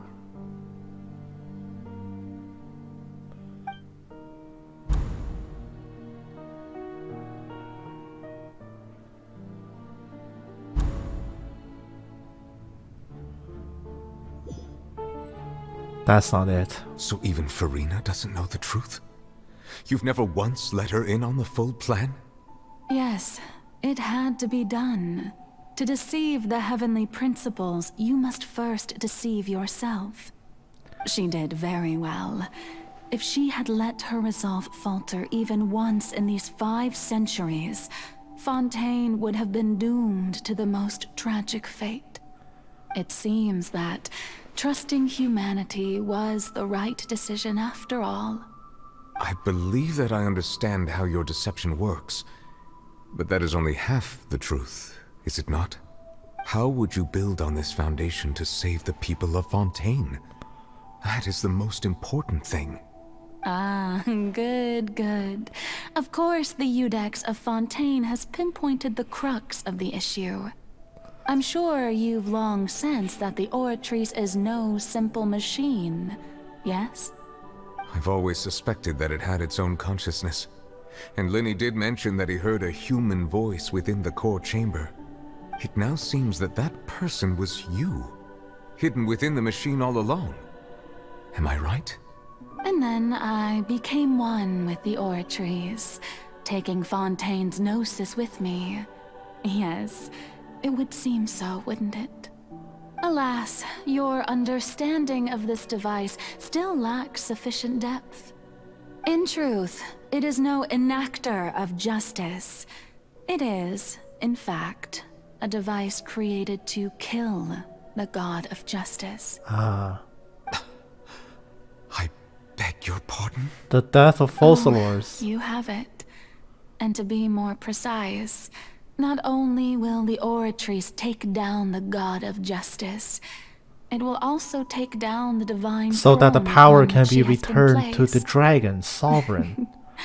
I He mean, mentioned this in Act did 4. you think I would be the sort to enjoy peaceful repose while Furina suffered? My work over these last 500 years has been to constantly accumulate indemnitium within the Oratrice. But really, some have already discovered that only a small fraction of the energy generated by the device was ever used to provide power to Fontaine. The vast majority has been, had to be, accumulated to enact this death sentence. It was all a part of your plan then? Both the trial and the sentence? Indeed.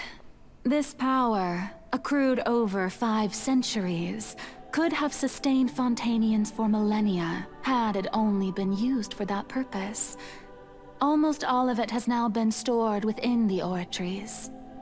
But only power of this magnitude could hope to destroy the Hydro Archon's divine throne, shaking the rules established by Celestia, and breaking through the institution that is the Seven. So the Oratrice's call for death was for neither Furina nor Focalor, but for the Hydro The throne Archon. itself. The destruction of that divine throne. If I do not misunderstand your intent, you must be... Returning what's rightfully yours to you, of course. In other words, this was all done to return the authority of the Hydro Archon to the Hydro Dragon of this planet. But...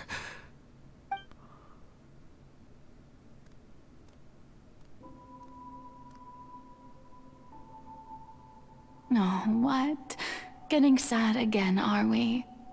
The authority of the ancient dragons shall soon be yours once more, O Hydro Dragon Sovereign.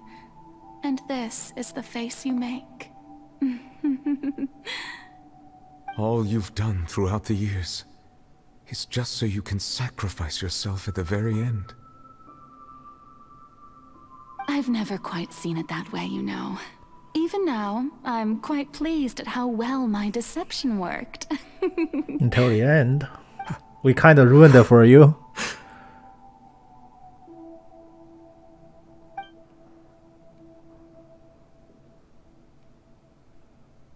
Hydro Dragon, don't cry. I must say, had it been within my rights, I would have loved to judge the heavenly principles themselves. Were they not guilty of essentially the same crime? We'll be able to one Egeria day. stole the power of the primordial sea. and the heavenly principle stole the power you ancient dragons possessed. I, for my part, am the god of justice. And is it not just that your original powers should be returned to you? Speaking of justice, I have always believed that justice lies in the process of pursuing human existence itself. So, if the theft of the primordial sea's might was Fontaine's original sin, then, leaving matters of procedural right and wrong aside, the descent of the Fontainians as humans and their right to exist in this world would be Fontaine's original justice. Well said. In other words, existence was Egeria's justice, and to me, justice is the continuation of that existence. Very well said. Defying the prophecy and ensuring that Fontaine's people shall live on. That should be the justice enthroned over all others. At this point, we, whether it be myself or all other Fontainians, have shouldered the burden of this sin for far too long. Iudex Nervilette, the highest judge in our land, when you regain your full power as an elemental sovereign, what verdict shall you pass upon us? So when I was invited to the court of Fontaine to serve as Iudex, I see now that that was your idea too. At last, I now understand the true purpose behind this position. In the beginning, I was uninterested in human existence. But these 5 centuries of living alongside them have gradually brought about mutual understanding between us. And I have even attempted to feel as they feel. You are a devious one, Fussalor. Things being as they are, surely you know that I could never declare them to be guilty. This was a stacked court the entire time.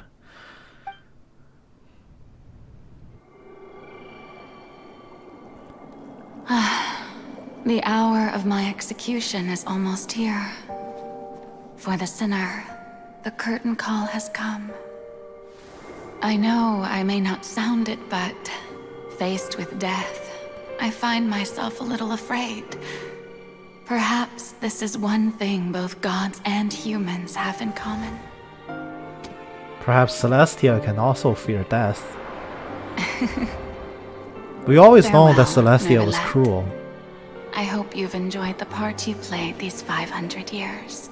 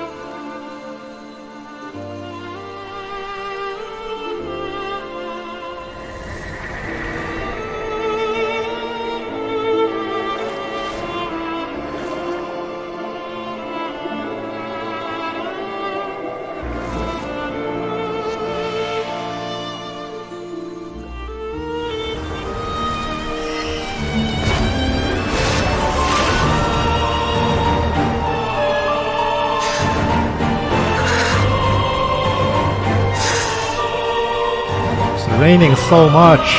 I, Iudex Nervilette, hereby declare, people of Fontaine, your sins are forgiven.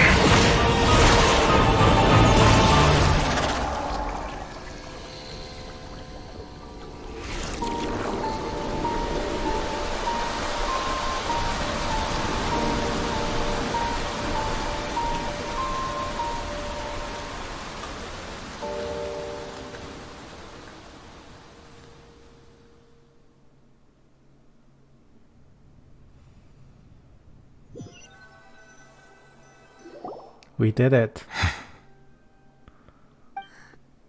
What just happened? Has the death sentence been carried out?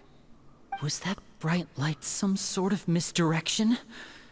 I have a feeling Nobody that else saw something huge that? just happened.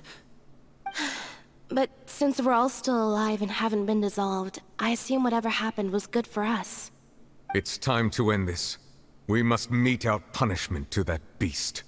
Didn't you say just a moment ago that it can't be defeated? We can now. Let's get his ass. Strength sufficient to deal with it. Through certain means, I now have the ability to separate the power of the Primordial Sea from that creature. We should seize the opportunity to pursue our quarry.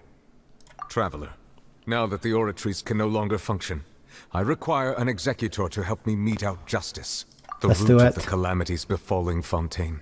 The beast that enacts the prophecy. Its name is the all-devouring Narwhal. Come with me, traveler. The hour of execution has come.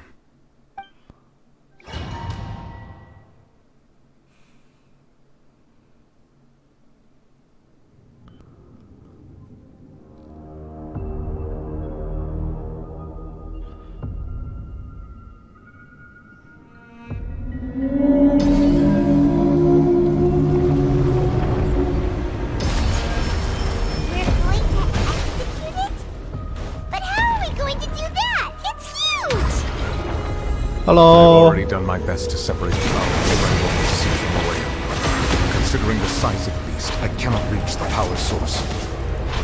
Unless I'm not doing any find damage a way to to it. attack it from within. I shall share part of the ancient dragon's power with you. We shall look for an opening to Then I can't die. Oh, we literally can't die. Okay.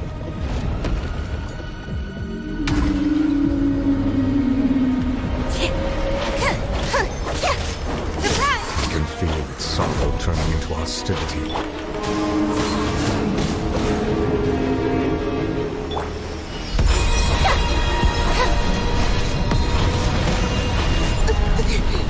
Wait, I can't die. Okay, never mind, I can't die. I can't play recklessly.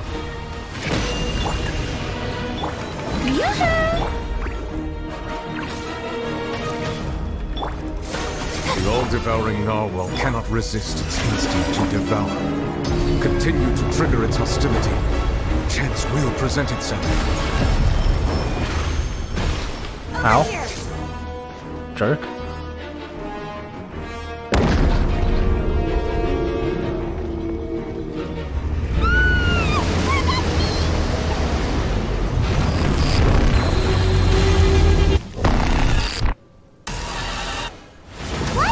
What the hell is this music track? Oh shit. Bye, Lynette. Alright, you got this, Furina! This is for the past 500 years!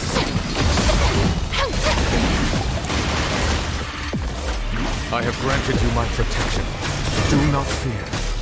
Seize the moment and use my power to suppress its roots from within.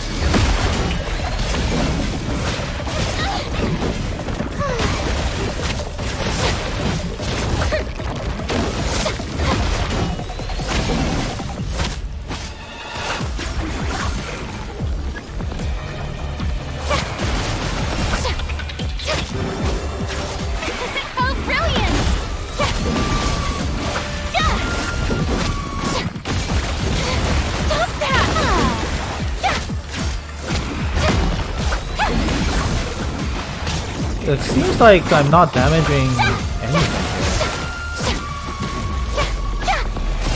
Like I just have to break. Okay, I broke it.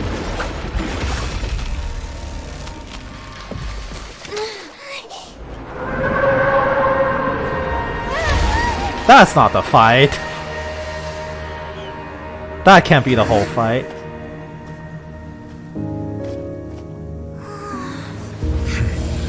Did I just get mercy ruled out of the normal fight?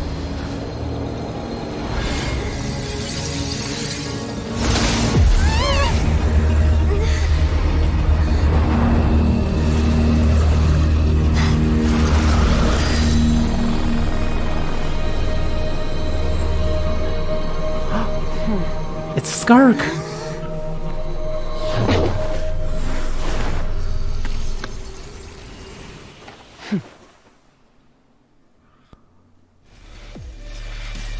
Thanks for helping with the cleanup. It should have been my job, but... oh well. It was just supposed to be a short private training session for me. I didn't think that my disciple and my master's pet would start brawling in the meantime. Uh-huh.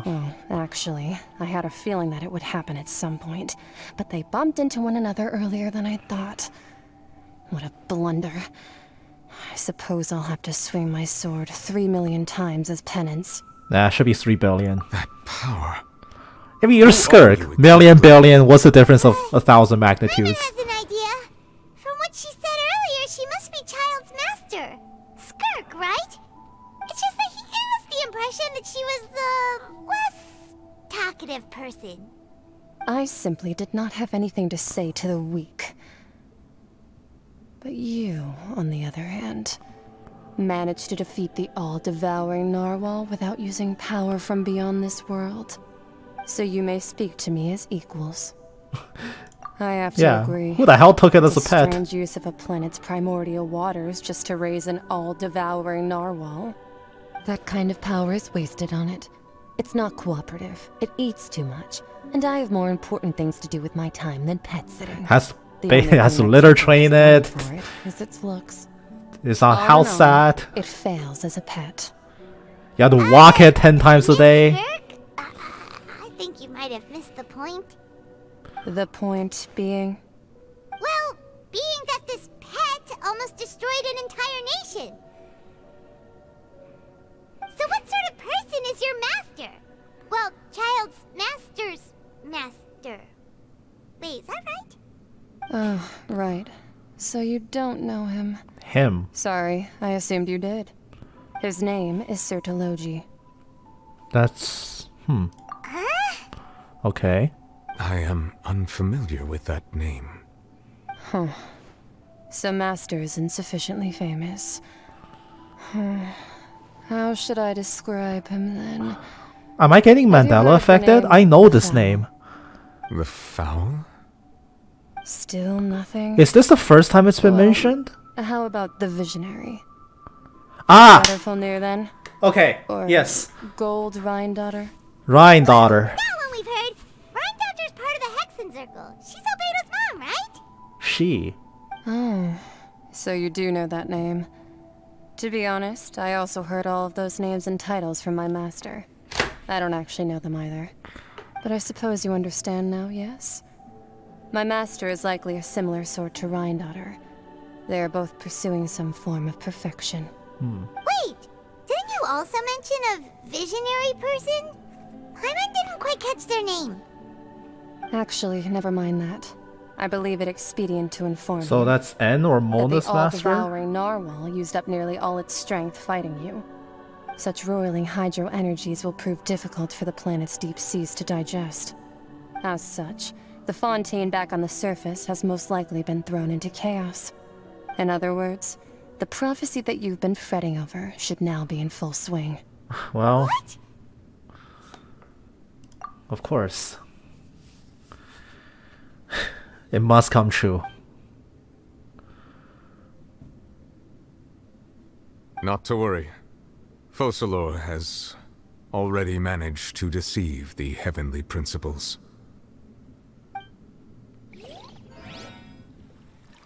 In the end, the people will all be dissolved into the waters, and only Furina will remain, weeping on her throne.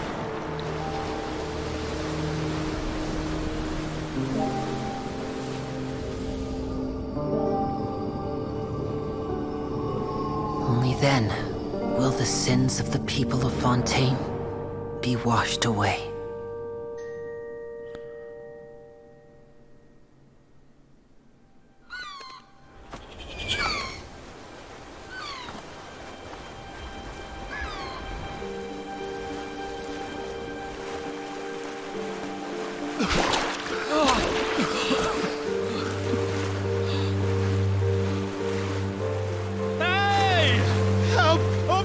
The Ark! Wait, that's not the Ark, that's just a dingy boat.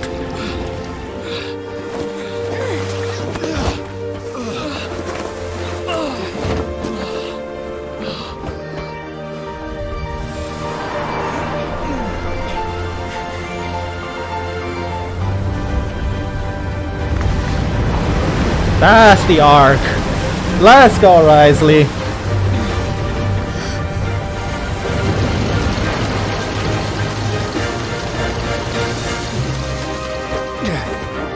All hands, initiate emergency rescue!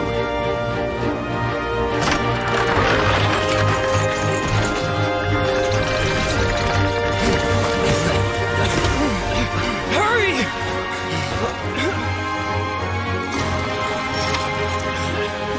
Hey, lend a hand!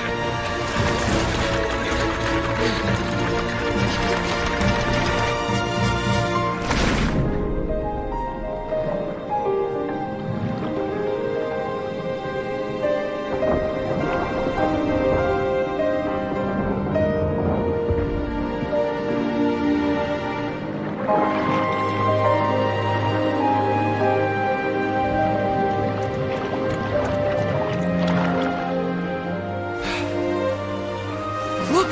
The water's receding!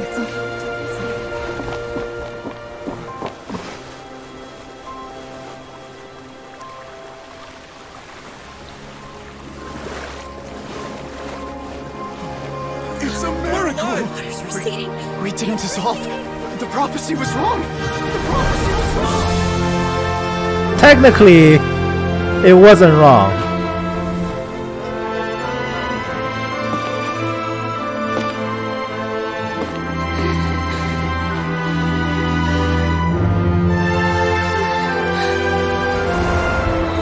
Are you right? We're saved. The prophecy was wrong.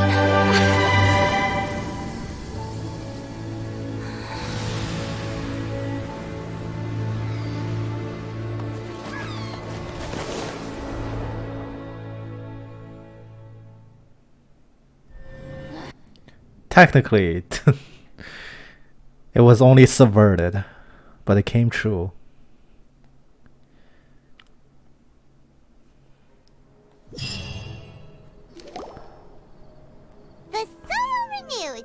The Spina di Rosula talks post-disaster rebuilding. I recently visited Poisson to meet with Miss Navia, spokesperson of the Spina di Rosula, and we spoke about Poisson's present and future. Old soil can still give birth to new bloom, Miss Navia stated. Hope is like seeing a small cookie when you're starving late at night. You just need a little of it. No, you shouldn't be eating any of it at night. Winglet, Lunar Brain of the Fontaine Research Institute. The various disputes that have arisen on account of Mr. Edwin have suddenly become a shield over the Institute, with Jurier turning out to be a once overlooked hidden gem. Huh. People always call the first researcher mad, but few know what to call the second. And should that latter person achieve a miracle, they would find it all the harder to find a word with which to classify him and his team. Loverbird. That's a good word. Wow! Paimon barely recognizes the people in the reports. Are those really Jurier and Navia? They sound like real big shots. Nah. What do you think? Pretty enthralling, huh? The Steambird's idea was pretty simple. With the disaster just having passed, we would print a free edition packed to the margins with good news to calm people down. You missed a profit. You missed a huge profit chance. Inevitable follow-ups. We'll publish further reports and go into the stories behind those people. Edwin's assistant, Jurier, created a true flying ship. But Navia what about was leading people in the what about his love life? I'm sure that these stories could draw even your well-traveled eye. I am curious. Wait a minute. Didn't we watch everything happen from start to finish? What's there to be curious about? And that's exactly why I'd like you to come conduct interviews with me. You're the best incubators of news, if you haven't noticed. And also, with you around, No. I'll get to see that Duke. Risley will always be Risley. You're not getting to see him. Hasn't he turned you down several times already? Oh, this time will be different. Come on, let's head to Poisson first, and then make a trip to the fortress. There are some things you'll only know when you get there. Okay.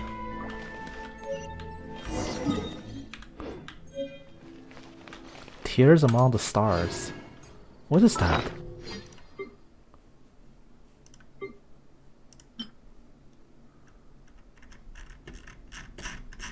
Huh.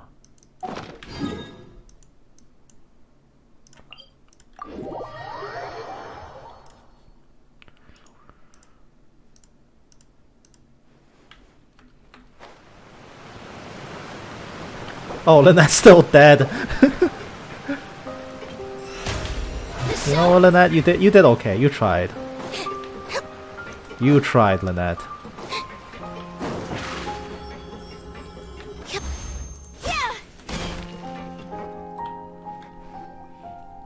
Navia! Oh, it's you. What brings you all here? Hey, we're just having a look around. I'm here to update myself on how things are going here. Oh, the Fatui are here too. Let me introduce you. This is Mr. Garunt Snezhevich. He represented the Knave in sending us a large amount of supplies, and is helping with our work. Our residents are hard at work as well. Thanks to everyone, work is progressing nicely. We've lost a lot of people, but we're moving forward. That will have to be enough. Hello, Miss Charlotte. I'm a big fan of yours. I especially like Freaking that article you fanboys. wrote last year about Fontaine's stray cats. But if you don't mind, could you not emphasize our role too much in your report? It's not charity we're doing here. We just happen to share the same interests as the Spina. I get where you're coming from. I'll keep it as simple as possible. Or would you be willing to feature as friendly neighbors? Fat chance. That would be fine. Thanks. Okay, never mind. Oh, you're back too. How are things? We finished laying down the construction materials. It'll be another hour before the workers are able to go over there. Huh? You're here too, Clarence? Of course, the girlfriends. Well, her reputation's greatly risen after that whole duel business with Miss Furina. So she's here in Poisson to wait out the heat. All right. She really came here to help me out. There's too much to consider in the reconstruction of Poisson. The Spina has need of more decision-makers.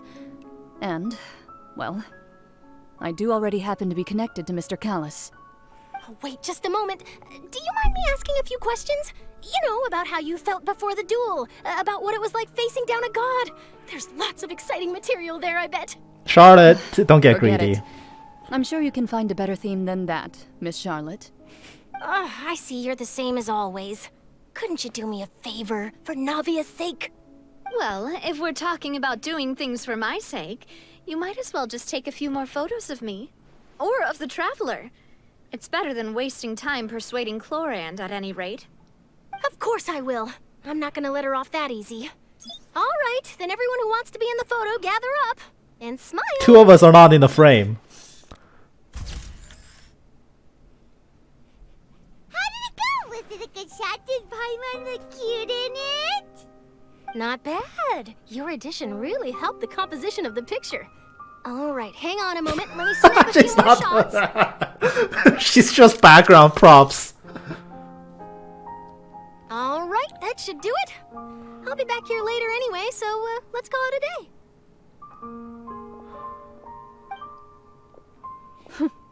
You're very quick. Speed is of the essence when it comes to the news, and freshness is the key. Also, not to brag, but I'm pretty good at building connections. Who knows? I might eventually get that interview with you after all, Miss Chlorand. Wow, you really do have that never say die spirit. I'm impressed. I'll hazard a guess that this is how you got that interview at the Fortress of Meripede. Oh, wait. Whoa, you're well informed. Let me make a guess too. I asked Sijuin who told Monsieur Nervillet, and he told you, right? That's a very complete information chain. Oh, In truth, all Monsieur Nervillet asked me was, when did the fortress become so friendly towards the media? I told him that it was best not to speak too soon. There's no guarantee that Ridesley will make a personal appearance. You're right. I've got to treasure every moment I have with them. In which case, I'll be making a move first. At what point does it go from journalism to harassment? Anything interesting. I'll treat you to afternoon tea in exchange. You seem curious about the fortress. Of course. That Risley. I still remember going down to the fortress to grill him for information on my father's case. Boy, did he take me for a ride. I mean, that sounds like what Risley would do. Of course. But he did invite you to tea, didn't he? 2 large pots of it, in fact. It was good tea, though. I have to agree. The tea there is very good. So she has had it. Would you like to have some today? I mean, you've got time, right? Well, I'd be partial to some shortbread. Wow, it's like we've got a menu or something. Sure. Good. What flavor of biscuits would you like, Mr. Snezhevich? Me? I'm fine with anything. But I would prefer chocolate, should you have it. All right. Leave it to me. I'll go over the newly arrived supplies with you later, Mr. Snezhevich. We should be able to finish the preparatory work today. That works great for me. Huh. Is it just me, or did you get a new lipstick? Yeah, from a fish lady. I did. It was a gift from Sijuin. Ooh, they're sharing lipstick now. The color would suit you too. They're sharing lipstick now?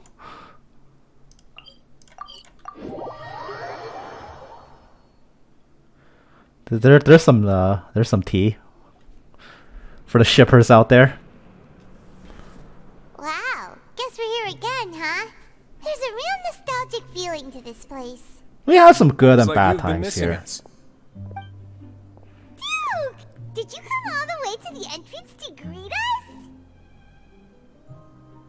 Of course.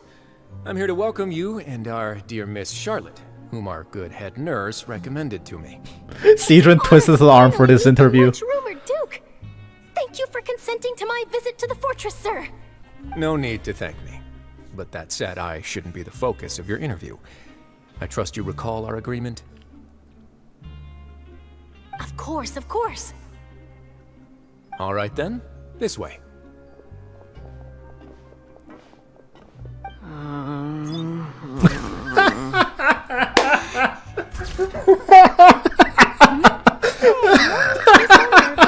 I've already taken all the photos we need.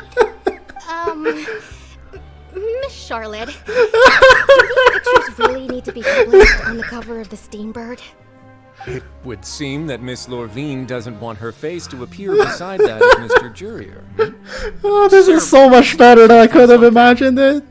But it looks like dear Mr. Jurier denies it. Might this interview be very important to you then? No, I just... This is my first time being interviewed, and I'm very thankful to the Steambird for... Did the voice actor plug his nose when he did his lines? Look it, but I actually did meet Mr. Edwin once. And I'll be honest, I enjoyed chatting with you more.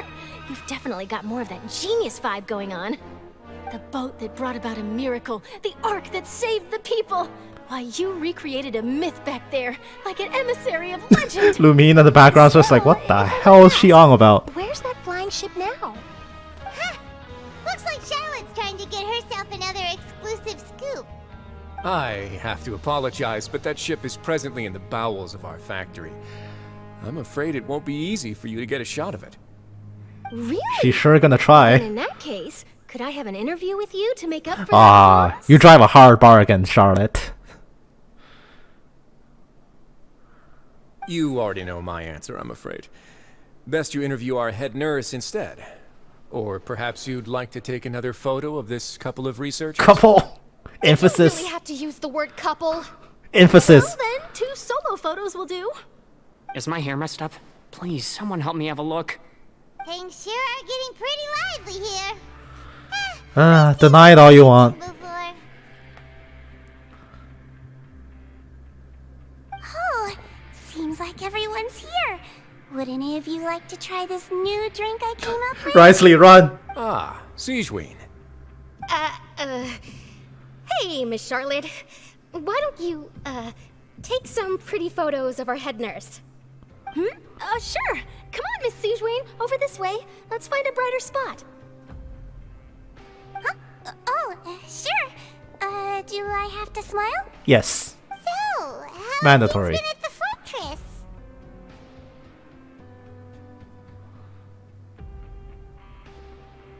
Is the autoplay stuck? Same old, as you can see. Fontaine's undergone some changes, but this place is still more or less the same. Other than that flying ship, it got a tad too much attention, I think. That's why I decided to let the interview go through.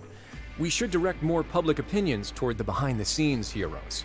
Am I right, Mr. Jurier? Miss Lurvine? You're too kind, sir. I believe that you too should have your day in the sun. Not that you would want that, which is a pity. I'll just leave the spotlight to you two.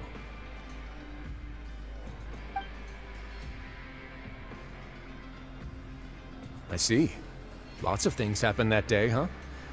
Anyway, regarding that Harbinger, I'm not sure you remember, but his 3 young followers are still waiting for his return. Like, he could come back and serve more prison sentence.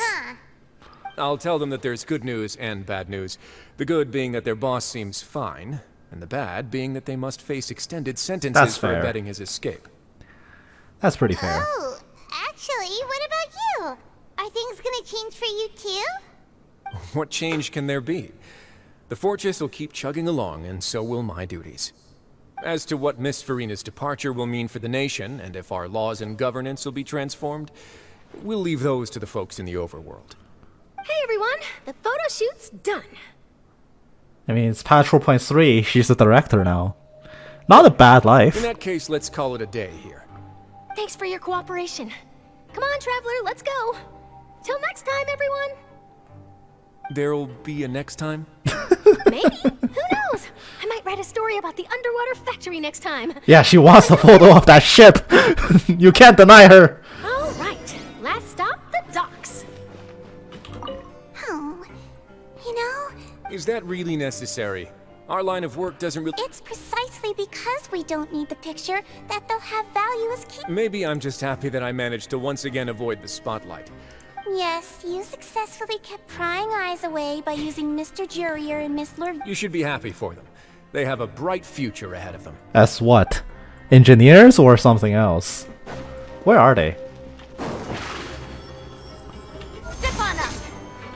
That's not them. Where are they?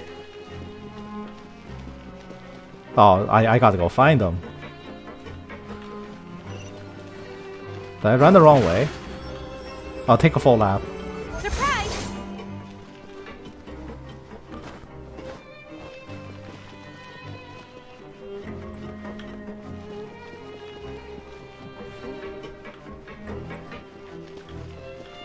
Where did they go? I'm gonna go search for factories for them.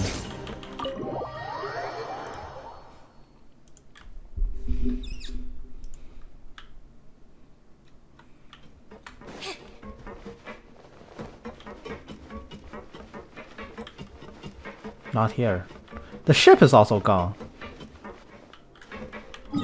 Ah, that's a shame. I'm sure I can look it up after on the wiki, because I can't find them here.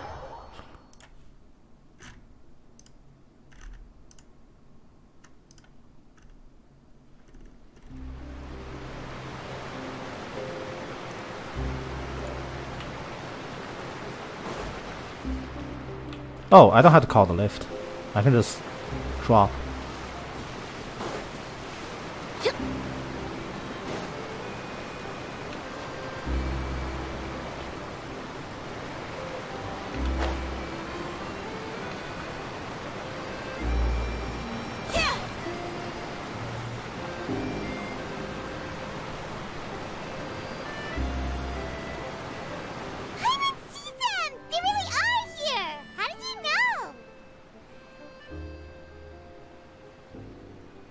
Navia mentioned that she stayed in touch with Linny and the others after working together. Apparently, they've been at the docks distributing these strange pockets the whole time since. Why do they still need magic pockets? Ah, and Miss Charlotte, too. Would you like a magic pocket? Why? What sort of gadget is it? It's a wondrous bag that can be used to carry many things. The water level has returned to normal, but if you see any of your things floating around, you can use this to carry them. Or you could trick a friend into doing it for you. Trick a friend? I wonder which of my friends All of them. You have very gullible friends. You could just make a friend like Fremine here. Isn't that right, Fremine? Is this what you meant by, I'll help you make some more friends? Yes. To be honest, that sounds pretty sweet. Could I have your contact, please? Sure. Please, write down my address. Lynette sure is working hard to help Fremine socialize. He was the one who proposed doing this. He even wants to assist in our magic shows. Yeah, that was suit him. Yes, I was planning to first introduce Pear as an assistant, and later Fremine himself. In the future, I think we can leave underwater escape magic to him too. Lynette's out of a job. Said, would anyone want to see a diver escape underwater? Good point. Oh, it'll work out. Every journey begins with the first step. He'll become a part of our show eventually. Lynette, could you come over? Miss Charlotte says she wants to take Already? a picture of us. Got it. How did he get roped into that so fast? My, that Charlotte is rather perceptive. She got rid of everyone the moment she realized I had something to say to you. So, how have things been, Traveler? Could be better. Father says that you did a great deal during the latest events. She's very grateful for your contributions to Fontaine. That's alright. We were more than happy to help. So, what's she doing now? Oh, I guess you haven't heard. Well, after Lady Furina left, Father and Monsieur Nervillette opened negotiations, during which he gave Fontaine's gnosis to her as a diplomatic gift. A diplomatic gift? A gnosis? A whole ass gnosis. Yes, I was quite surprised at first myself. But when I thought it over, there were actually a number of things going for it.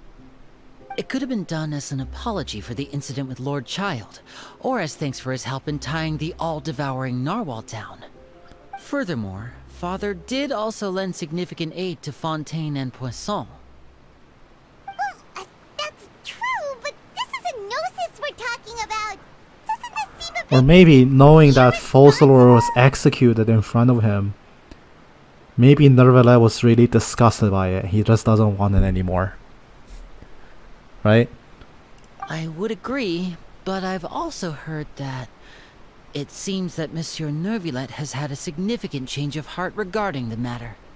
So there's some reason for this that only Nervillette knows. Guess we'll ask him. I suspect you'll have to ask him about that yourself.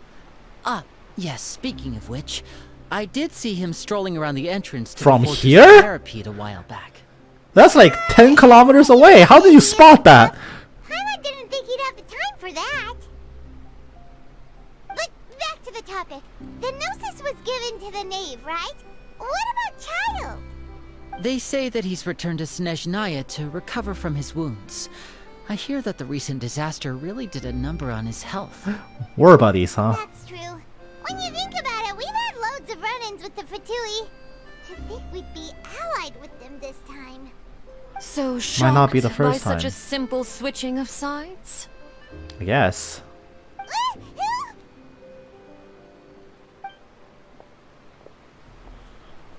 Father! Well, what do you know? Come to the docks to see how my children are doing and meet the Traveler by chance. Please do not pay my accomplishments in Fontaine too much mind. I would have done them regardless. Are you going to take the gnosis back to Snezhnaya? No, she's going to eat it. Of course she's gonna take it That is our back. duty as harbingers, yes. Don't be too preoccupied with sides. The goal of the Fatui concerns not a single place or person, but the entire world. With such a grand goal in mind, it is inevitable that we must wear many masks. Switching my masks is something I've always done. So you keep to it. Well, that depends on many things. No one truly knows what the future holds. What good is honesty if you can't rely on it forever? That's fair. As for you, I very much look forward to our next collaboration. Good things cannot be achieved alone, and you've proved yourselves to be great partners. Deliver this back to child. A vision? Alright. I'll remember to return it. Just Thank pockets you it. for keeping it safe Mine from now. this entire time. And that's a wrap for me. Huh? You... Oh, Charlotte, don't have a heart attack now. Greetings, Miss Journalist. Hello. If I'm not mistaken, there are diplomatic channels I'll need to report to take a photo of you. That is correct. So forgive me, but I will not be able to serve as a subject in your article. However, feel free to write as much as you'd like about our dear magicians and our upcoming rookie talent. I will. The sea breeze is quite pleasant. I shall continue my walk while the weather remains so agreeable. Farewell. Farewell, Father. Oh, she has such an intimidating presence. I didn't even dare to take a picture. Thankfully, I've already wrapped up all my pre-scheduled interviews. Thank you all. This'll be more than enough for me to write about, I'm sure. Don't be too nervous. Why don't you take a magic pocket before you go? Here, Traveler, Paimon, you take one too. Yay. To move things about? Can I move Paimon in one of these? That's right. Funny. I was giving out magic pockets when we first met too. And what do you know? I'm doing the exact same thing right now. So many things have happened, but the pockets are still the pockets. I guess this must be life. We will all follow our own paths, and serendipity will lead you to your fated friends. All right then. We'll be handing out pockets in some other districts later, so we'll get going now. Have a good day, you two.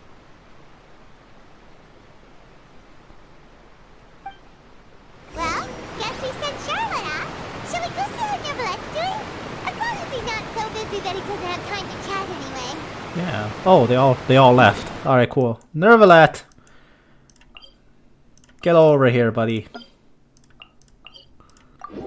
I wish you weren't standing at the back of the opera house.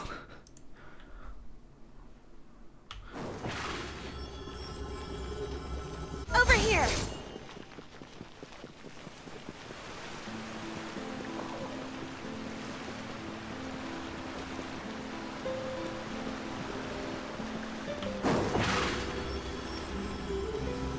Step on up.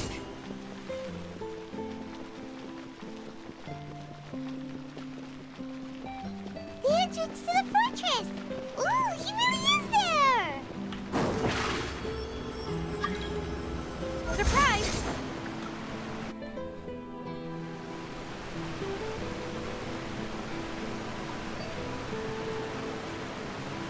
So, you really are here, Neverlette!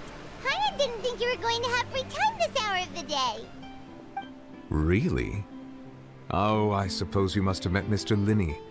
He took the time to greet me earlier when he passed But this this is way. like the totally In different any side case, of you came at a Fontaine. good time. How did he pass by you? Considering reaching out to you to set up a meeting, so I may explain some things that I haven't had the time to before. Aw, Paimon's glad that you remembered. Thank you for keeping us on your mind, what with you being busy and all. Alright, let's have it then. How was Fontaine actually saved? The whole business is still quite the mystery to us. It is strange how words can often leave a bitter taste in the mouth when it finally comes time to say them out loud. We saw half of it too. We saw Furina's side. Whoa. So that's what happened? Yeah. Focalord destroyed the divine throne of the Hydro Archon and restored your power to you, transforming you into a fully fledged elemental dragon sovereign. But Paimon still doesn't quite get what you did to save the Fontainians from dissolving. For me, the authority of the ancient dragons refers to absolute control over the hydro element. Fontainians were incomplete humans born of Egeria's use of the power of the primordial sea, with constitutions similar to that of mimics. But so long as those primordial energies remain within them, I could use the ancient dragon's authority to grant So they're them all true real blood, humans now. after the fashion in which life was first brought into being on this planet. In other words, when I gave my verdict, Fontainians became true humans. And But they thus can still would get high as hell no off longer them. be dissolved by water from the primordial sea. Fossilor must have counted on you to Excellent, excellent idea. Making the drug trade remaining open. appear to have come true while saving everyone. The Fontainians were truly born. Yeah, that's a good way to put it. Finally managed to fulfill the original Hydro Archon's wish to turn Oceanids into real people too. It seems from your expressions that you still have more things you wish to ask. Ask away. I will tell you the truth as I know it. I have investigated his case along many avenues, and I have learned that he once fell into an unknown chasm when he was young. Oh yeah, so it was his There, fault. by chance, he awakened the all-devouring narwhal. But whether it be by sentiment or reason, that should not have been enough to consider him the root cause of the disaster. At most, he would have had tangential liability.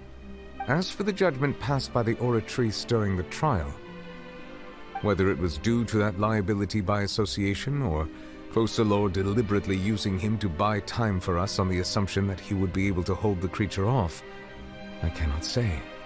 Guess Fossilor Maybe had it was Fontainians both. in mind the whole time. In the end, it was Maybe it was both. They finally became real humans. I can say it was both. Hang on a second. Paimon suddenly got another question. Back when Fontainians hadn't yet become real humans, were the children they had also transformed Oceanids? Life has always flowed like water. Do you recall how Fontainians would often come to the Fountain of Lucine to pray for children? Yeah, Lynette said the fountain is where all the waters in Fontaine converge. In truth, even those couples did not know that such prayers were no mere custom, but instead a form of ritual.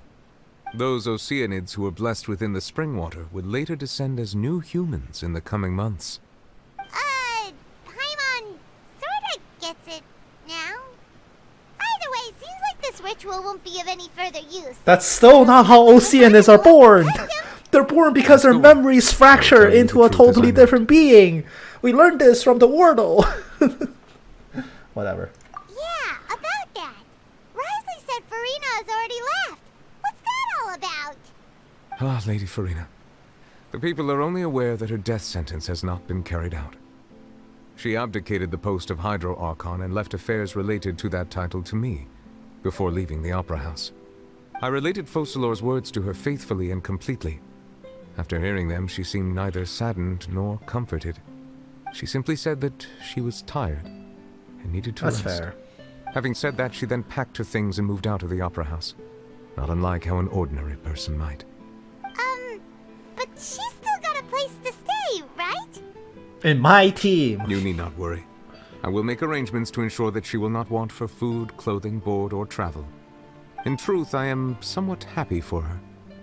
The wear and tear on her spirit will, of course, take time to heal. But now that she no longer has to play the role of Fossilor the Hydro Archon, she can finally lay down her burdens and lead a normal life. What about you then? What are your plans now that you've regained your full powers as the Hydro Dragon? After Fossilor passed on, the Oratrice also ceased to function. This matter will directly affect our trials. After much careful consideration, I've decided to take over its role in our courts. From now on, I shall hear cases and pass verdicts by myself. Good. Looks like you're still considering stuff from the perspective of the Udex, huh? As an elemental dragon, there are indeed many things that I must do. But this power and this duty, in a manner of speaking, you could say that both were granted to me. As such, before I attend to my other responsibilities, I must first and foremost continue to serve Fontaine as its highest judge. Very good. The duty Good of the dragon. Hydro Good boy. Sovereign and the duty of the Udex shall coexist within my person. Additionally, the Hydro Archon's departure has brought about another problem, which is that the Opera House shall no longer produce indemnitium. That's true. That power was derived from the people's faith in the Hydro Archon, wasn't it? Wait, but the various mechs and machines in the city are all still okay. Where are they getting their energy from? As I am now, I have full command over New Musia, and it can serve as a complete substitute. Another reason why I cannot quite leave Fontaine immediately. Wow. This ancient dragon's authority stuff is really quite useful, huh? I guess. Ask away. I will tell you the truth as I know it. Oh, that's right! They Nave as a diplomatic gift or something. Leaving aside their intentionality, the two Fatui Harbingers have indeed done much for us during this crisis. Their sole remaining goal in Fontaine, at least at this point, would seem to be the Gnosis. The Oratrice has ceased to function. The Hydro Archon's divine throne is now no more, and I do not need the Gnosis's power. As such, it has lost all meaning for Fontaine.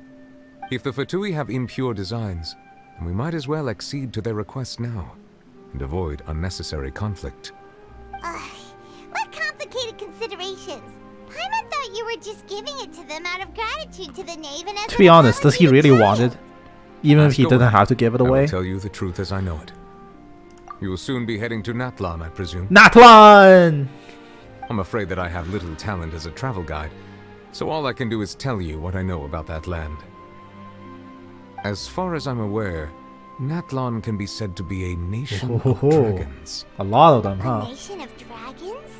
You mean like you? No, I suspect that I would not find myself welcome there. Oh, why not? Unlike ancient dragons such as myself, the dragons of Natlan have undergone long years of development and evolution. Large numbers of them have entered a form of coexistence. We have met 0 people from Natlan. Of war. 0. War ravages those lands like maybe a like 1 or undying 2. Flame. There is one other piece of information I got incidentally from my negotiations with the Knave that I believe may be useful to you. The Harbinger known as the Captain has Capitano! thrown his Yes! into the endless ring of war. Captain. Sounds like a real tough customer. Seriously, everywhere you look, there's a Fatui Harbinger doing their thing. I've heard like from I suggest whispers that and you fully passerbys, prepare he's quite yourself honorable before though. going to So I Natlan. expect things to be In the friendly. meantime, Fontaine's doors will always be open to you. Ask away. I will tell you the truth as I know it. Hang on a sec. Paimon's still got a question about the Gnosis. When we spoke to Linny earlier, he mentioned that your attitude towards giving away the Gnosis had clearly changed. We guessed that there might be some reason for it that only you were aware of. No wonder the House of the Hearth is the Fatui's intelligence division. They are certainly sharp. So regarding this specific issue, I was just getting ready to share something with you. What is it? In truth, I exchanged some further words with that lady named Skirk after sending you two back to the surface. Oh? It went something like this. New lore?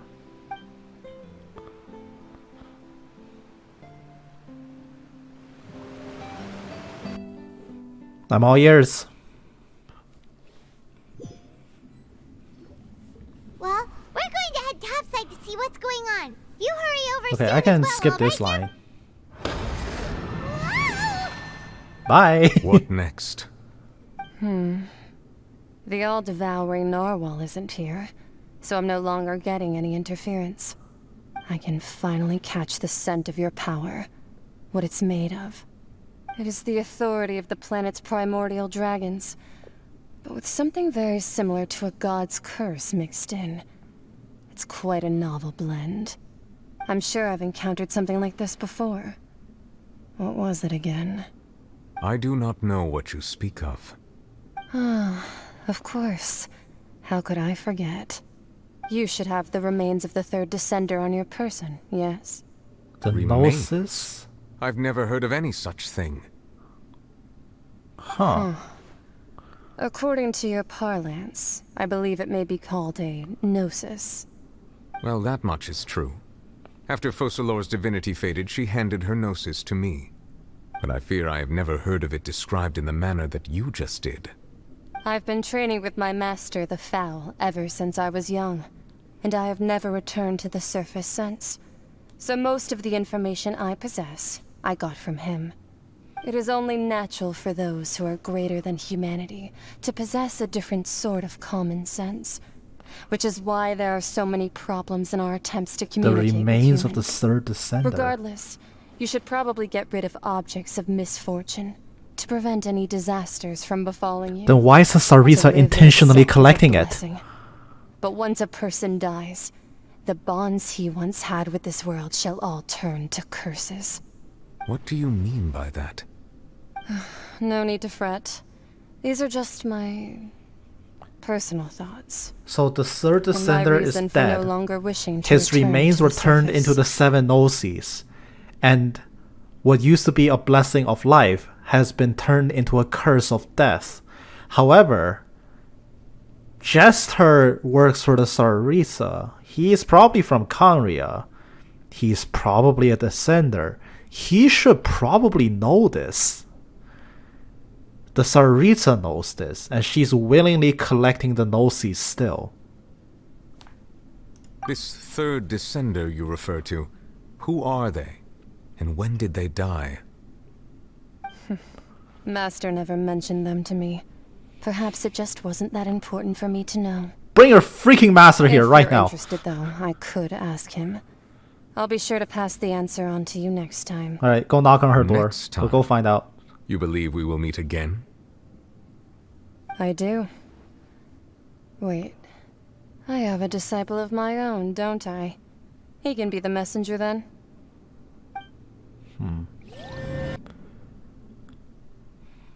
The bones of the third descender, or remains. Bones, remains, you know. That's what she told me. Whether it would prove useful or not, I wanted to pass that So information the previous on to descender is dead. The remains of the third descender? So that's what the Gnosis actually are. Paimon just thought they looked like chess pieces. How could they be a person's remains? you. All the same, assuming that there was no misunderstanding or special metaphor at play, that is what she meant to say. And she said that it would bring misfortune and that you should check it, which is why you gave it to the Fatui.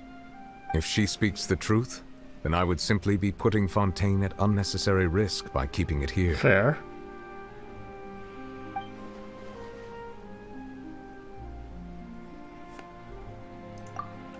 I am the first descender. One, that the Gnosis are related to descenders, and two, the ones who came before me has already I died. guessed that you might already be familiar with this concept, but I did not expect you to be one of them. That means that the Gnosis, which are exceedingly element compatible and can even enhance elemental abilities, do indeed come from the third descender. I wonder, does your body also possess similar properties? Kinda. Like being able to use elemental powers without a vision.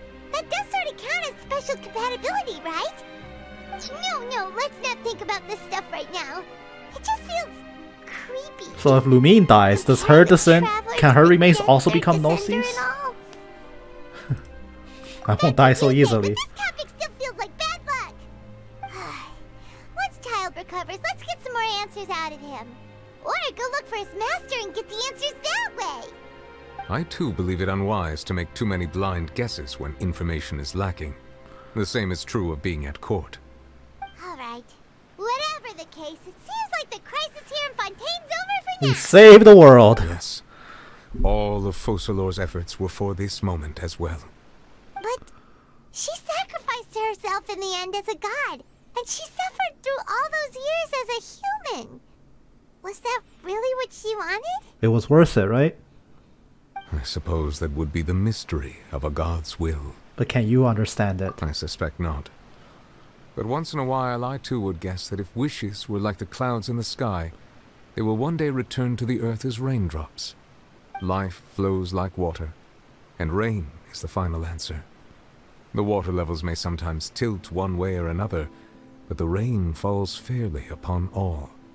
And what, ultimately, is the difference between the rains that fall upon all of us?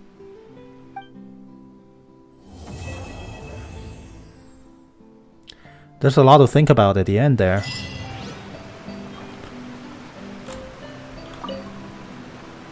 It seems from your expressions that you still have more things. Ask away. I will tell you the truth as I suggest that you fully prepare yourself before going to Natlan. In the meantime, Fontaine's doors will always be open to you. It better be after all this. Wow. So much to think about. But I suppose I don't actually have to worry about it too much. Because as Nervalus said, I don't have to care. Not until Natlan. Not until I meet the captain. The mystery, the plot deepens, but it can only deepen so much. Everything comes to a head in Snatchanaya, because that's when we finally confront the Tsaritsa. So we'll finally know what the Gnosis are being collected for. We know at this point the most resounding likely theory is that she is using it to overturn the divine authority. It is an act of open rebellion. Focalors doesn't want to judge divine, but the Sarisa is very, very determined to openly rebel against them, and that's why she's collecting the Gnosis, but I don't know to what end or how she wants to do it with. The last Gnosis that's not in the hands of the Sarisa is in Natlan, so I'm assuming by the time 5.0 comes along, we'll know a lot more than what we did now. I'm very excited. We'll see you in Natlan, I guess.